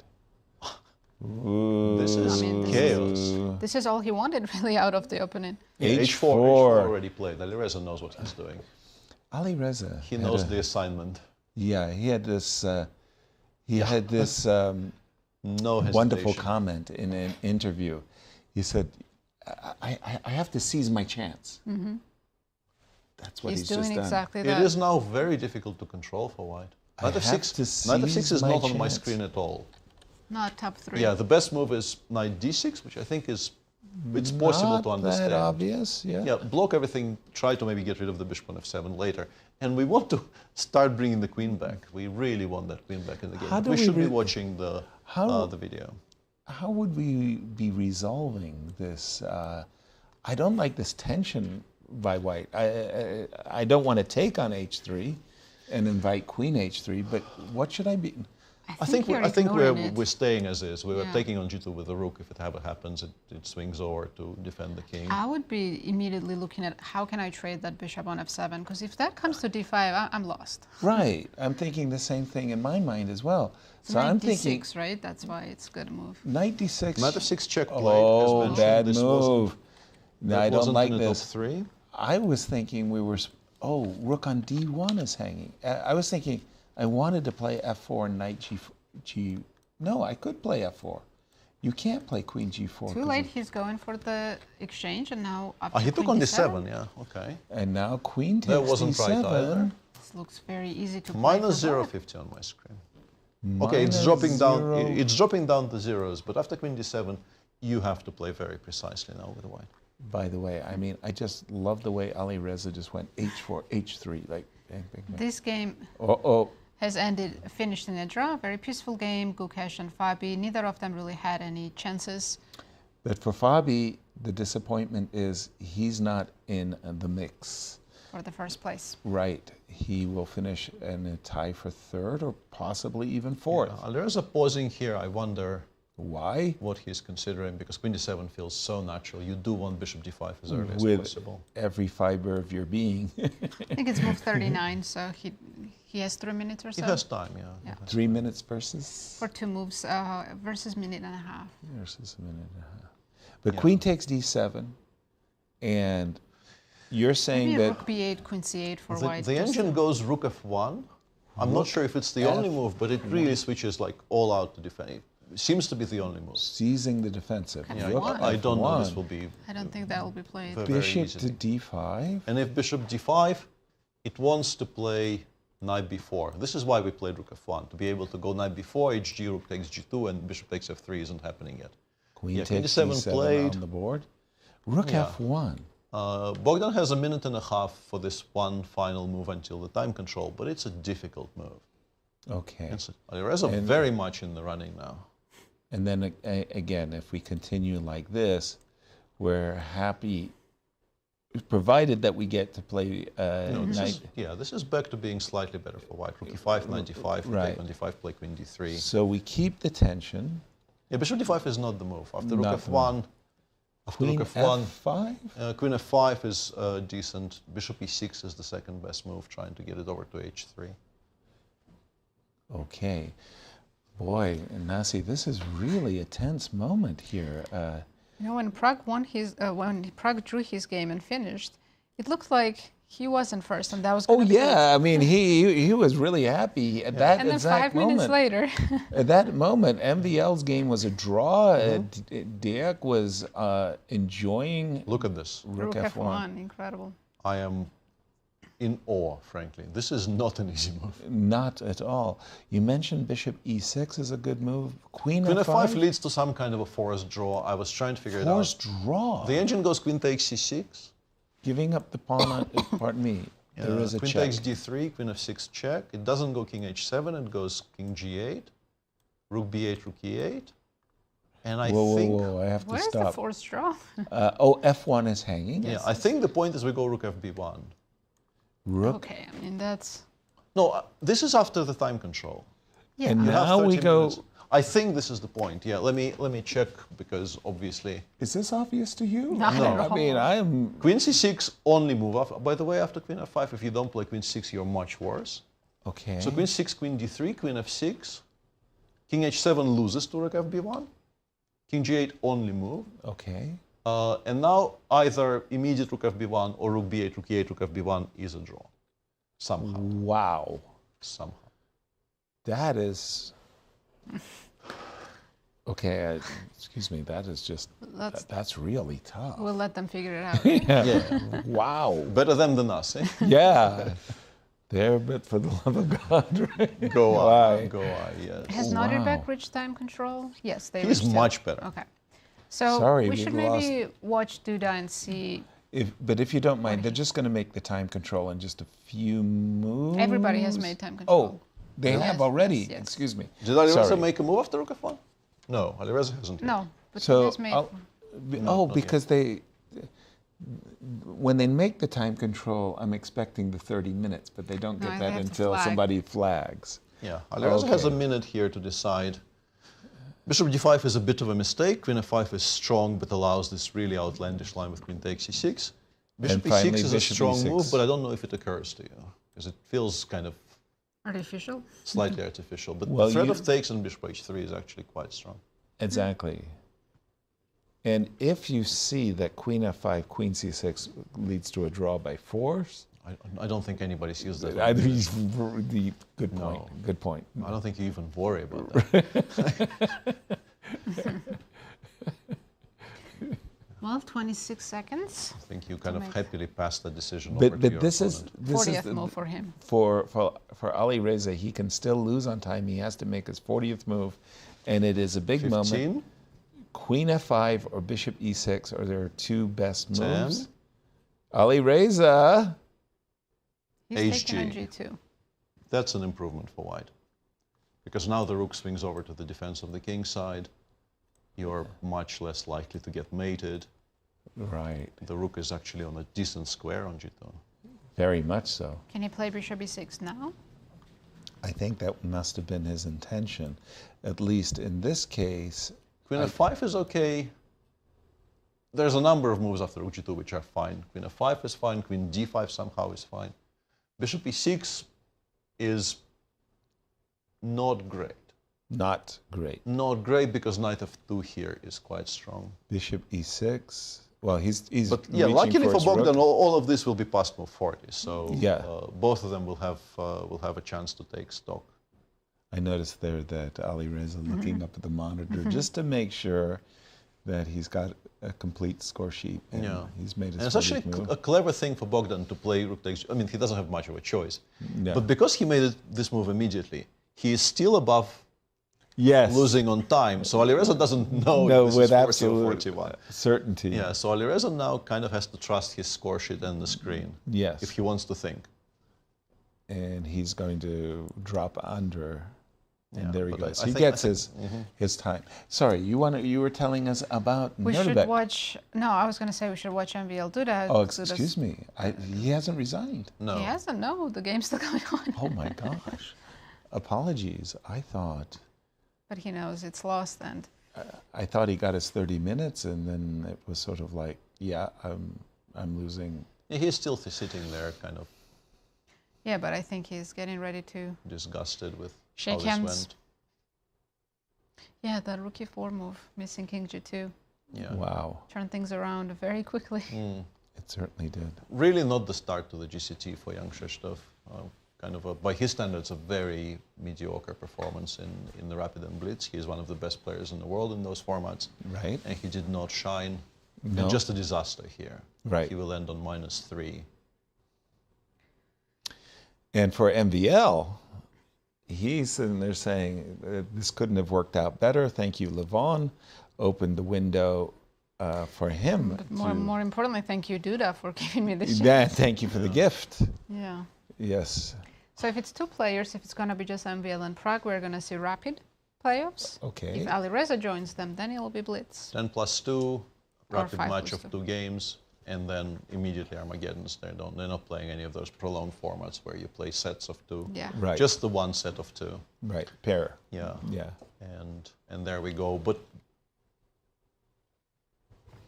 and the idea for those of you joining us late at the playoffs, which we are expecting based on MVL winning this, will immediately come after the last game is played. 15 minutes after the last 15-minute game. break. Excuse me, and there'll be a 15 minutes. Yeah. Well, probably if MVL, they wouldn't need a 15-minute break. I think it's written Because to the Prague- regulations, so I don't think they will be asked the question about it. I think they will be just told to wait 15 minutes. But maybe they need to reset the tables and get the arbiters in place and so on. But. Okay. By the way, those were some really wonderful video footage of Prague signing. Prague signing. I was in Dusseldorf in 2023. There was the World Rapid Team Championships, and Gukesh and Prague were on teams, and the fans, they just crushed the Indian players. There was mobs outside of the playing hall. And So before the game, that's a little bit tough. After the game, of course, that's very nice. It's nice. But remember, during candidates, we were seeing that even before the rounds. In Toronto, yes. They were waiting. Yeah. And you don't want to disappoint your fans. But your know. clock might be ticking. You want to get into the playing hall and, When you have game mindset on, you can't really distract yourself. Duda wishes his king was on f6 now so badly. Then he'd be winning. Yes. What a beautiful checkmate that was. Right. He's down to 16 minutes and he's looking at all the checks, but he knows there's no perpetual. Okay. There aren't really even any checks. You can just continue Yeah. shedding material here. Rook here. The most beautiful solution is rook g8 check, by the way. Rook g8 check. Yes. Yeah. And win the queen. That's the cutest one. There are many other things which also win, but that's the cutest one. Do we just win the queen or is there mate? It's probably mate. Yeah. Rook h6 g4 is actually. Let's do that instead. Oh, nice.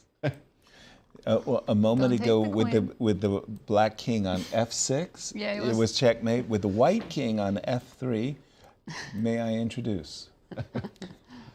Yeah. Wow. Almost the perfect checkmate. The pawn on a5 is not needed, right? Yeah, superfluous. Yeah. It's called the perfect checkmate, right? It's yes. From chess composition. There's a term for a mating position in which you're using every single one of your pieces. Yeah. Right. And in that particular case, then it was the a5 pawn. Only the a5 pawn, yeah.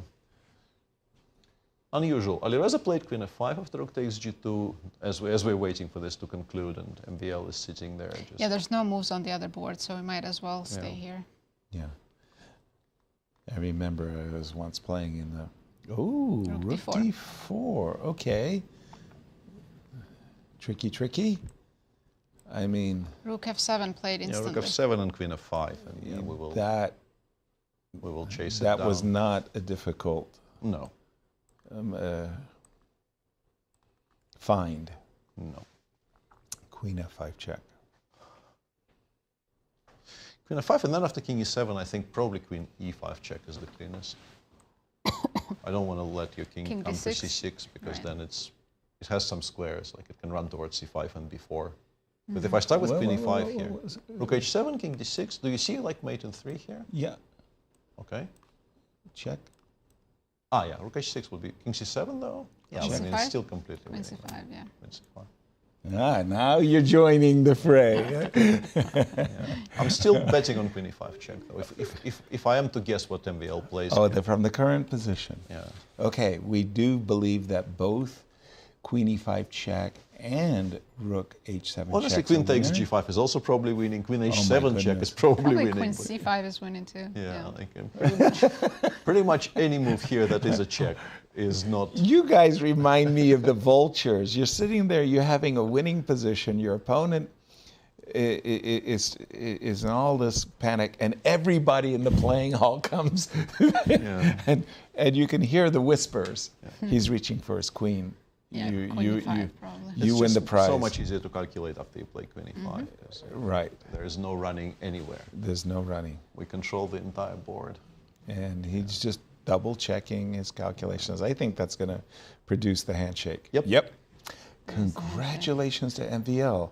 As he, before the round, the probabilities, you were saying, Peter, MVL has the white pieces of all the people. And the good score against Duda, and Duda is struggling. Right. And the game took a very circuitous route to get to this result. Yeah. Considering where we were after move like 22. Congrats to MVL. But yeah. By the way, we never got the answer to our Stump the Commentators question. Yes. Did we? No. I told you the answer. I said it was 3. We took 3, yeah. I'm on a 3-peat. I don't know about you guys. I got this down. I'll join you guys, just so I can get one question right. Yeah. Okay. I cannot be wrong. Out of the previous 4. We're going for seed. How many went into playoffs? 3. If they ask us this question... I want to say 2. Well, I said 2 before the break. You actually said 2. You did. Win. You win, yeah. But peer pressure. Influencer. Bad in 2. You know, next year, this question, we will be right. we are time travelers. Let's see. Wow. I don't know what we're told, but... Okay, let's jump to... Where would you like to go? Let's jump to Nodirbek's game. We haven't looked at that game for a while. We're being slightly unfair to our audience because we're laughing at being trolled by the production team, which is only really audible in our ears and not anywhere else. Okay, so we have bishops of opposite color. White is 2 up and is no longer winning because collecting those 2, apparently both moves were a mistake. Let's go move back 2 moves. White this is a kind of a dream position for a Nodirbek. Yeah, here, instead of rook takes b6, the suggestion is to include h4, h5, as far as I can tell from Nazi's screen. h5 was much better, yes. I think the point is Black wants to play bishop f6, king g7 eventually. So by playing h5, if we go back 1 move,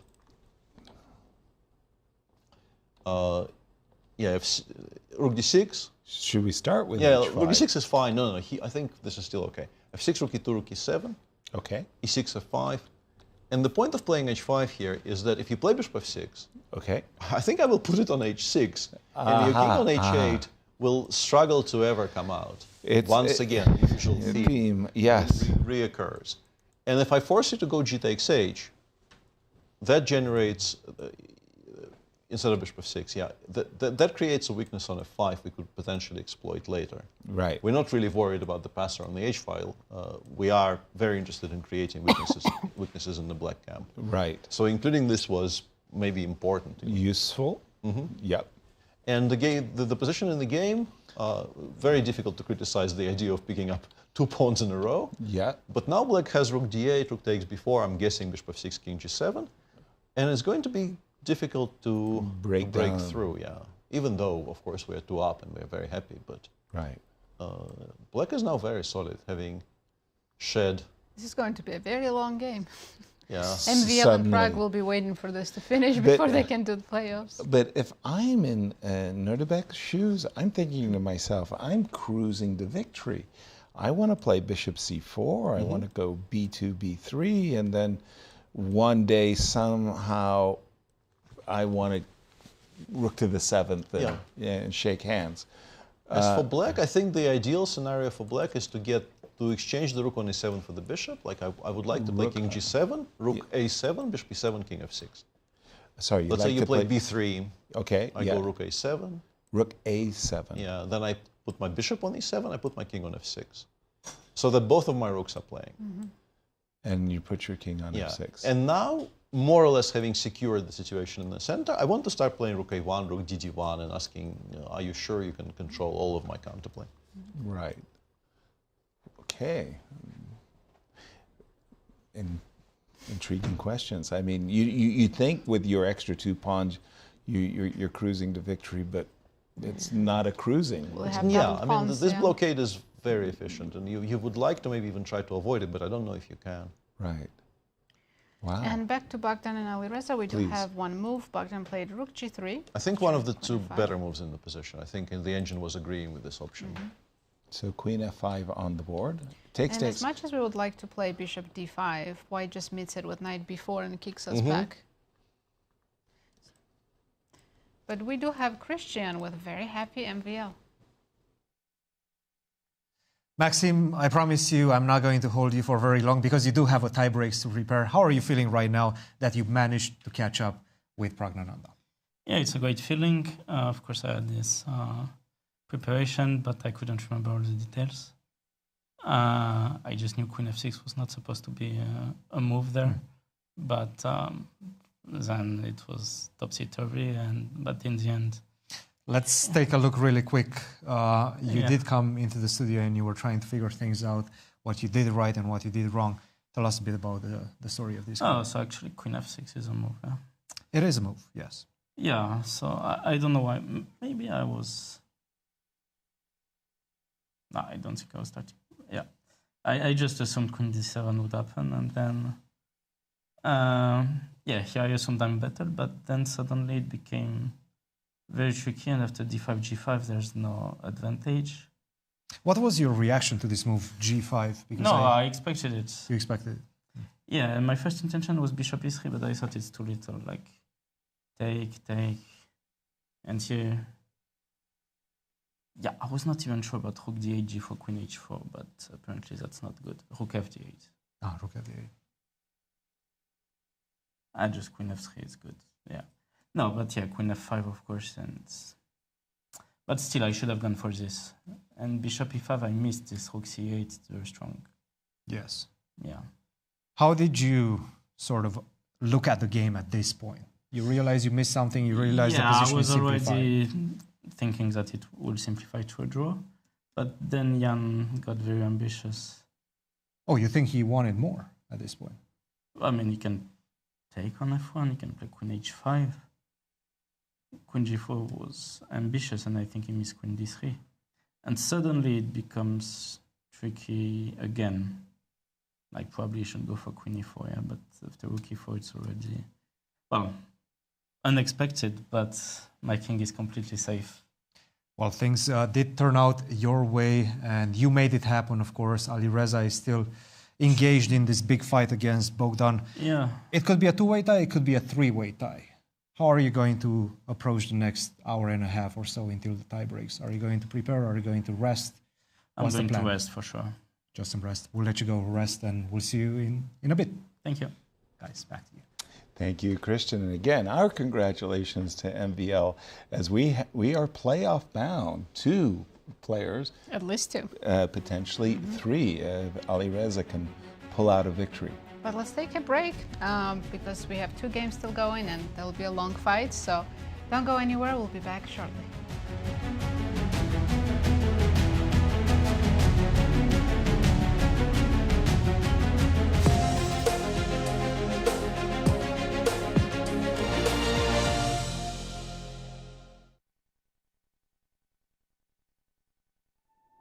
"10 years, 1 legacy." The Grand Chess Tour marks a decade of mastery where only the strongest chess minds carve their names into history. Each piece has its role, like soldiers in a grand army, with commanders to lead them into the tour's 10th year and a prize fund of $1.6 million. The Grand Chess Tour starts in Warsaw with the Superbet Rapid and Blitz Poland, immediately followed by the Superbet Chess Classic Romania in Bucharest, then off to Zagreb for the Super United Rapid and Blitz Croatia, followed by back-to-back events in St. Louis, Missouri with the St. Louis Rapid and Blitz and the Sinkfield Cup. And the culmination of the grand finale in the city of Sao Paulo, Brazil, will determine the 2025 Grand Chess Tour champion. Fight with every ounce of strength for victory. This isn't just a moment. This is history.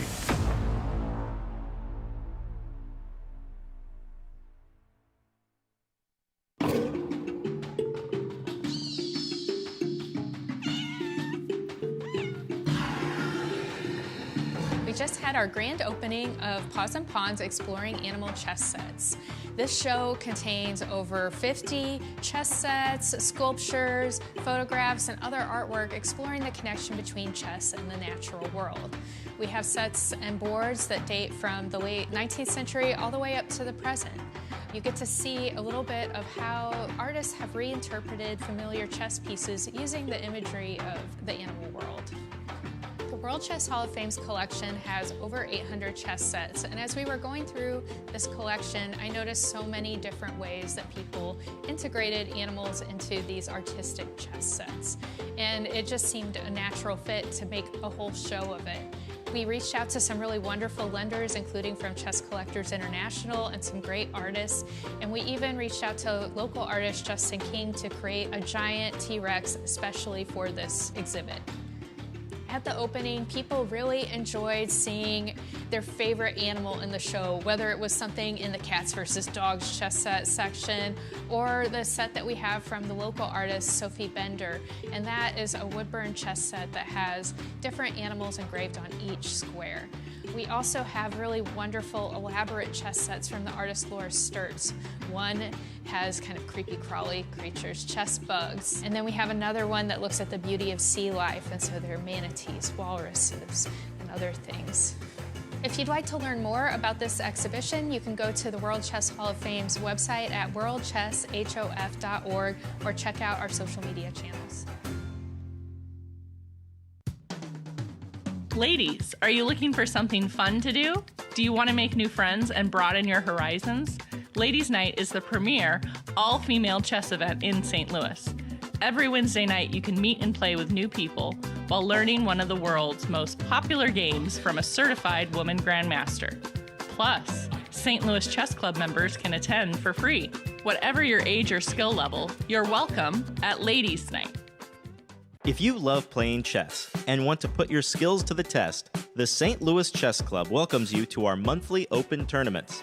This is your chance to compete in a 5-round Swiss system tournament with 2 sections, Open, which is FIDE rated, and Under 1800.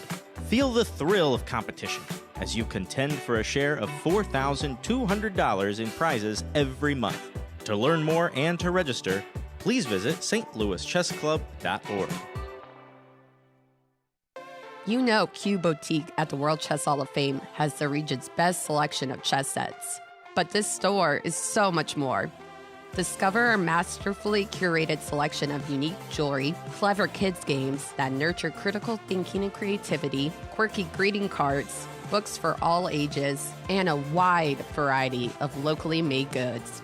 Find just what you're looking for at Q Boutique at the World Chess Hall of Fame.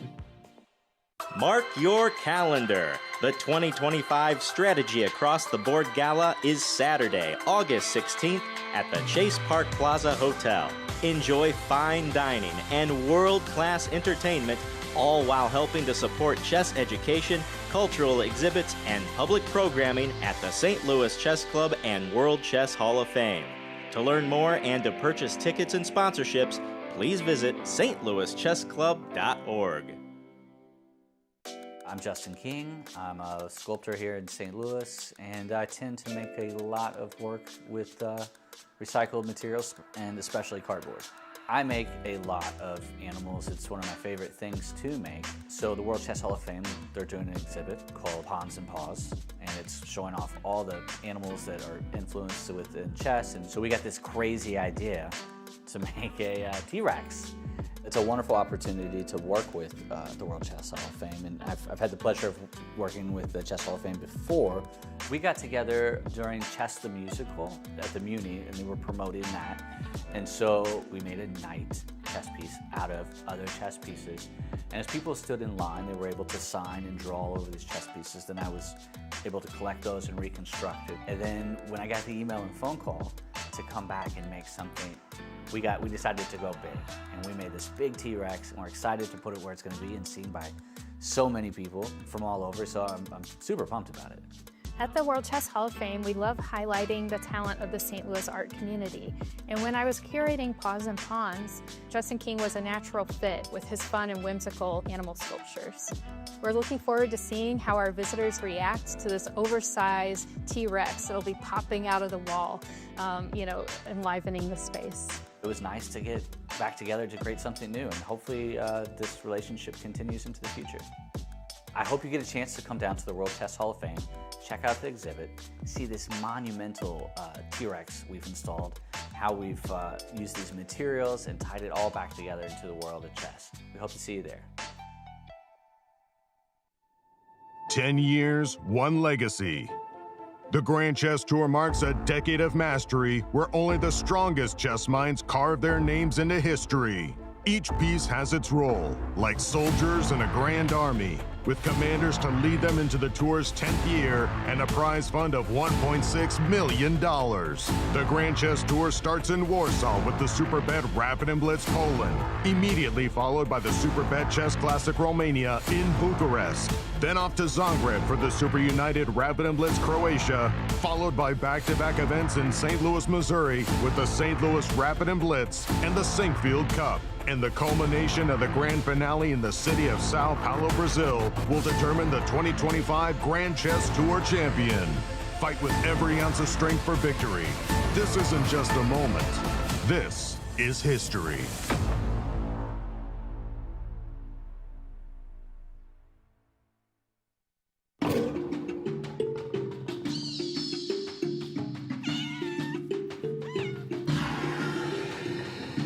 Just had our grand opening of Paws and Pawns Exploring Animal Chess Sets. This show contains over 50 chess sets, sculptures, photographs, and other artwork exploring the connection between chess and the natural world. We have sets and boards that date from the late 19th century all the way up to the present. You get to see a little bit of how artists have reinterpreted familiar chess pieces using the imagery of the animal world. The World Chess Hall of Fame's collection has over 800 chess sets, and as we were going through this collection, I noticed so many different ways that people integrated animals into these artistic chess sets, and it just seemed a natural fit to make a whole show of it. We reached out to some really wonderful lenders, including from Chess Collectors International and some great artists, and we even reached out to local artist Justin King to create a giant T-Rex especially for this exhibit. At the opening, people really enjoyed seeing their favorite animal in the show, whether it was something in the Cats vs. Dogs chess set section or the set that we have from the local artist Sophie Bender. And that is a woodburn chess set that has different animals engraved on each square. We also have really wonderful, elaborate chess sets from the artist Laura Sturtz. One has kind of creepy crawly creatures, chess bugs. And then we have another one that looks at the beauty of sea life, and so there are manatees, walruses, and other things. If you'd like to learn more about this exhibition, you can go to the World Chess Hall of Fame's website at worldchesshof.org or check out our social media channels.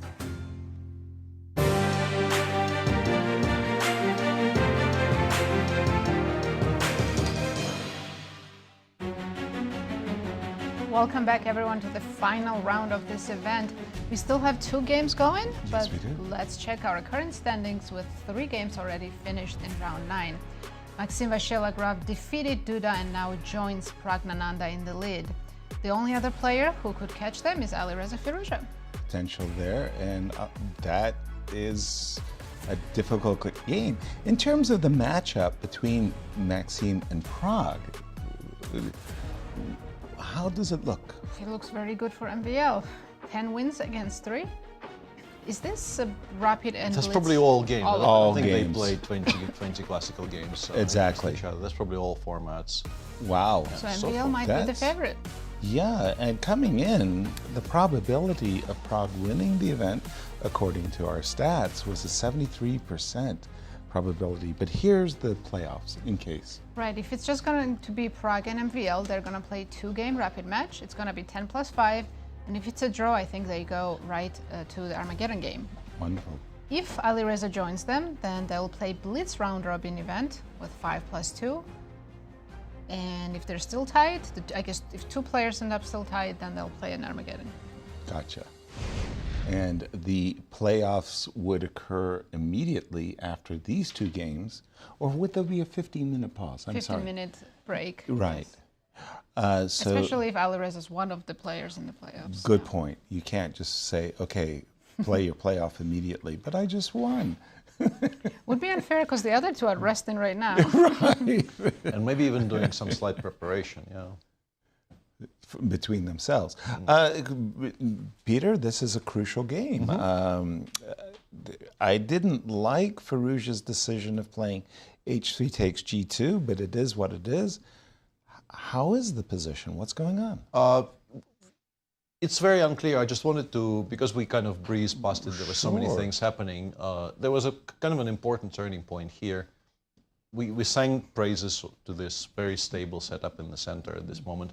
Alireza played rook e7, and Deac could have just played e5. Rook takes e5 is more or less obligatory. If you don't play it, if you play queen e6 here, after queen a5, and then the knight will start coming in. This is much worse version of what Alireza ended up getting in the game. So rook e5, takes, and we just throw in king g1, h1 to sidestep any potential pins along this diagonal.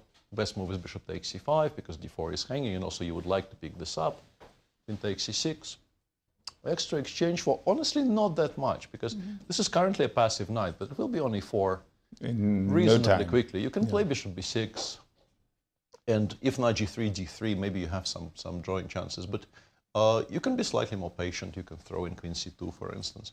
And now we are prepared to start improving, and I think this is A, I think basically winning, yes, and B, you are never running any risks whatsoever. Instead, Bogdan began by playing queen a5, rook d7, once again a chance to play e5 with very similar continuations as in the previous line. Was not played, king h1, bishop h6, allowing the bishop to come to e3. As mentioned, this is maybe the one source of improvement. And then we get to the final position. We were discussing on the break the somewhat surprising decision to include h takes g. Honestly, this being Alireza, I can't entirely rule out the possibility that he saw queen takes e6 and decided he can't allow it because it might lead to draw. To a draw. Yeah. But he could have which played it does. just g5, right, and keep the tension on. If you play g5 here, yeah, that was very playable. But I think g5 is a difficult move to make on move 40. Well, you want to play bishop to g6 and keep the knight honest, right? Among other things, but yeah. also maybe even g5, g4, and bishop g5 in some positions. Right, it's just a useful move. But also you were mentioning bishop e6. Yeah, the idea of bishop e6, bishop h3, I think, occurs to you a lot later. Like, if this is move 43 and you had time to think, maybe you spot it. On a minute and a half or however much he had at the time, I think it's very difficult. So takes happened, queen f5, now queen takes e6 is no longer playable because we have nobody on the b file to join the attack. Rook g3 is best move. G5, king g2 is also very good. And now, as we mentioned, you would like the bishop on d5, but it immediately gets challenged with knight b4 in every single position. Yeah. So the engine does play bishop e6, mainly I think just to make a move. It's not threatening anything. We still don't know really what we want, but also for white, making moves is kind of tricky. We don't really want to take on c6. And drop. If the knight goes somewhere, you drop the pawn on e5 or potentially allow bishop f4. And if the rook goes somewhere, let's say after rook e1, now black is a lot more interested in the move bishop d5 because after knight b4, bishop takes f3. But it's only a draw and he needs a win. Yeah, well, his position objectively, and I mean, who cares about objectively, but strictly speaking, white is still quite safe. White is no longer better. The evaluations are pretty much always around 0.15 to 0.30 on my screen, so it looks like black has completely equalized. The question is, how do you find tricks? How do you make Bogdan either overpress or make a mistake in some other way? I think the key is to keep the game going and get him in time trouble. Yeah, and the longer the engine thinks here, the more it just insists it's bishop e6 on nothing, because it really doesn't like the idea of allowing knight before. You can drop it back, but then maybe even h2, h4 starts becoming a playable move. So yeah, very complicated position. Both of them are burning time quite seriously. We're 3 moves into the second, actually 2 moves sort of, because rook takes g2 doesn't count. You're always going to take on g2. And Bogdan spent half of his remaining time playing rook g3 and king g2. and Alireza has spent half of his remaining time playing queen f5 and g5. Right. There's going to be a very, very interesting second time trouble in this game. Yeah, it's coming. You just feel that it's coming. Again, just keeping the position alive. I like bishop e6. I like bishop e6 with the idea of rook f7 and bishop to e5. For white, and another idea of bishop e6, as I now realize, is maybe bishop c8. Unfortunately, it's also an idea to make a draw. Right. You only really playing bishop c8 to play bishop e6 after queen c4. You don't. It has no other value. Yeah. So maybe h4 is playable. But kind of shockingly switching to playing on the king side ourselves. And now bishop c8 appears to be by far the strongest move, with, I suspect, of course, the intention of meeting queen c4, with bishop c6. If you don't do it, you're worse. And this, of course, is going to be very difficult for Alireza to accept, because he's trying to win. This is by far the best position. Well, not this particular one, but the last 5 moves and this situation on the board represent by far the best position he's had all game. Right. He's been in trouble throughout, arguably was losing by force a couple of times. So he would very much like to keep it afloat, but seems like it's difficult. Seems like Bogdan is playing quite well once again. Right. We keep on saying it every day. Yeah. And playing well under the pressure of a ticking clock, where he's usually been literally down to Alireza is reaching increment. for something. Seems like it's probably a bishop on f7, because most of his other pieces are exactly where they should be. So it's either bishop e6 or bishop d5. I don't really see why you would play rook d7. I'm even struggling kind of naming other moves. Maybe rook e6, h6, but I'm not a firm believer in that, because even if it lands on h6... Is king f8 a good prophylaxis move, just to get out of those h4 moves? King f8 is playable. White replies with h to h3. I have no idea what h to h3 does, but it's a very strange position. I have a feeling... Well, you know, we're going to be saying a lot of untrue things about it. If I'm putting on my I've got to win at all costs cap, I'm thinking the way I'm doing it is I'm playing bishop d5, rook f7, g4 in some kind of move order to make g4 a powerful move. I can understand why king f8 might be a move here. And you said h3. Maybe it is stopping g4 in some lines. Yeah, right? That's because he's played bishop at d5, inviting knight b4. Knight b4 is by far the best move in the position. Knight f2 and h4 are also playable, but they immediately relinquish any claim to any advantage. The only way to play for an advantage for white is knight b4. But this is impactful, though, because I can't allow knight takes d5. Absolutely not, yeah. I mean, I don't want to play And this it's actually position, kind of a right? problem for Alireza, because the only move here that maintains equality is bishop d5 f7. Going back. Which is something that he will be desperate not to do, I'm pretty sure.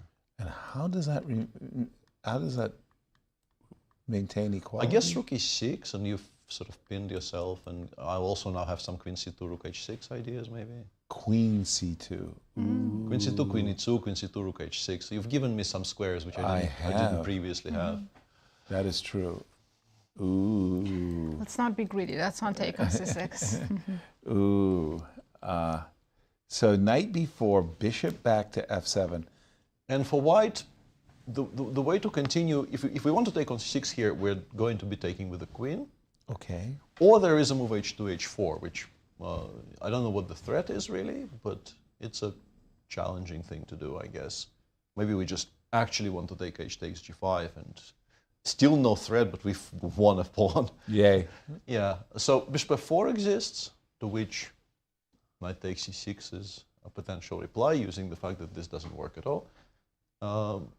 And also, having played bishop f4, you no longer really threaten queen c2, because I have rook f2 now. I didn't have rook f2 with the bishop on With the e3. bishop on e3. So rook d7 seemingly by far the best move, and some kind of an unbelievably messy position after queen c8. I have no idea what's going on.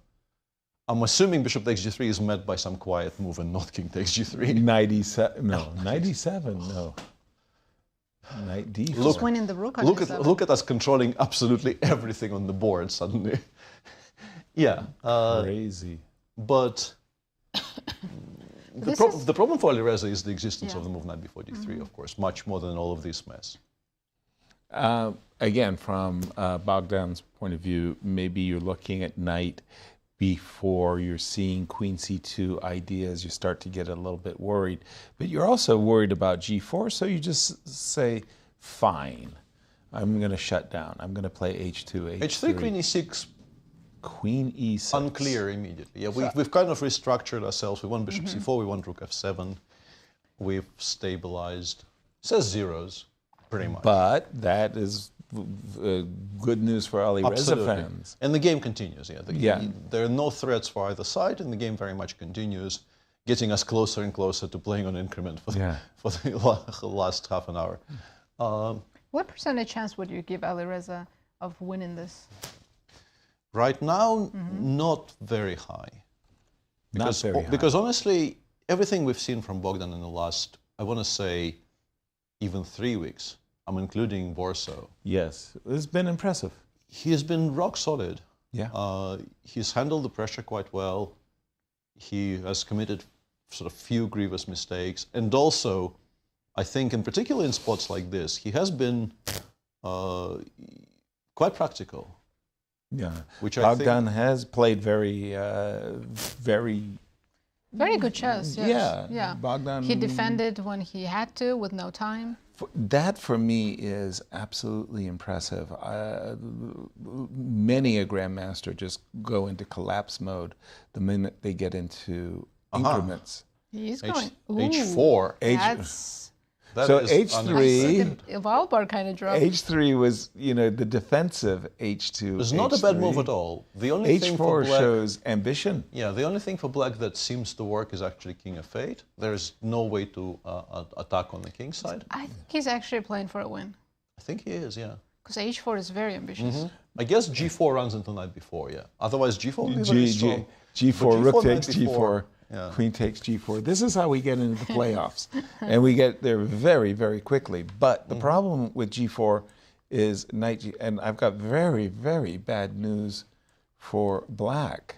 Everything c2 is protected, 3 is protected, yeah. Yeah, and king you're f8, pinned. King f8 really the only move that does anything for Alireza. But it sets up. But then it gets very messy. Okay, let's have a look-see, Peter. King f8, hg. H takes g. Knight b4 also exists, but knight b4 is a bit of a draw offer because g takes h, you have to allow some perpetuals. Okay. So h takes g, rook g7, strictly only move, okay. And now it becomes very difficult to understand what's going on. The best two lines for white appear to be 5 e6 or queen a5. Neither of those are immediate. Queen a5 I understand because you want to check on d8. Yeah. Yes. And the 5 e6 we're trying to give a check on c8 or perhaps distract some of black's pieces from good squares. So we go e6, black takes with the bishop. And now we can play knight f2, which I think is quite important because we're getting that knight to much better squares. We're trying to put it either on e4 or in case of rook g5, we take on g5 and we put it on g4. And it does a very good job of covering our king because f takes g4 is a discovered check. Right. But honestly, like good luck. These are not good easy. luck to both of them. Yeah. Yeah, not easy moves at all. Good luck to both of them. You asked the question, what are the probabilities that Alireza might win this game and get himself into a three-way playoff? They increased significantly. What percentage did you have in mind when you asked that question? I think he has a good chance. I did too. I'm a big fan of Alireza, and we can see how he's fighting today. And he managed to equalize, coming from +2 position, right? Right. And they're both getting to time trouble. So I would give him good chances to win this. The trend is your friend, huh? So we've just seen. Again, I was thinking defensively for Bogdan with the move h3, just like putting the kibosh on the idea of g4. He went ambitiously with h4, and then the idea, what we were looking at was... Alireza just played a very bad move because I saw Valbard one up. Yeah, queen e6 king is f8. Queen e6 is second best, but it's not good. So it's not very bad. And rook g7. No, it is pretty bad. h4 was played, and no king f8, the best move, but rather the second best move, queen e6. But there is a massive gulf between those two. And now the only thing that is strong for white is a move queen a6, a4, but I think it's findable. because bishop c4 is a huge threat, and we want this queen on good squares. Right. So we want to play queen a4 and then swing it over to c2. It really wasn't doing very much on a6 anymore. True. It will be quite well placed on c2. And we're back to threatening simply h takes g5, among other things. Well, that's always been our primary goal. Right? Yeah, Alireza's in trouble now, objectively. Once again, if you find queen this a4 is a c2. hugely messy position. I have to caveat. It's all chaotic. Of this. Like computer probably wins this with white now. Yeah, is all I'm trying to say. Right. What's wrong with playing g4 now? No threat. It still My is king there. needs to be It's still somewhere there. else. This is such an important motif, but it keeps on working in every single position somehow. It's crazy that with the bishop on d5, the pawn on g4, as you've just played, you're not threatening everything you wanted. Just simply knight before. Knight before.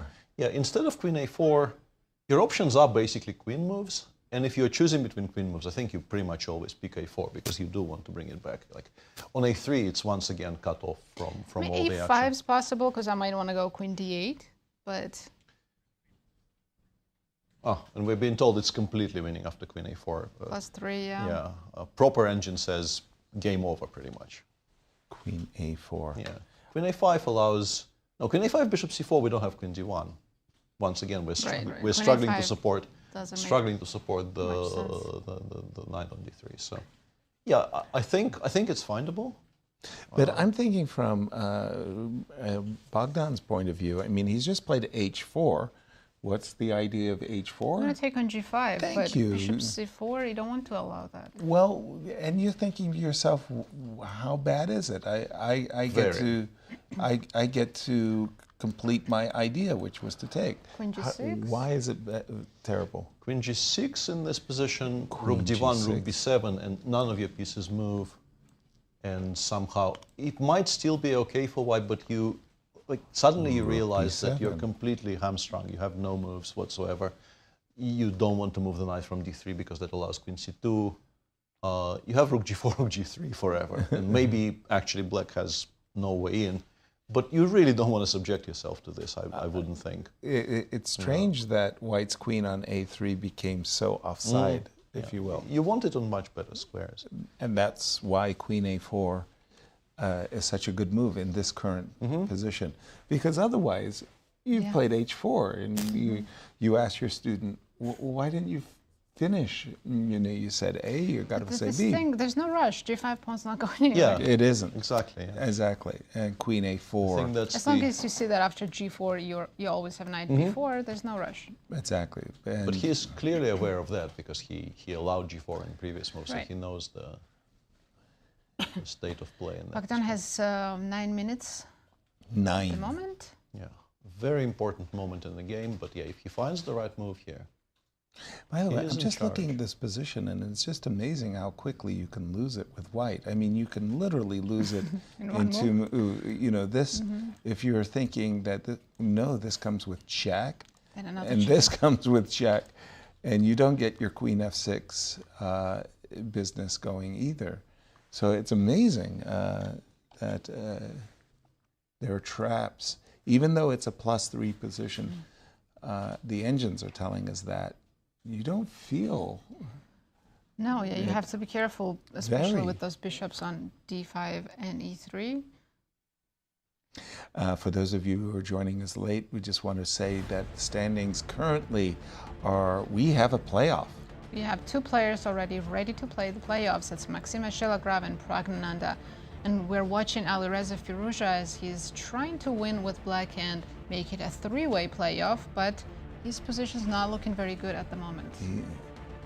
And in case it's just a 2-horse playoff, MVL is the favorite because in their lifetime matchups, he has won 10 games, only lost 3 and 6 draws, and we know MVL is a great rapid player. And don't mistake that world ranking you see there at the bottom, 23rd versus 7th. Hard to believe that. That's classical. MVL, yeah, but that's classical. But they're not playing classical. Yeah, MVL is one of the world's great rapid and blitz He's a players. world rapid champion. Yeah. Right. Yeah.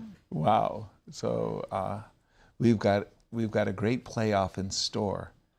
You don't want to miss it. But those two are waiting to see how Alireza's game ends. And they may be waiting for a long time too, because the Wesley So game, Wesley is putting up heroic defense, and the playoffs won't begin until that game is completed. Yeah, let's Any briefly updates? revisit this. This is the current position in the game between Nodirbek and Wesley. Looks And familiar. White is 2 pawns up. The evaluation on my screen is plus 0.30, which I guess means it's a draw, frankly. Yeah. If you can't find any way in, and once the bishop is on e7, Nodirbek did do a good thing for himself. He played h5, hd, so now if you play king f6, you constantly run the risk of blundering rook h7, rook f7, but you can quite safely keep it on g7 with the rook on the 7th, not allowing this. And maybe bishop d6. And maybe even bishop d6. If b3, black, I think, is quite interested in actually winning some material back and then bringing it back to e7, saying thank you. Yeah. Wesley,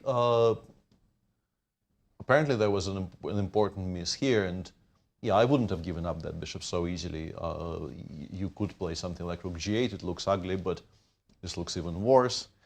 And here after h5, gh, and something like king h3, the big difference is if you play bishop f6, you immediately get You're hit going by after rook that. d5, and then maybe in some cases even bishop c2. Let's say if you put it back on g7. Those I can even climb with the king, actually. Yeah. I can do the king h4 takes h5, and then eventually things will start getting This picked off. this looks much more frightening. The b6 pawn and the b4 pawn They're are not running as away. the f5 pawn is the important one. Yeah. This one you really do want, yes. Yes. And this was actually move 42, so Nodirbek had that. obvious as rook takes b6 is, he could have maybe considered that it can be postponed more or less indefinitely, and there were stronger options available. The one I love, Peter, was when you played h5, bishop f6, h6. Our theme of the tournament. Yeah. I mean, now you're completely wins, stalemated, and now Right. we'll double on the g file, put something on d7 maybe even, because the king is just not coming back. Exactly. By the way, Bogdan falls behind 5 minutes. Yeah, let's go back to that, because this is going to go on forever. So their extra 30 minutes only lasted for 4 moves. Yeah. Well, for Bogdan at least. Wow. That second time control, although we want the players to play, thoughtful classical games, if it only lasts for 4 moves. Well, position is very complicated. Yeah. It is a very unusual position. White is an exchange and a pawn up. Why am I seeing this big orange bubble? Queen e6 question Because after mark. queen a4, we know it's +3. Yeah, because king f8 followed by rook g7 was actually equalizing, and King this, f8. and this isn't. Gotcha. But this is Alireza's chance. Bogdan in time trouble might get maybe too ambitious because he knows he has a good position. He is playing for a win, especially after he played h4. So maybe he might overpush and miss something. Yeah. A lot of respect for Bogdan for the way he's played this game, because even now the position honestly doesn't look clear. He's reaching for his queen. He's not reaching for h takes g5, but he's gone to a3. A3. This throws away much of the advantage, maybe even all of the advantage. Yeah, allows. Yeah. Bishop c4 equalizes, rook b7 equalizes. That was Like the bishop one c4? square that the queen was not Well, a5 effective. was worse, but Yeah. a4 was the best. But the idea of queen bringing back, coming back to the c2 square, you're not going to c1, Yeah. and after rook b7, you're not. Yeah, essentially, the still queen's badly stuck. placed. Maybe he wants to put it on d3 somehow after knight move, but I don't think you can manage that. There's always bishop I c4. don't think that works. Yeah. Where's Rook the b7 is strange- strong, and bishop c4 is really cutting off all of our Strange productive placement options. of the queen, yeah. Yeah, that pins also. Well, you Whoa. can sort of explain it by wanting to keep things protected while sidestepping attacks, right? Bishop c4 is no longer a tempo, and your knight on d3 isn't hanging, whereas with the queen on a4 it would have been hanging. Yeah. But c2 is just so much better as a square for the queen, Exactly. even if it costs you an additional tempo to get there. I guess here, can we take on g5? After bishop c4, hg5, yep, we can. Bishop c4, hg, we had this. Yeah, this is the one And which then is queen- worse for white after queen Yeah, g6, right. rook b7. Might still be a draw, but black engine actually starts preferring black after queen g6, rook d1, rook b7. And given them black's down in exchange, I think black might actually be better than if engine says it's equal. Slightly better, yeah. Yeah, and it starts just playing rook g4, rook g3 here. It really sees no way to improve. The rook is tethered to the knight. The knight doesn't want to move and allow queen c2. The queen can't move, which is why we understand rook g3. But rook g3, rook g4. But why can't I somehow improve my... Am I improving my king? I don't know. Unclear. It's fine. Yeah, I don't know what I mean, I crawl up to g3 and then I say, well, why did I put my king on g3? Oh, I know. I want to sidestep queen c2. So maybe I do want to play king g3 and knight move somewhere. But let's say if I play queen f5, king g3 probably just straight up loses to rook f7. So ouch.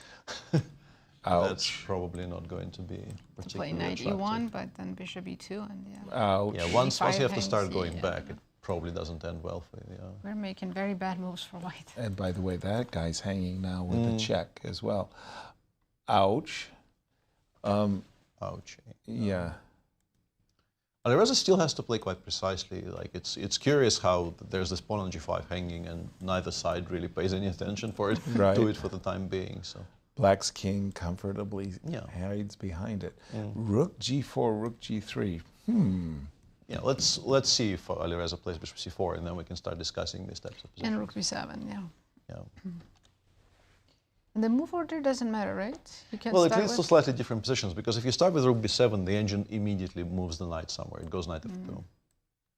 If you're not pinned, move the knight. It says, I need to find squares for my things. And that makes perfect sense. But bishop c4 pinning the rook. Yeah, the best line for white is rook d1. Okay. Somehow it's important that the queen goes to f5 and not g6.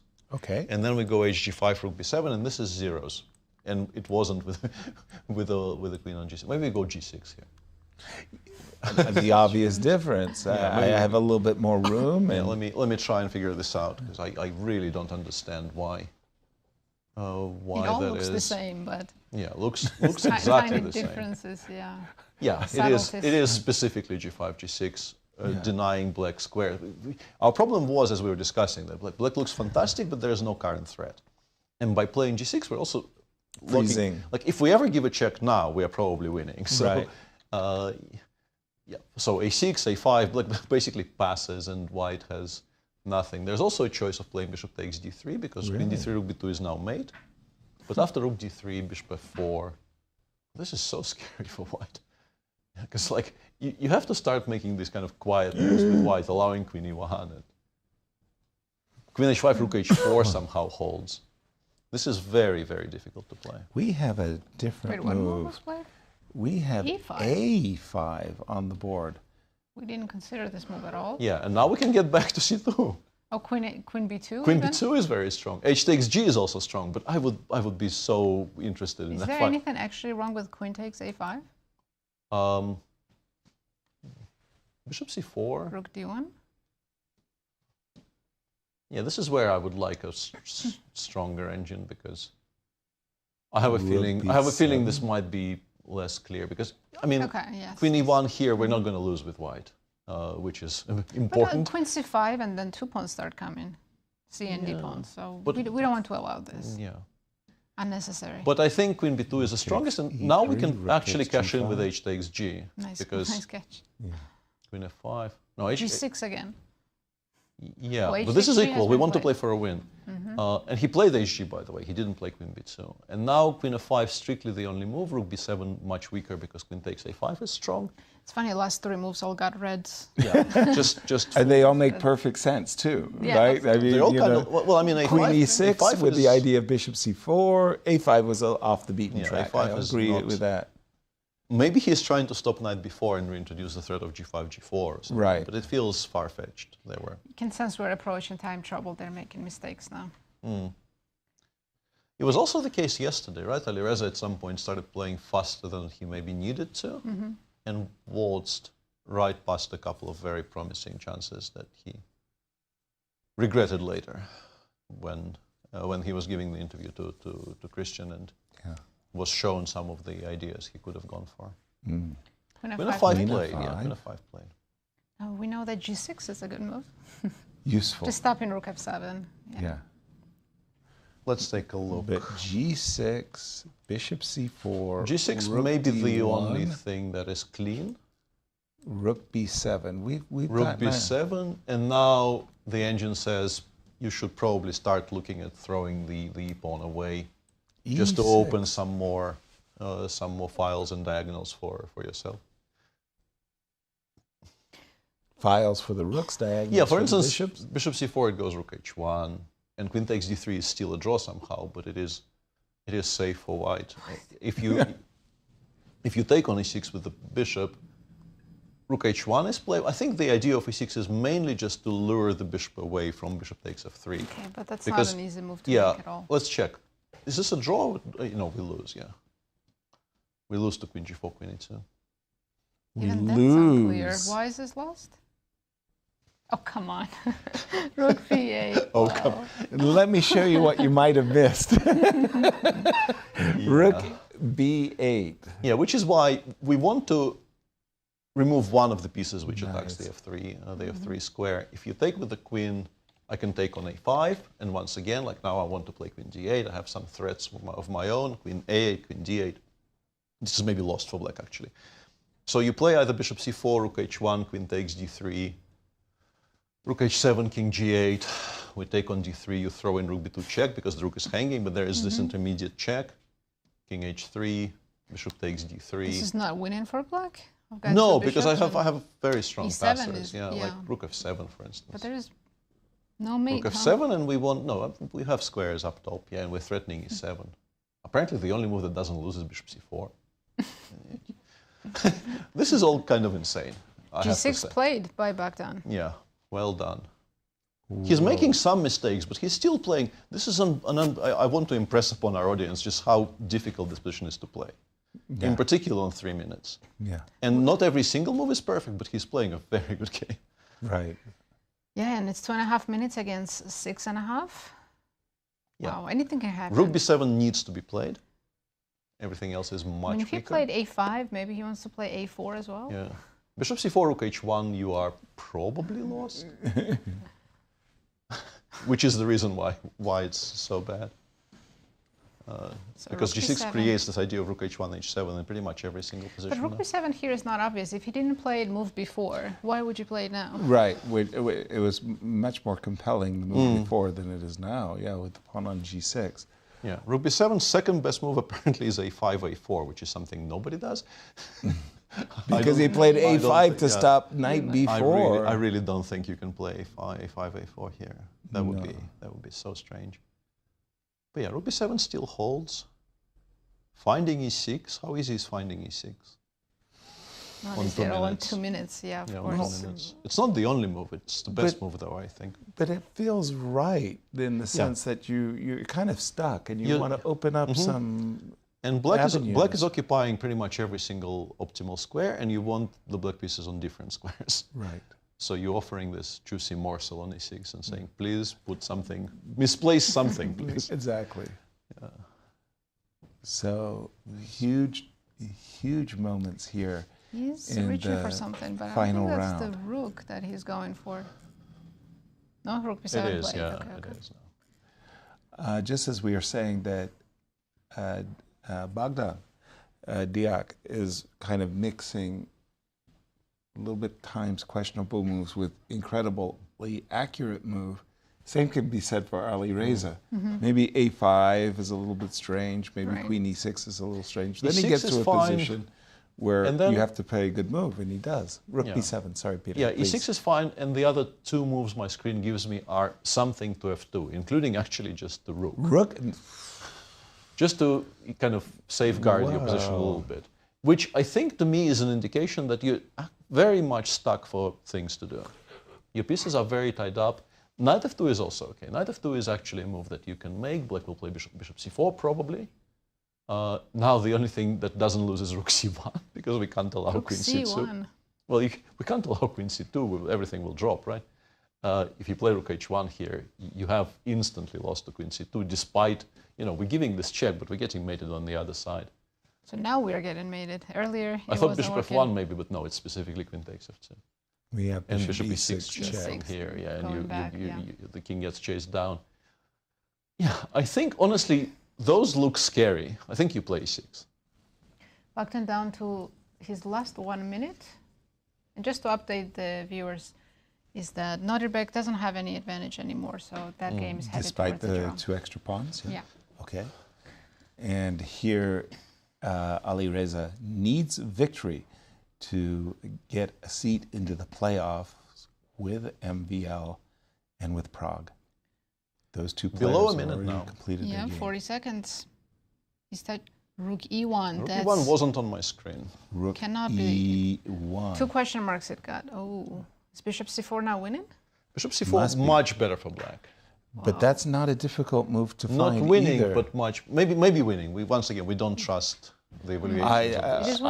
It feels winning, Peter. Yeah, because Bishop C4, Rook H1, you get the same position we were getting earlier, but with the pawn on E5 and not on E6, which is a massive, massive difference. Improvement Full tempo for behind, yeah. Yeah, for black. Mm-hmm. Yeah, so Bishop C4. Rook H1, we play Queen takes D3. We reply to the check with King G8. The queen is hanging, so you have to address it. You throw in Rook B2 check. The king goes somewhere. I'm assuming H3, but I'm not even sure in this position now. Yeah, earlier pawn was on E6 and immediately go into E7. Yeah, yeah, you're. Big difference. I think you can see how much of a difference it makes. Huge. Yeah, yeah. You can still play Rook F7, but black will play something like Bishop C4, and there's no real threat, and the d pawn is beginning to run. I said Alireza had a good chance of winning. I mean, it's still very unclear. He needs to find precise moves. But the he problem has a chance now, very good chance. The problem is Bishop F5. With the pawn on E6, we could play Rook F7. We can't do that. Bishop C4 absolutely needs to be played, and then... Alireza has 4 minutes, he can still consider his options. Obviously, playing quickly is attractive because you want to put as much pressure on your opponent on a minute as possible. But I think Bogdan wants to play Knight F2 and then take Rook E3, right? Otherwise, why would he How play does Rook that E1? lose? That probably loses to Bishop takes F2, right? Let's make moves. Bishop C4. Right. Knight F2. Queen His idea C2. is on Queen C2, he's taking on E3. But Bishop F2 is winning. And then check and Rook B2 and we... So this is Bogdan's bailout. This is what he wants to do. Although but, even here after Rook B2, it's not very clear. But the problem is... Right? Yeah, the problem is takes. Takes, and then the Queen check. C2 check and Rook B2. The king has to drop back, yeah, and then this after is Rook B2, you just... He's like, hello, may I introduce Queen check or Queen mate? Ouch. Yeah. So then, does he want to... So Bishop I don't think he has a choice after Bishop C4. Well, why is Rook D1 I'll losing, by the way? erase Let's see why Rook D1 is losing. Rook D1 simply Bishop takes D. This is not, And Rook not B1? easy. Bishop takes D3, Rook takes D3, and Rook B1, and we just get there. Even allowing Rook takes D3, we're still getting there. By the way, there is a check. Yeah. This Yeah, is but the- you'd think I can sacrifice Rook E3 now, but there's Queen C2 check, right? No, is that the problem? it just No? goes D3. It doesn't allow you to play King I'm up H3. 3 pawns. Yeah, but you're getting mated, regrettably. Hold on. How? Let me catch up with you guys. D- Rook takes E3. D takes. Now, Queen C2 check, I run. You run to G4. Yeah. So you take. So Yeah. I take. Rook B2 check. Rook B2 check. King F1? B1, D3, and at the very least I have Rook B1 there in the end. Yep. So King H1. Queen H5? Queen H5 is the... And where's the mate I'm again? crying. I'm crying. Queen H2, King F1, Rook B1, yeah. I'm crying. Ugh. This is how we... Well, there is a rook, and there is a rook. Ouch. That's 2 a rook. minutes to... On Alireza's clock now, he needs to play Bishop C4. That is the winning move. We know it. We think he knows it too. He is just double checking those lines with... Yeah, it's been his idea for the played past it. 5 moves or maybe even 10. So yeah, Well, of course he knows. the crazy part is you have to convince yourself that after knight f2, you just part with the bishop, happily play queen c2, and you win the game. At first blush, you don't want I mean, to give even up Queen the bishop. C2 is winning, like we said, right? After Was it? I thought so. Rook E3 and Rook B2. I can take on B2 though and go Rook E4. That is much at less clear. least Okay. making it complicated, right? sure. Yeah. And maybe it was those complexities that had 30 seconds for Bogdan. I do have glad tidings, though. Glad tidings. The other game is about to disappear, so whatever the playoffs whatever playoffs quickly. we have will start very soon. Right. Yeah, Alireza's gonna need some rest though. Yeah, and in case, he'll get his 15 minutes after this game ends. Oh, in case he Rook D1. This is the key moments. We know the winning line. And I think it's the only thing that wins. So if queen takes d3, there's rook b2 check. And after, there's still queen h5. Yeah, we just come in from that other side. Mm-hmm. Why did I play g6? Oh yeah, without g6 it wouldn't work. Yeah, Peter, sum up what has happened for audience folks joining us late. A kind of a typical King's Indian game, I would say. It's maybe slightly unfair to the opening, but also feels correct. You get a very suspect position out of the opening, but you just continue asking questions, you continue making moves, and you hope your opponent at some point starts going wrong. Alireza was in deep trouble straight out of the opening, but then in the first time trouble, Bogdan missed some opportunities, I think, to clarify and be almost winning. And while this one is a grid drawn. And then after the first time trouble, once again, Bogdan had chances to be much, much better, possibly even winning, but missed those, then missed the quality, and is now, bishop takes d3, by the way, played very quickly by Alireza. He knows, he worked it out. He's on the cusp of claiming a spot in the playoffs. So very impressive game by Alireza. Pay no attention to computer evaluations. This is what he came here to do. He came to play a very unclear game, to completely ignore whether he's better or worse or any of this. And he is about to triumph. Rook d3 played, rook b1 is the only good move, but it will be played immediately. And there we have it. Played instantly. Previous move made with 6 seconds on the clock by Bogdan, by the way. 6 seconds. Yeah, queen c2 king h3 might actually become quite unclear. You really don't want to do it. It's quite... King g4. Queen g4 and queen takes g6, king f4 is very, very funny. I mean, you don't lose your queen because there's rook h4, but that's not what you want. But what you do want is a rook. G takes e3, rook takes e3. I think Bogdan might still maybe think he's okay, but after g takes e3, he will realize that... And it's again, his queen is so badly placed on a3. That's why. That was the beginning of his troubles. Had he found queen a4 there? If queen was on a4 even now, he would have queen e4 and no problems probably. None of that would have happened. Yeah. Alireza needs to just calmly recapture on e3, and the white major pieces are so poorly placed. There's no help. Yeah, rook b1. Completely. There's some other interesting moves in the current position, like queen h5, going straight for the checkmate. Immediately? Yeah, right now. Wow. Yeah, but why would you? That is a complete... It's there, it exists. It exists. Queen h5, rook h3? Then I can play... I guess queen g5 check, but queen h5, queen d3 saves the game. You allow queen h5, queen h1 check, but you don't have queen h5, queen d3, protecting f1. Yeah, and then king of 2. So that you don't get checkmated on f1. And Anastasiya, I mean, even this looks like black should be winning. Take the rook. Yeah, our chill, take the rook, as the old Soviet story we don't have time to tell right now. Yeah, when you're winning simple moves are, oh no, he played queen h5. Oh! But, okay, Bogdan still needs to find queen d3 only move. Yeah, queen d3, the only thing that doesn't resign on the spot. Oh my gosh. But de3 would have won the game right away. We would have added a 20 blitz seconds for Bogdan playoff. to make the right decision here. And Bogdan, well, he has no choice. I mean... Well, yeah, everything else loses quite obviously, actually. Oh, actually, no, it doesn't. Why does this lose? Queen g5? Obviously. And then queen takes e3 and queen takes e3 and the e-pawn be serious. wins. You're promoting the e-pawn? We are serious, yeah. Oh, he played rook h3, so Firouzja's winning again. He's going oh my goodness, a dramatic turn of events for both Alireza and for Bogdan. Now it's very simple for black, right? Yeah. Rook h3 on the board, and it's the clock. Maurice Ashley says the clock makes fools of us all, and he's right. Now it's very straightforward and.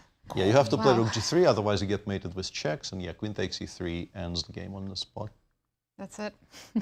But that is cruel. He almost threw it all away. That is unbelievably cruel to Bogdan. Oh. That is And by the way, thanks to the move a5, queen takes a7 check is not winning. Yeah. Wow. Yeah. And somewhere in the hotel, two players are. There's a disturbance in the force. Yeah. that kind of our equations are going to be very much disturbed because Alireza is not bad at shorter time controls. Of course not. Yes. Yeah. Wow. I think those two waiting for this game to finish. Now. Yeah. He is even. Of course. Okay. So because of the playoff is now going to likely to feature 3 players, they now play a blitz round robin between themselves. 3 games. When's your flight? Later tonight. But we're going to have so much excitement watching the blitz playoffs. Yeah. We can call think for a he delay. flied, or- Oh, he resigned. Wow, congrats to Alireza. Wow. What a win. And Bogdan's going to be so heartbroken when he's told, you had queen d3 as an answer to queen h5, and that would have drawn. Yeah. Wow. High drama here in the final round. Absolutely. We need to catch our breath. True. And honestly, midway through the round, it seemed like nobody will win. Yeah, Prague the had people chasing Prague. Prague was kind of was home and dry. cruising. Yeah. He's just happy that Fabi didn't win that drawn position. Wow. Yeah. Okay, those last few moves. I saw roller MVL was coaster. right there and smiling when Firouzja won. Really? Yeah. 2 Frenchmen make it to the... Smirking maybe, but I don't know how sincere of a smile that was. Yeah. Wow. Because that's also GCT points disappearing. Yeah. Final standings, Nazi, after incredible drama here at the Superbet. We have a 3-way tie for the first place. 2 Frenchmen, Alireza Firouzja and Maxime Vachier-Lagrave, and the Indian superstar Praggnanandhaa sharing first. Playoffs will decide who becomes the champion, and this is what playoffs look like. Since it's a 3-player playoff? They'll play blitz round robin with time control of 5 minutes with a 2-second increment. We're assuming a single round robin? Are we assuming a single? I'm assuming a double round robin No, I because think it's not single. fair. It is not Everybody fair. gets 2 games, so I think last year it What? was single. yeah, Yes, I'm pretty sure it's a single And round someone robin gets because 2 everybody gets 2 games. Everybody gets a white and a black. We'll see. And these are our 3 contestants. Right, Alireza, Maxime, and Prague. And since this blitz, I'm saying Alireza is definitely the favorite.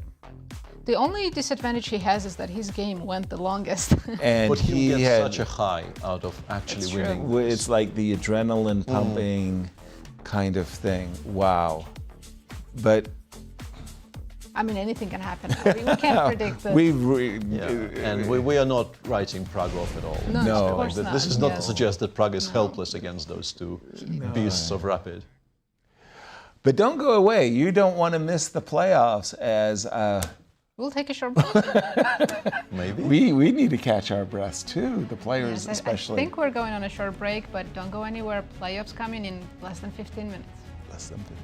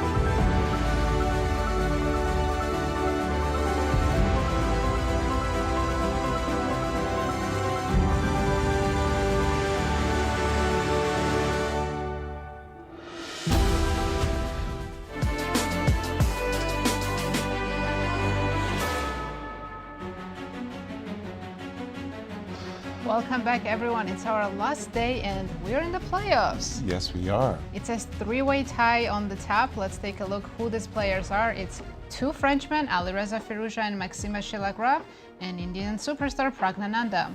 They will now play playoffs. Tell me about the playoffs. It's going to be a round blitz round robin. We don't know if it's single or double. We think single. We think single. And they're gonna have time control 5 minutes with 2-second increment.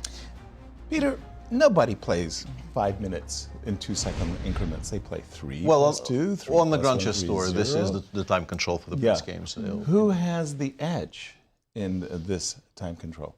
Well, these three players. Well, they just played Warsaw with this time control, so they're as warm as you can be for it. I'm guessing, you know. Right. So I don't know if it favors anyone necessarily. I think maybe Prague, because I feel like given the results of Warsaw, MVL did best. MVL Prague did best. was close there, though. Yeah. Right. Yeah.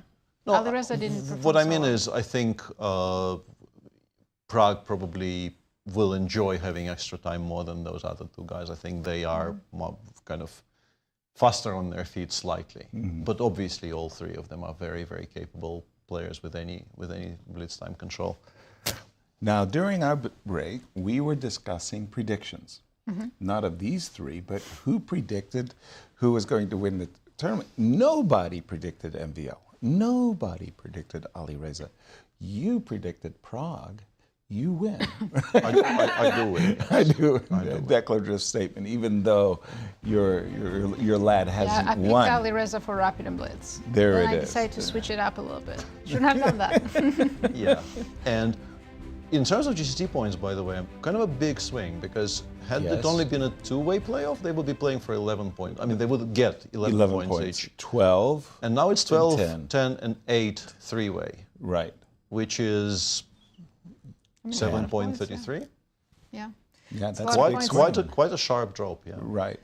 Had it been just a two-way, MVL and Prague would be really on the top of the Grand Chess Tour leaderboard. That is very relevant for the tour standings, because they would have been in clover. Yeah. I see two players are already at the playing hall, Alireza and MVL. Haven't seen Prague yet. What was fun for me was watching Nodirbek and Wesley having a post-game analysis. They're still sitting there. They're still analyzing. And MVL was joining them.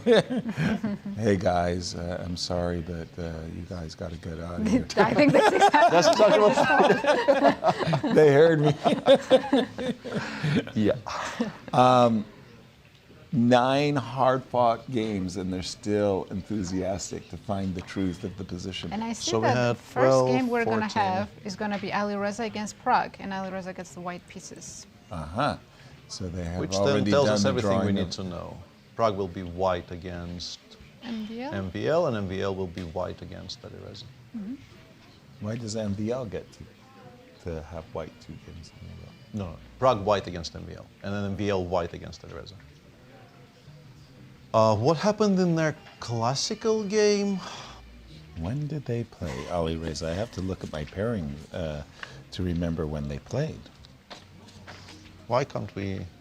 Well, why can't I remember things? Flew out of my head completely. It might be because we're waking up very, very early in the morning. It is possible it has something to do with that. Also, we're going hungry. So Alireza Prague, it was a draw. Yeah, we know the result. I'm trying to figure out. I'm trying to remember the game. Yeah, trying to remember the game. You're asking for too much. Too much information. Okay, let's do this. Alireza. Oh yeah, it was a somewhat uneventful game in which Prague had some pressure. That was Bishop takes B3 game with the bishops against bishop. Oh yeah, we're surprised by that Bishop B3, right? Yeah, that bishop. But it was with a different color. I was trying to figure out if that game had any relevance in terms of like which opening they will repeat or not repeat. But they're playing with the different colors, so no information for Peter, us. Peter, you probably have the most experience of ourselves in these playoffs. What goes through your mind? What are you trying to do? Remain calm? I think mainly remember just clear your head. Yeah? Clear your head. I really never prepare for rapid games. Blitz games? The times I've done anything theoretical, in preparation for any kinds of tie breaks or blitz tournaments or rapid tournaments. So I can't remember. You didn't pay off. I just don't do it. I feel like I have enough of a repertoire to play, and also I tend to just play whatever feels right. I often just I come to the board, I don't know what my first move will be. I was going to ask you, do you switch it up right after Classical? Do you switch up your openings for this playoff? Or do you go with what you were just preparing?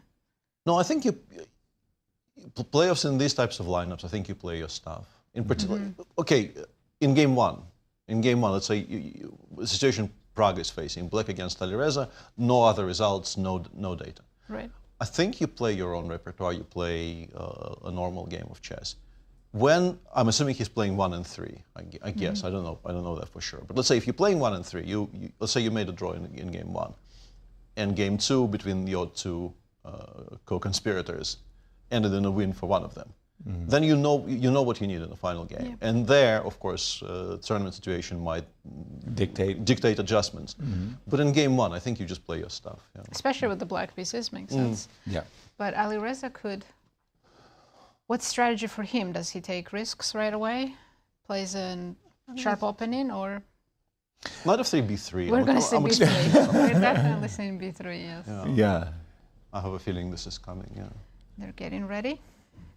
So here we go. It's very hard to switch from playing classical game to 5+2. Yeah. Our third playoffs... In 5 years. In 5 years in Bucharest Superbet. And it's always been at least a three-way tie, not just... Yeah, it's not just a tie. Yeah, that is actually quite shocking. Right. Is it always on +1, or was one of them on +2? That I don't know. Let me check. Now we have to ask Ben. But I'm just thinking about, from Prague's point of view, he came into today clear first. And he is thinking to himself, okay, I'm going to protect my lead by not taking too many risks against Levon. It looked like the right decision. It looked like a brilliant decision right until the last hour of play. Exactly. We did not expect MVL or Alireza to win those equal positions. Exactly. Actually, Alireza was in trouble, big trouble. Exactly. So, and I was thinking, how does Prague feel that he's in a playoff? And for Alireza, he must feel like, he's getting a reprieve. He won on demand. Yeah. And now this is his chance. This is all he wanted. And he's going to push his luck because he's very, very fortunate to defeat Bogdan and get to this position of playing for first. And we're off. E4. Let's go. Wow, no b3. No b3. No b3. You guys were so close. Joko Piano. He was definitely +1 last year. Early bishop g5. Quite sharp. He is inviting h6 and g5, bishop a7, and look how quickly they're playing. We had a very similar or exact this line already. Gukesh was playing with the black pieces. It was like knight e7 or something came in that game. But in 2022, it was a three-way tie on +2. Levon, Wesley, and MVL. And MVL, I think. Peter, can you tell us in this line? h6 bishop. Yes, knight e7 was the Gukesh game. Yeah, that was the Gukesh game. But I think he was doing it without the inclusion of h6 and bishop h4, which I think makes taking and playing knight h4 much more interesting.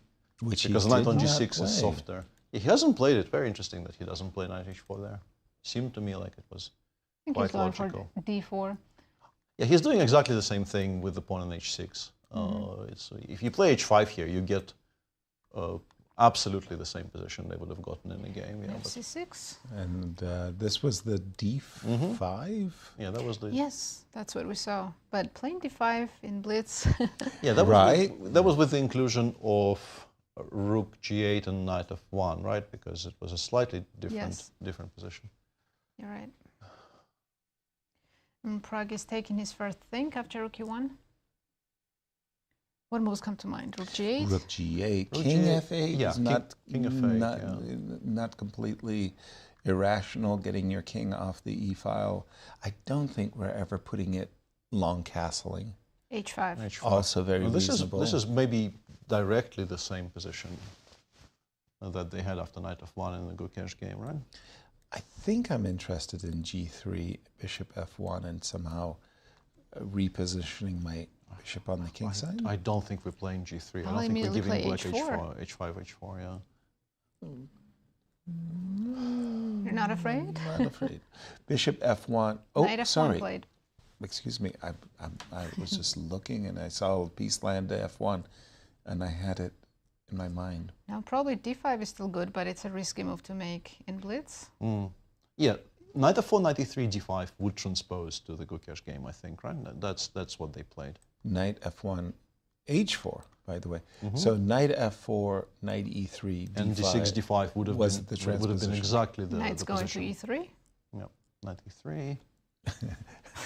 Pawn to h6, pawn to h3. Do we go knight f4 here? I'm sure you do. I mean, why else have we played our pawn to h4 if not to secure Yeah, he's the played knight? it. Now we're going to see bishop f1, probably. Seems logical. You could also maybe keep it on c4 for one more move, but yeah, it does seem logical. And then what does black do? Develop the bishop? Queen or e7, bishop d7, long castles, or maybe queen e7, king f8. there is always this knight f5, right, that you have to calculate. I don't think I mind knight f5. Before I play d6, d5, my central pawns will be very solid. So to be clear, we're looking at Queen b3. Queen b3, trying to Wow. provoke queen e7 even. That's a bit surprising. I thought we were going to see bishop f1 with the ideas of knight c4 and maybe tenderizing this pawn. a5. I He's wanted to playing ask on the about queen a5. side. Yeah. Now the eval bar tells me black is already doing better. What? After bishop e6, looks Really? like black is Yeah, the much ancient better. goes bishop e6, and I guess fe if the capture happens. And especially now that we played a4, a5, black can castle queenside with complete impunity, right? Because before b5 is not Not coming ever quickly enough. Yeah. arriving. 1 minute time advantage for Alireza can be significant. Definitely. Yeah, but this is where having 5 is such an advantage for somebody playing somewhat slower out of the opening. So you're still... King f8. And this is bad, apparently. King f8 is not good at all. Whoa. The king needed to be on c8. Now So rook d1, very d1. logical move. Probably king Yes. g7 is coming next, right? You're afraid of knight f5s, right? A little bit, a little bit. Then are we playing bishop e6 still? Then why did we include king f8? Yeah, well, indeed. Rook b8. Okay. Rook b8. That I wasn't guessing at We're all. not predicting any moves? I saw your intentions of playing knight f5, and I was drawn to the idea of rook at h5 just to keep everything.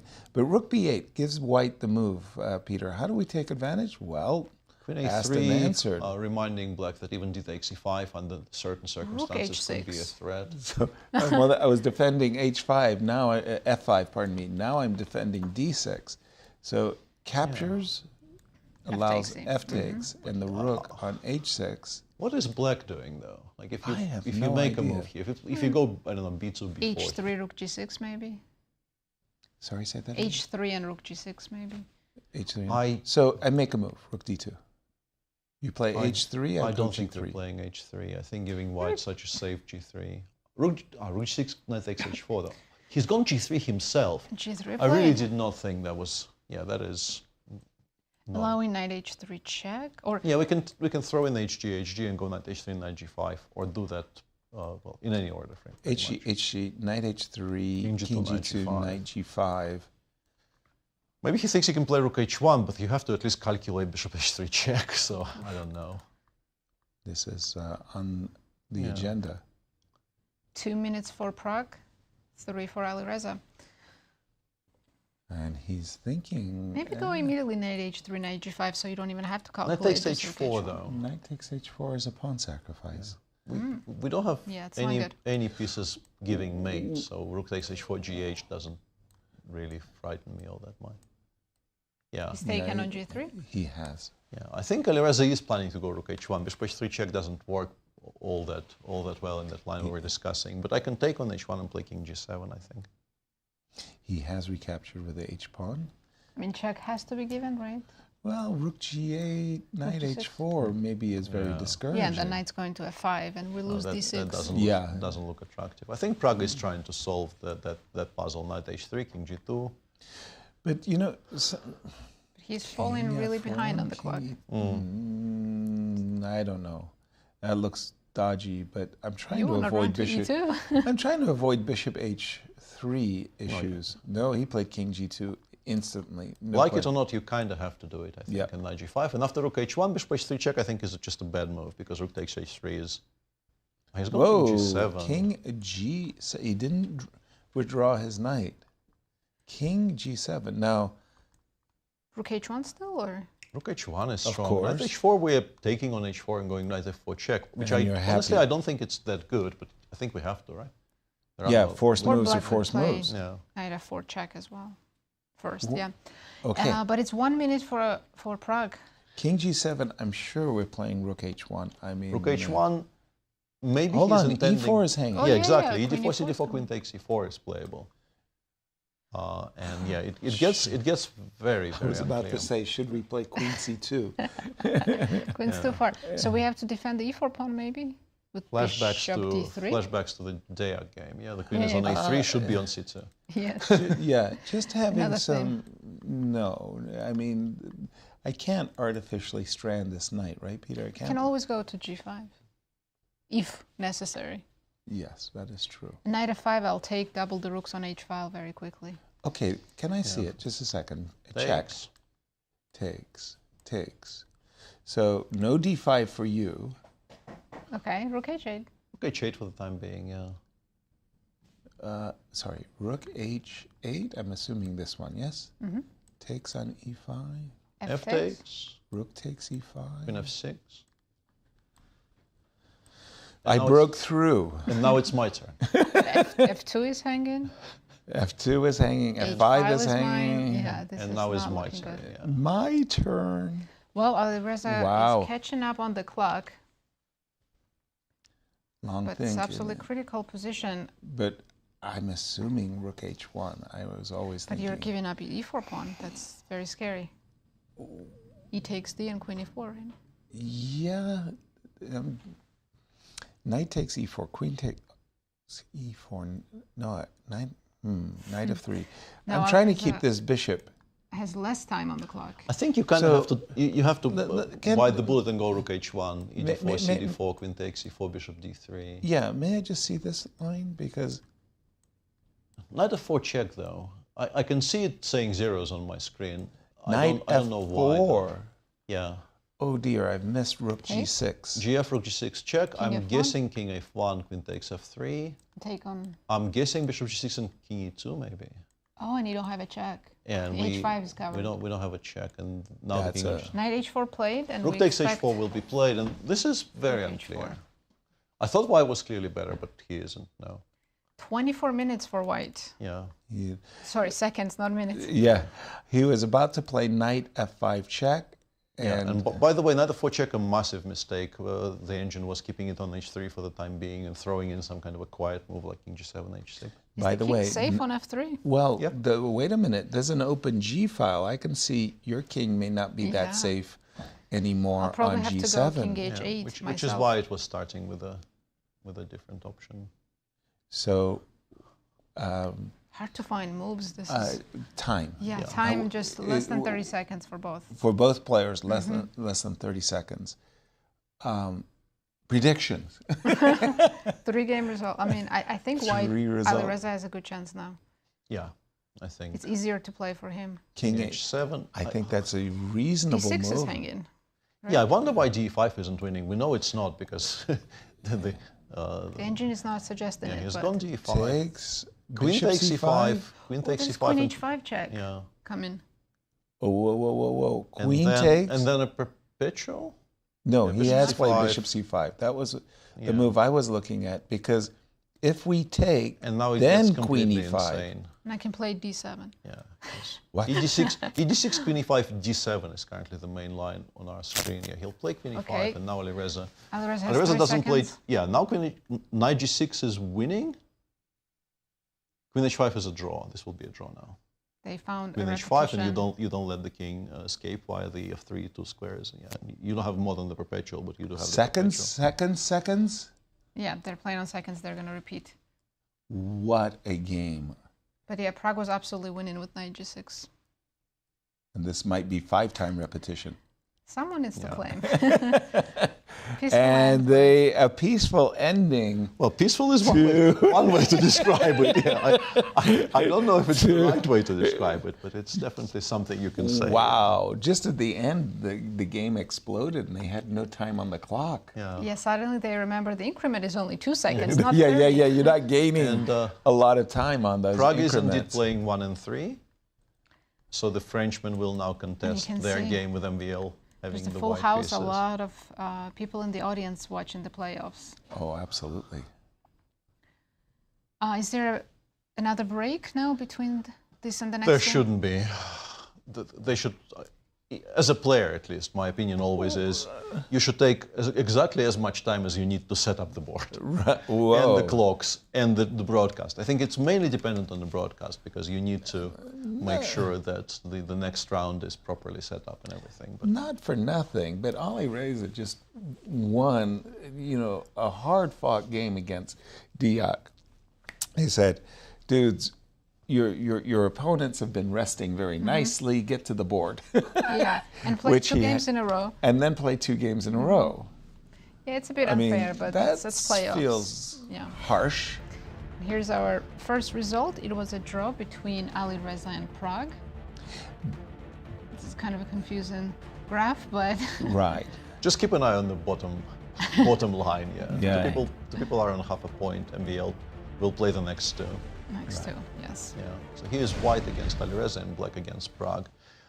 I have a feeling we will see. I wonder if this was done by on purpose, or even if they could do it on purpose. But all the cards are reversed compared to the classical. MVL lost a very painful game, round 1, to Alireza with the black pieces. Now he is white against Alireza, and then he will have black against Prague.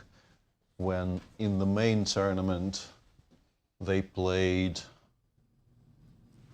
No, that's the same card. That was the very interesting Najdorf that they played with. If you don't mind, Peter, as we get set up. Oh, no, I mean, it's going to happen. But we saw B4. We didn't have a chance to look at the main line, which was D7. What would have been the result if he had played It gives white a big advantage. It was a we'll big probably advantage. include it in the recaps. Okay, okay. Well, in the highlight show. As the 2 French men set it's such a mess. I'm curious what their head-to-head is. I know they've played a lot of games. Absolutely. Classical, Rapid, and Blitz. A marvelous rivalry between these 2. And what makes them such a formidable team in the Olympiad, they've got the 1-2 and 3-4-5 punch. They have France has a good squad in the Olympics. Although Alireza hasn't played last... No, he has been a couple of Olympiads, but shirking his responsibilities. Exactly, I would say the same. Well, at least Alireza's warmed up. He already played one yes, game. yeah, that game certainly warmed him up, especially the conclusion. How many repetitions did they make, by the way? I mean, it was way more than Prague 3. was switching the checks. He went Queen G5 and Queen H4. So actually, the way they finished, it was just 3 remove repetition. Really? Yeah. It looked like 7. It did. Certainly, Alireza was not they were deviating. only really repeating King of 3, Queen H5, and everything else was fluctuating. Yeah. What move do we expect? E4. E4. I think MVL goes back to his roots, yeah. At least for me. And if Alireza wants to go wild, we see a Sicilian? French, maybe? He plays everything. Yeah. I think it's very difficult to guess what he does against 1-E4.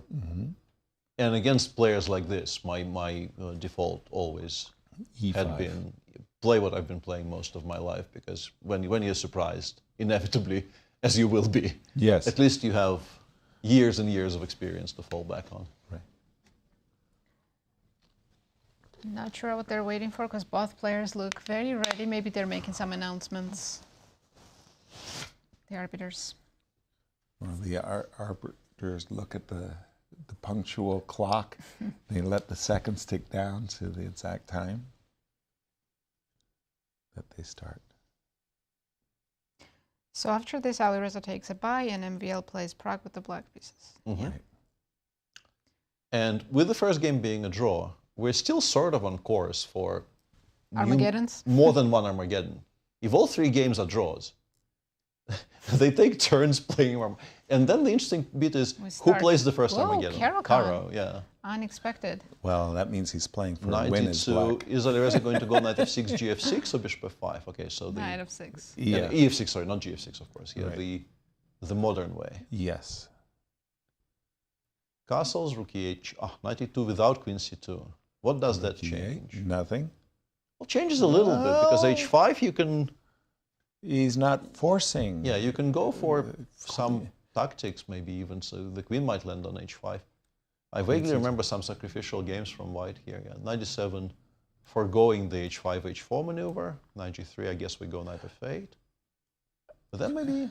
Well, G6 is also playable here. Exactly. G6 is the move that I always went to whenever I saw this knight coming to G3. I kind of felt it was offsides there. But then maybe knight e4 is annoying, no? Yeah. Knight e4, and if you play, yeah, I don't know. Too late now. Too late. I have a database open. It says f4 has been played most times. F4 in this position? Yeah, I wouldn't even consider that move.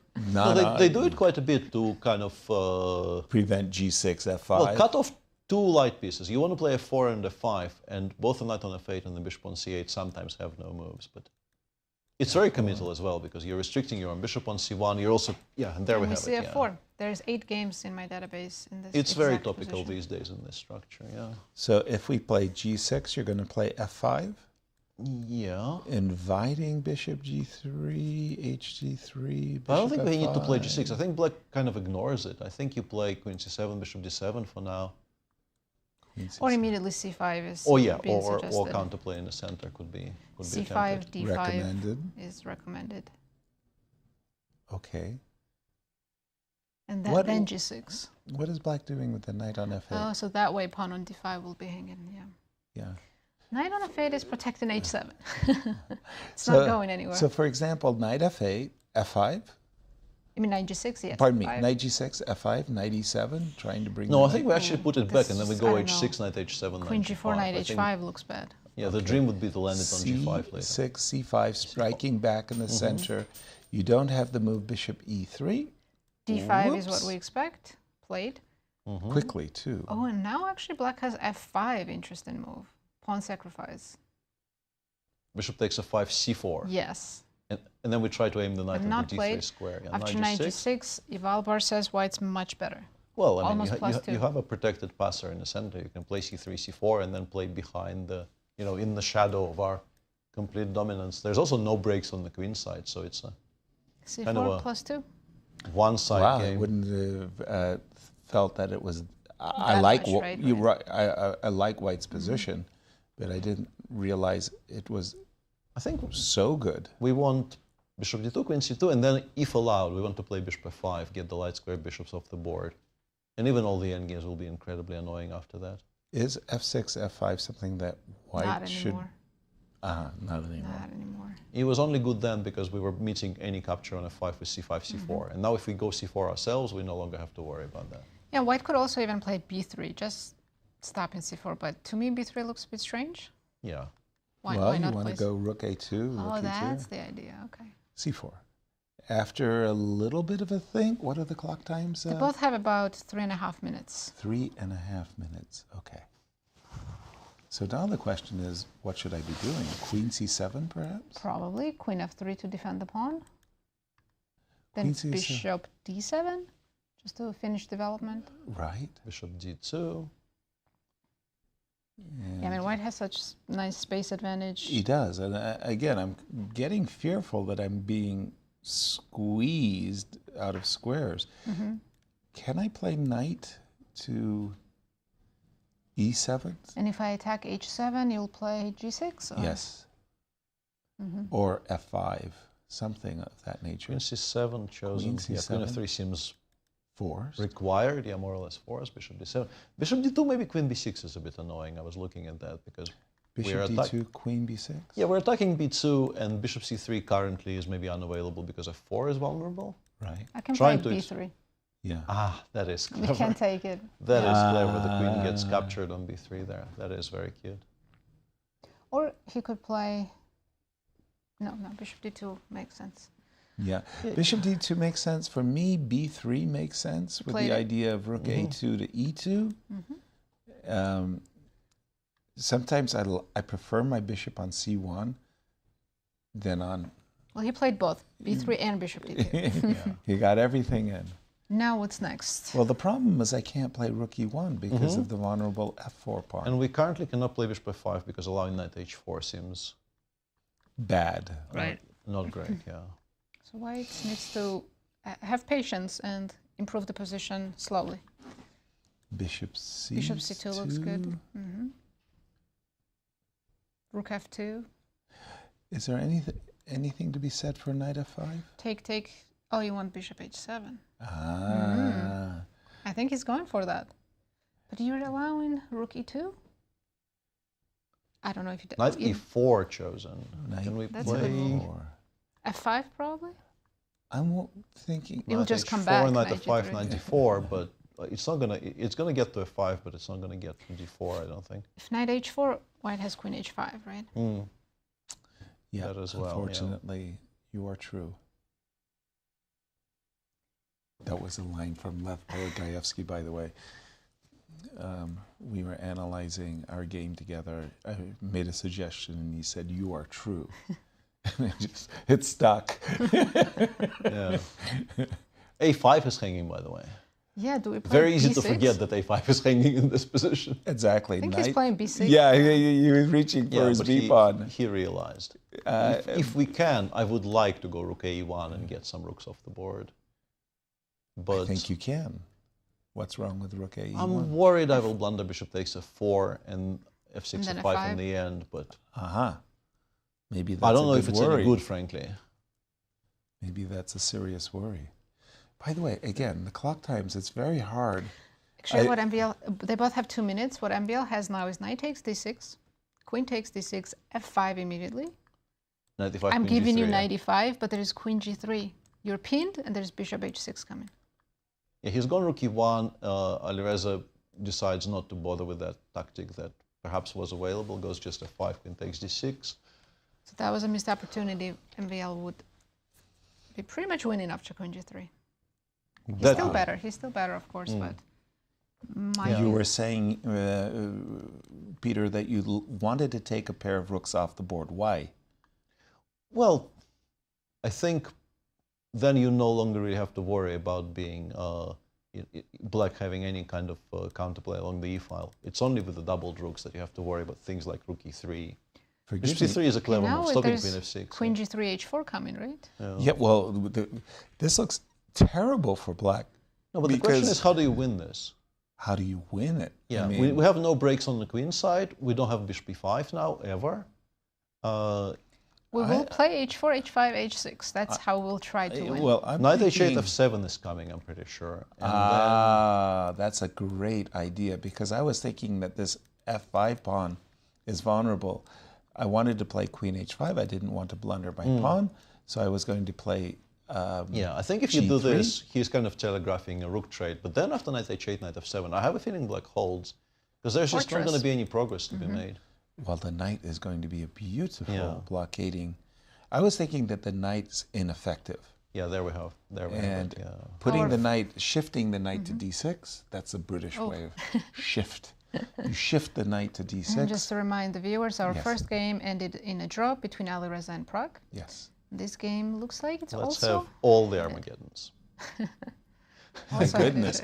I haven't seen an Armageddon in ages, and suddenly having two. A serious question, though. Yeah. Who gets to play the first Armageddon? I think. And do you want to be the person playing the first one? I guess it's a huge advantage to be the last, right? I would think so. Yeah, because you only have to survive one. Well, we're getting the knight onto d6. I don't think White has any advantage left whatsoever. Yeah, no, this is just completely fine. Just, Because, by the way, the dark's bishop. Yeah. Taking the words out of no, my mouth. no. You go. You got them in Meatloaf. Yeah.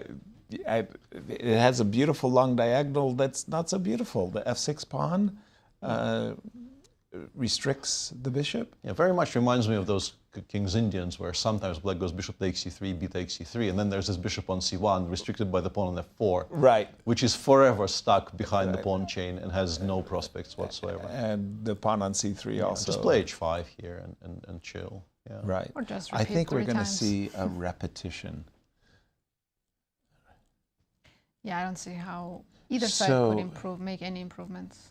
If I understand the they're playoff repeating. correctly, whoever wins this next game wins the tournament. Is the champion, yes. Yes, yes. But if it's a draw, that's where we get. Then we, because honestly, it feels like they have to play another round robin.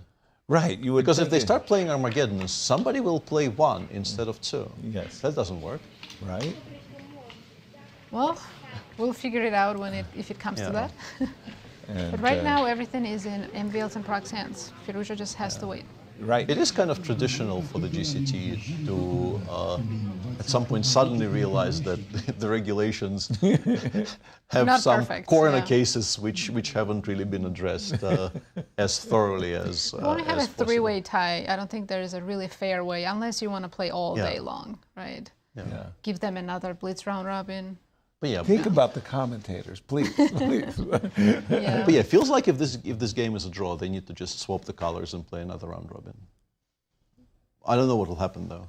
Yeah, I think they're going to as we've established, I don't even read my own contracts, and I'm not a player there, so I have no idea what the contracts. And then it's paper, rock, scissors, or is it Armageddon? You're going to get an Armageddon. Flip coin. Set the stage for us, Nasi. We've just had 2 draws.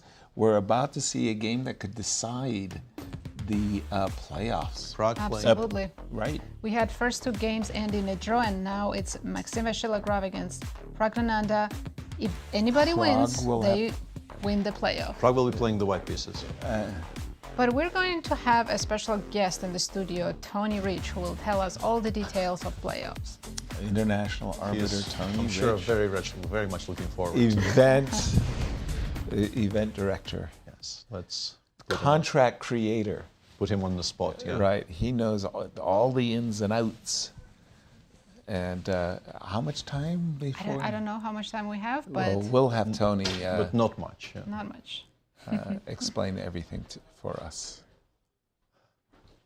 Yeah, I think players have 5 minutes or so, and we're getting set up.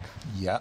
To find out the rules Well, of the playoffs. it's always a special treat to have Tony in a studio with us because he makes it so clear and explains it all to us so sweetly. Hi, Tony. Hey, guys. How are you? Welcome, welcome, welcome. We have a playoff. A Just what we wanted. Yeah, this is exactly. 3-way playoff, and we're talking about why isn't it double round robin? Why is it a single round robin? Doesn't somebody get disadvantaged playing in the Armageddon first? Yes. And that's all you get. Thank you. Yes. So with the playoffs being on the same day as the last round, we did a couple of things to try to make sure that we have everything done in time. Don't forget, the sponsors also have a closing ceremony tonight and a closing dinner, and it's getting pretty late in Bucharest now. Right. So the idea was we started the round an hour earlier today, as you guys know. And then the playoffs are structured so that we can get everything done in that little window after the final round and before that closing ceremony. Clear. So in our case, we'll play the round robin. If that doesn't produce a clear winner, then we go down to the series of knockout Armageddon games. Right. Disadvantageous, for sure. Right. In that case, the games are seeded just like we're seeded into the round robin here. And so we would have Firouzja playing Prague in the first round in an Armageddon game. Mm-hmm. The winner of that game, even if it's by draw, will advance and play against MVL. The 2 of them will play 1 Armageddon game, and the winner of that's the winner of the event. MVL gets to wait for his. So MVL plays 1 instead of 2. Yeah. And that's enough for him. So right now in his game against Prague, he's okay even with a draw. Because Armageddon. If he knows he's the last in the if he series of knows. Armageddons, which he probably knows. But don't forget, it's not arbitrary either, because the math tie breaks are things like most blacks, direct encounter. So these are things that MVL has done throughout the course of the classical tournament to give himself just that little better tie break. So he's earned this. He's earned this place. Oh, that makes it very interesting. Nice. And do we know what the time control will be in the Armageddon? I think it's 5 versus 4. I think 5 minutes for white, 4 minutes for black, and then black has draws. Yes, absolutely. Yeah, 5 versus 4 is correct, yeah. I'm very happy we no longer see the 6 versus 5s. Yeah. Those were not great. What do you guys think of the increment time controls? Is it good on these Armageddon games to have an increment after a certain number of moves? After move 60, yes. I think that's fair. I really do. Yeah, this one is quite polarizing. I've seen very strong players argue very much against it. But yeah, I think after you do want to prevent rook versus rook being played out. Thank you very much, Tony, for explaining the rules very clearly. Thanks, guys. Very good. And we have the same. Oh, yeah, no, bishop. But MVL doesn't dodge the main line. Now knight e5 has to be played. Yeah, and there's a bunch of things you can do here. Now, bishop g2, actually one of the more restrained ones. a6 equalizes comfortably here. I've had this. I've had this with black. e6. Isn't pawn on c4 hanging? Thank you very much. It is, but we're ignoring it. Okay. Knight takes c4 also playable, but a lot more challenging, I think. I think there are lines with bishop f4 that you have to queen b3, queen a4. You have to know these lines really in and out. a6, Alexander Grishuk once played knight a3 against me in that position. Queen a4 may be slightly more challenging, but rook b8, as far as I can remember, does equalize. Yeah, I see most games in the database are e6, 175 games. a6 is a6, yes. Knight c4 was only 15. There you have it. Knight a4. Knight a4 also exists in this position. I liked queen a5. No, this is still fine, but queen a5 check was a bit simpler. Now we take on c4? Now we absolutely take on c4. White goes queen c5, d5, b3. I think bishop d7 equalizes in that position. This is all still very... Knight d7? I thought it was knight d7. Knight d7? No, I'm pretty sure it's bishop d7 and bishop takes a4. And this is supposed to be fine for black, but yeah, as you can see, Prague still very much... We are patrolling. No castling for you. No safety. No king safety. Do we play b5 here, or...? I think we're playing bishop c6 to neutralize this bishop, but I don't know the theory. Peter, bishop c6 appears to be a mistake. I would have played that in 3 seconds flat, but appears to be suboptimal. And now after castles, white has a bit of a bite. I don't quite know why, but... So black plays queen e7 to try to castle. Yes, very logical. Maybe you take and give me check bishop a3, and that might be unpleasant.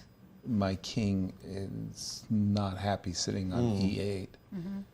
But then I think it will be fine on d7. Yeah, I wonder why he has played d7 castles. isn't good. Is it time?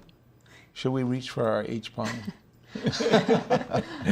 Yes, very much getting into the festive spirit of the occasion. I think queen e7, the queen can go somewhere. We can choose a square, and then castles bishop a3 will still be unplayable. Queen, I don't know, e3, g3, c3. Let's remind ourselves that black is up a pawn, right? Yes. Or all of for the time B being, pawn is gone, yeah. Queen e7. Yeah. Something like queen c3 here, maybe. You're saying you'd like to keep the queens on the board and bishop to a3, yeah? Is black not castling? No, they can give the pawn back. Queen side is very dangerous. By playing d4. Pardon me? Black can give the pawn back by playing d4 and then castle. After queen c3. D4. Queen c3 played. d4. Yeah. Queen takes d4, bishop takes... No, we probably throw in bishop takes c6, actually. Right. As you like. Bishop takes c6, b takes c6. But black does get to castle, yeah. Queen takes d4 castles, and we play something like, I don't know, bishop e3 or maybe bishop g5. He's played. Yeah, we're going to get this position. Once again, Tony, if this game is drawn? Right, if this game is drawn, then we go down to our series of Armageddon games. With MVL sitting out. That's right, MVL seeded into the second Armageddon game. We'll have Prague versus Firouzja playing their Armageddon knockout game. Yeah. Do they switch colors? And then, yes, they'll switch colors as well. GCT points? That's right, so GCT points are on the line for all of these.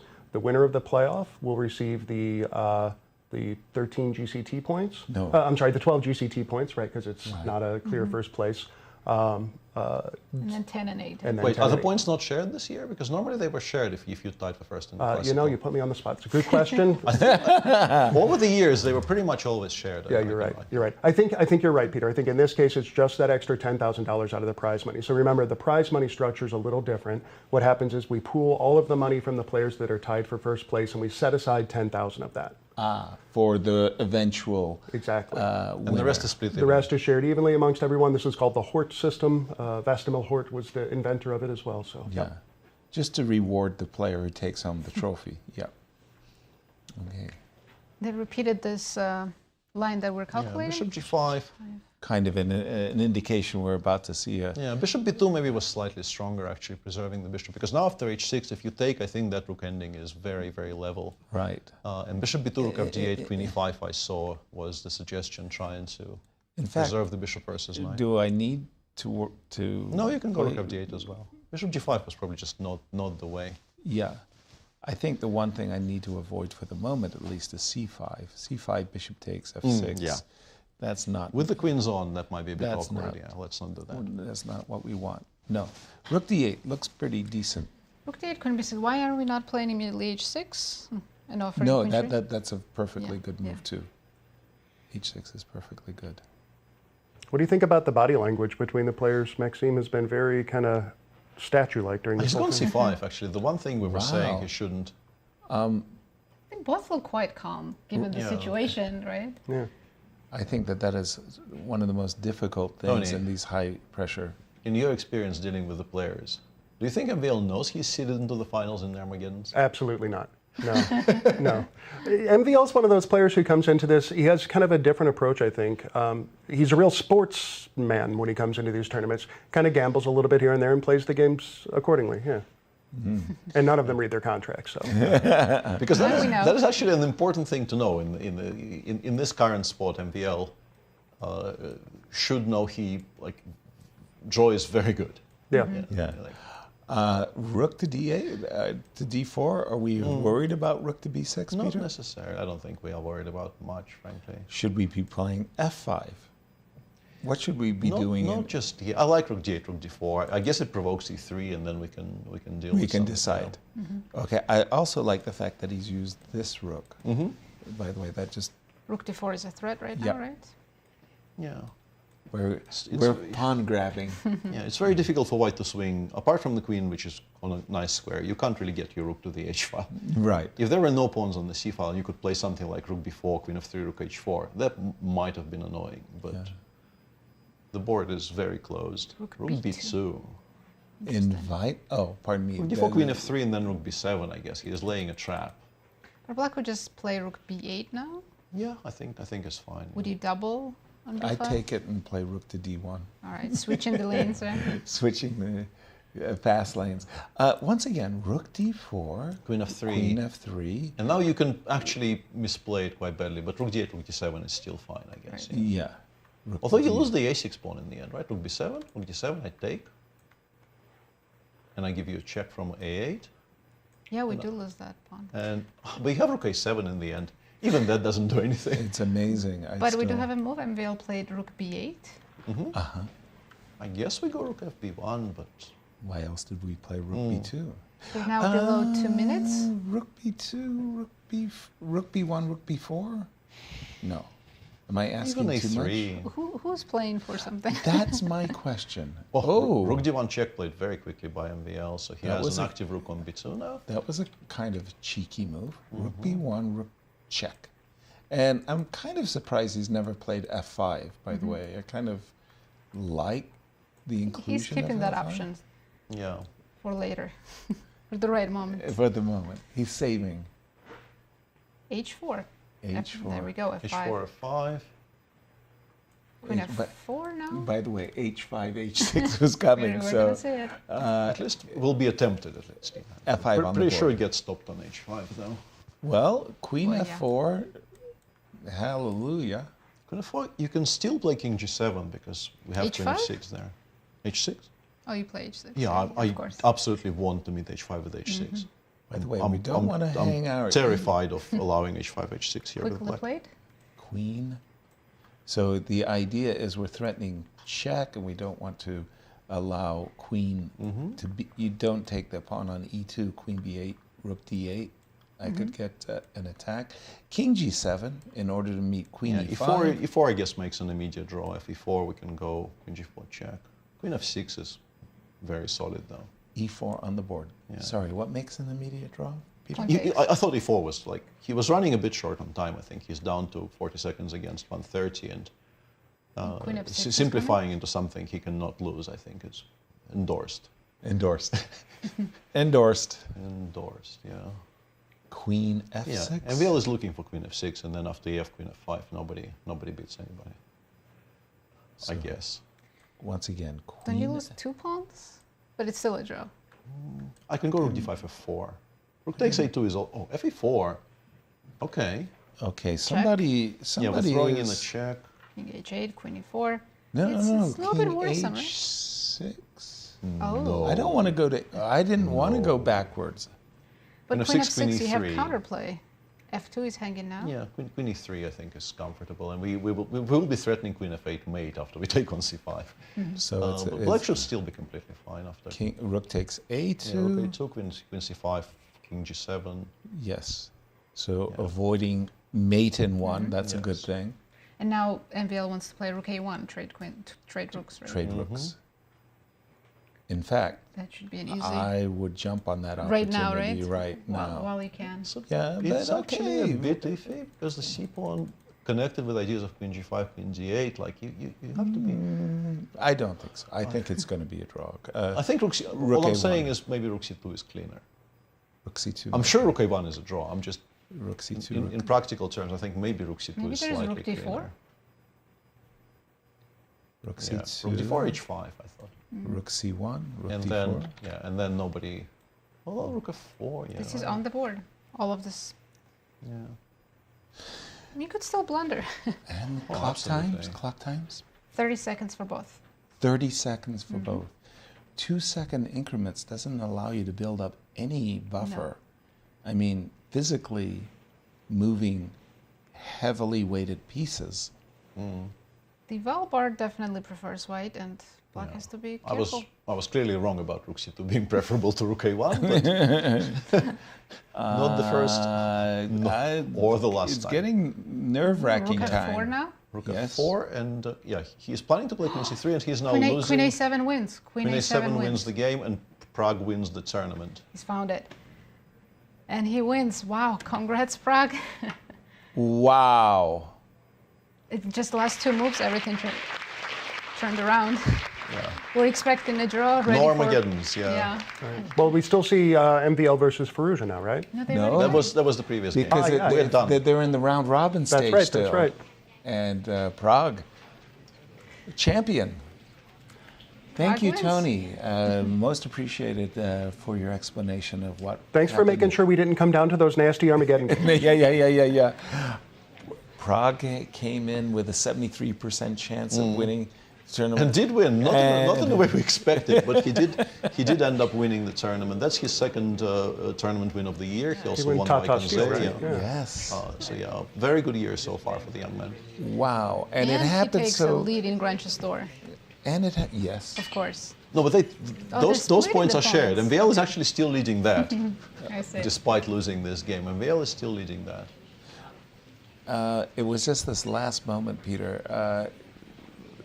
Clearly, Maxime just completely forgot about Queen a7. Queen a7 and the f-pawn. But already things have gone a little bit south on him. Yeah, instead of a5, he still, I think, had a pretty clear draw. If we go back a couple of moves, obviously we're not on screen, so... Yeah. Yeah, let's... We're going to have a closing ceremony, a presentation, I want to say. Award ceremony, yes. Award there's ceremony. a lot of fans walking with him and congratulate him. Absolutely. That just happened so fast. We were not expecting it. Right. It was just more or less the way Alireza won his game.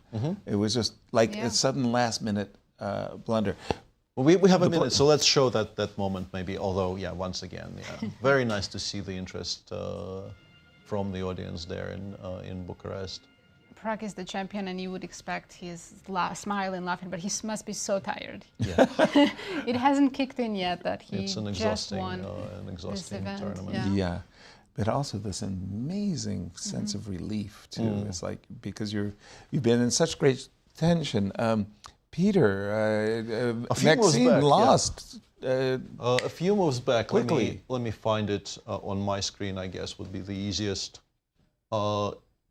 You guys were, I guess, absolutely correct about rook a1, even though even that position, you still maybe need to be a little bit more precise. It doesn't give you zeros, but I'm sure it's a draw. And what MVL played is still okay, but you do need to see rook e2, which I think is missable. And then queen e2, queen d4 is completely equal. The tricky move here is including this so that the pawn on I have d4 two is also weak. passers. And the c pawn runs faster, so you still need to be careful. For instance, somewhat shockingly, the engine says the way to go here is just to plant it on c5, give this one up altogether, and create counterplay on the other side. Not easy. But yeah, you can very easily lose this as well. In particular, if it ends up being 3 against 2 on one side in a blitz game, those are very difficult to hold. They are, I'm pretty sure, completely drawn with perfect defense. But perfect defense is not easy to come by. And yeah, once you play a5 after rook f4, the only move is queen e7, queen e5, f6, queen takes h5, and f6, f5, and somehow you're still continuing the game. But it's obviously very, very bad. G4 coming in, and you're now down a pawn. The king is really, really unsafe on g7. Interestingly, when we're discussing this, I'm still very much of the opinion that simply playing this would have been the way to go. But interestingly, after c5, bishop takes f6, Maxime says you should still do this, even though it now costs you a pawn. But you get so much counterplay, like queen b4, you play rook a b8 or queen e5 first, and then rook a b8. You get so much counterplay against c4, e2, active rooks, that maybe in practical terms, this is actually simpler than playing the position with a slightly unsafe king.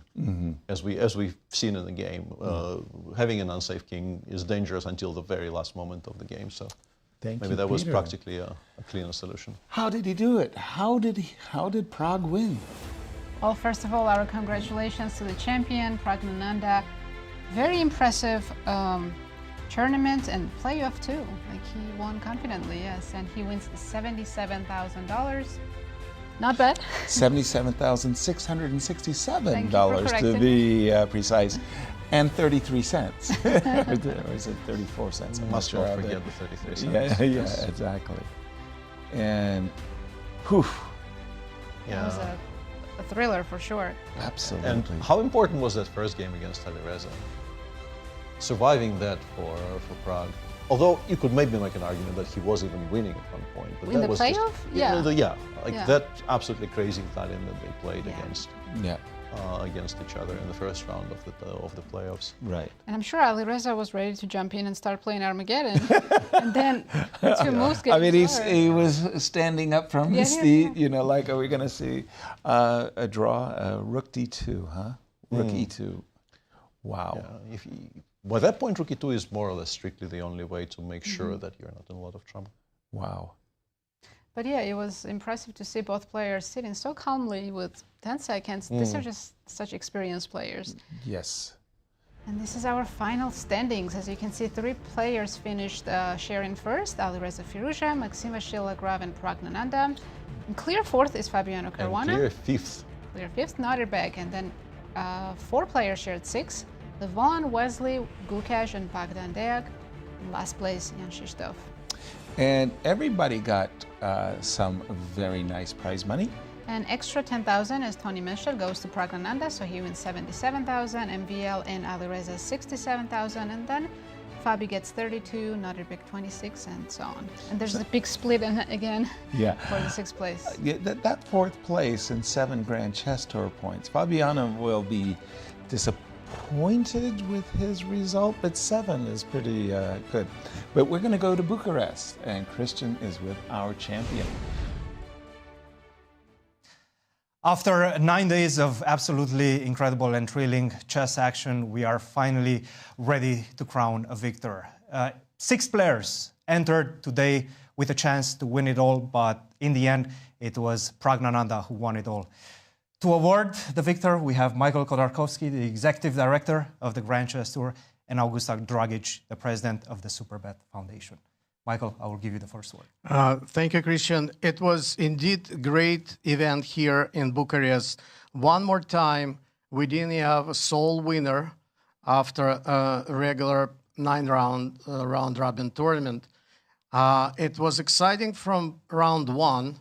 It was fighting spirit by all players, and it ended up in culmination of the blitz games that finished in the last game that Praggnanandhaa won against Maxime Vachier-Lagrave.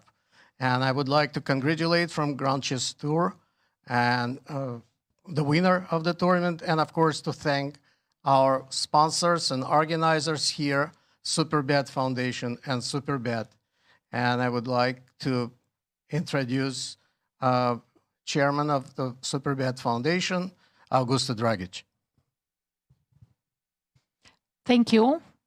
Congratulations, Prague, in your second year in Bucharest. I'm very happy that in the name of Superbet Foundation, I can hand you this trophy. You deserve it very well, and we are waiting for you next year also here. Yeah, congratulations. Thank you. Prague, first of all, big congratulations. This is your second time here in Bucharest and your first victory at the Grand Chess Tour. Your initial feelings after this tremendous victory? Yeah, it feels great to win GCT event, and last year also I was close. We had this tiebreak last year as well, and I didn't do so well last time. I guess, getting to rest few hours before the tiebreak certainly helps. The tiebreak games were crazy. It could have gone either way. So, how did you approach such a nerve-wracking moment? You knew that you were going to face MVL and Alireza in the last moment. How did you approach? What was the strategy in those final two games? No, to be honest, I didn't know that it was three-way tie. Like I came down while they were scanning. They were checking the check before the game. Asked them if it's a two-way tie or three-way tie, and they said three-way tie. So, I'm yet to see the swindle by Alireza in the last moment. So, I had zero preparation. But it was good to have rest before the game. It certainly helps. You're talking about rest, about psychology. You've already won a big tournament at the beginning of the year. This is your second big victory of the year. This seems to be your year. What did you do differently to prepare? Nothing specific. Just trying to be more ambitious whenever I play. Trying to win, go for tournament wins, and I'm happy it's coming. Finally, I have to ask you, you have so many people supporting you, family members, coaches. Give us your thoughts about that, and what do you have to say for that? Yeah, for sure. There is a very good support system for me, starting with my family, with my support system for Adani Group, who's supporting me from last year, and also my trainers. Vaibo was with me here. He was working quite hard throughout the event. There are also other seconds out there. So, also huge thanks to Ramesh sir. We were working a lot. After last year didn't go my way, we were working, trying to improve on things, and I think we are seeing the results of all the hard work. So, I think without all of their support, it's just not possible to be here. This is absolutely fascinating to me, and I'm sure to a lot of people. I've heard that you've locked yourself in the headquarters of the Waka University after you were inspired by Gukesh and Arjun's performances as well. Was that the case, and how many hours were you working in those months? Sorry, I didn't get the question. Yes, I'm hearing rumors that you were spending a lot of time at the Waka University headquarters after you were inspired by Gukesh and Arjun last year and their results. Was that the case? Not really. They did inspire me a lot to work work hard and give my best on the board as well. And I think that's the good thing, that we are all inspiring each other to grow together. So that's why we are seeing such results. One side, like Gukesh is winning World Championship, Arjun crossing 2800. Yeah, these things do give inspiration to do well. Pragg, once again, for a final time, congratulations. You are the champion of the 2025 Superbet Chess Classic, and here is your winner's check. Congratulations. Yeah, thank you. Guys, for the last time, back to you in St. Louis. Thank you, Cristian, and our congratulations from St. Louis to you, Pragg. A very, very deserving tournament victory. With this leg of the GCT Tour completed. Here's again our final standings. Praggnanandhaa, MVL, and Alireza will share Grand Chess Tour points. They all get 10 points. Fabiano gets 7, Nodirbek 6, and so on. Yes, there will be... But combining standings from Warsaw, I think we're going to have the GCT totals. MVL is first. MVL is in first, 2 points ahead of Pragg. And then Alireza is in third now with 16 points. Levon in fourth. Fabi, 7 points. Nodirbek and Gukesh and Wesley didn't take many points. No, but they've played one event instead of the two for the people in the top spots. It's Duda who has played 2 events. Exactly. The top 4 finishers make it to Sao Paulo, Brazil for our playoffs. And wow, I want to say it's been great fun working with you both. It's fantastic. Peter, you get to have the final words. Well, you started on the right path. I want to thank everybody who was watching these broadcasts starting from Warsaw. It's been a fantastic 3 weeks of talking about exciting chess. Always a pleasure to work with you two, and fantastic. I win. And Peter, you're the big winner. Leaving that aside, Tony cut his contract. Fantastic production team, everybody in the studio, and everybody who makes both these broadcasts and of course the GCT itself possible. And a huge cheer. I like the young man. Yes, I'm happy he won. Yes, and it's a good year for him. On a personal note, very, very nice for me to see him starting the year on such a positive note. But the tour continues. The next one is in July with the Croatia Rapid and Blitz. Right. And then we have the St. Louis events and Sao Paulo in September, October. Lots of fantastic chess to look forward to. And in fact, talking about fantastic chess, Nazi, you're going to be back for the Cairns Cup. Yes, that I'll will be coming up. It's coming up in June, right before Zagreb, Croatia. Right. And thank you both for teaching me so much every day. Love working with you both. Chess, commentating, you're teaching me everything. Yeah, but it goes out in one ear, out the other, and I forget everything. I mean, it's terrible. But again, it's been a great pleasure. Our production team, we all love you. Thank you so much. Thank you for watching, and we will see you on the next Grand Chess Tour event.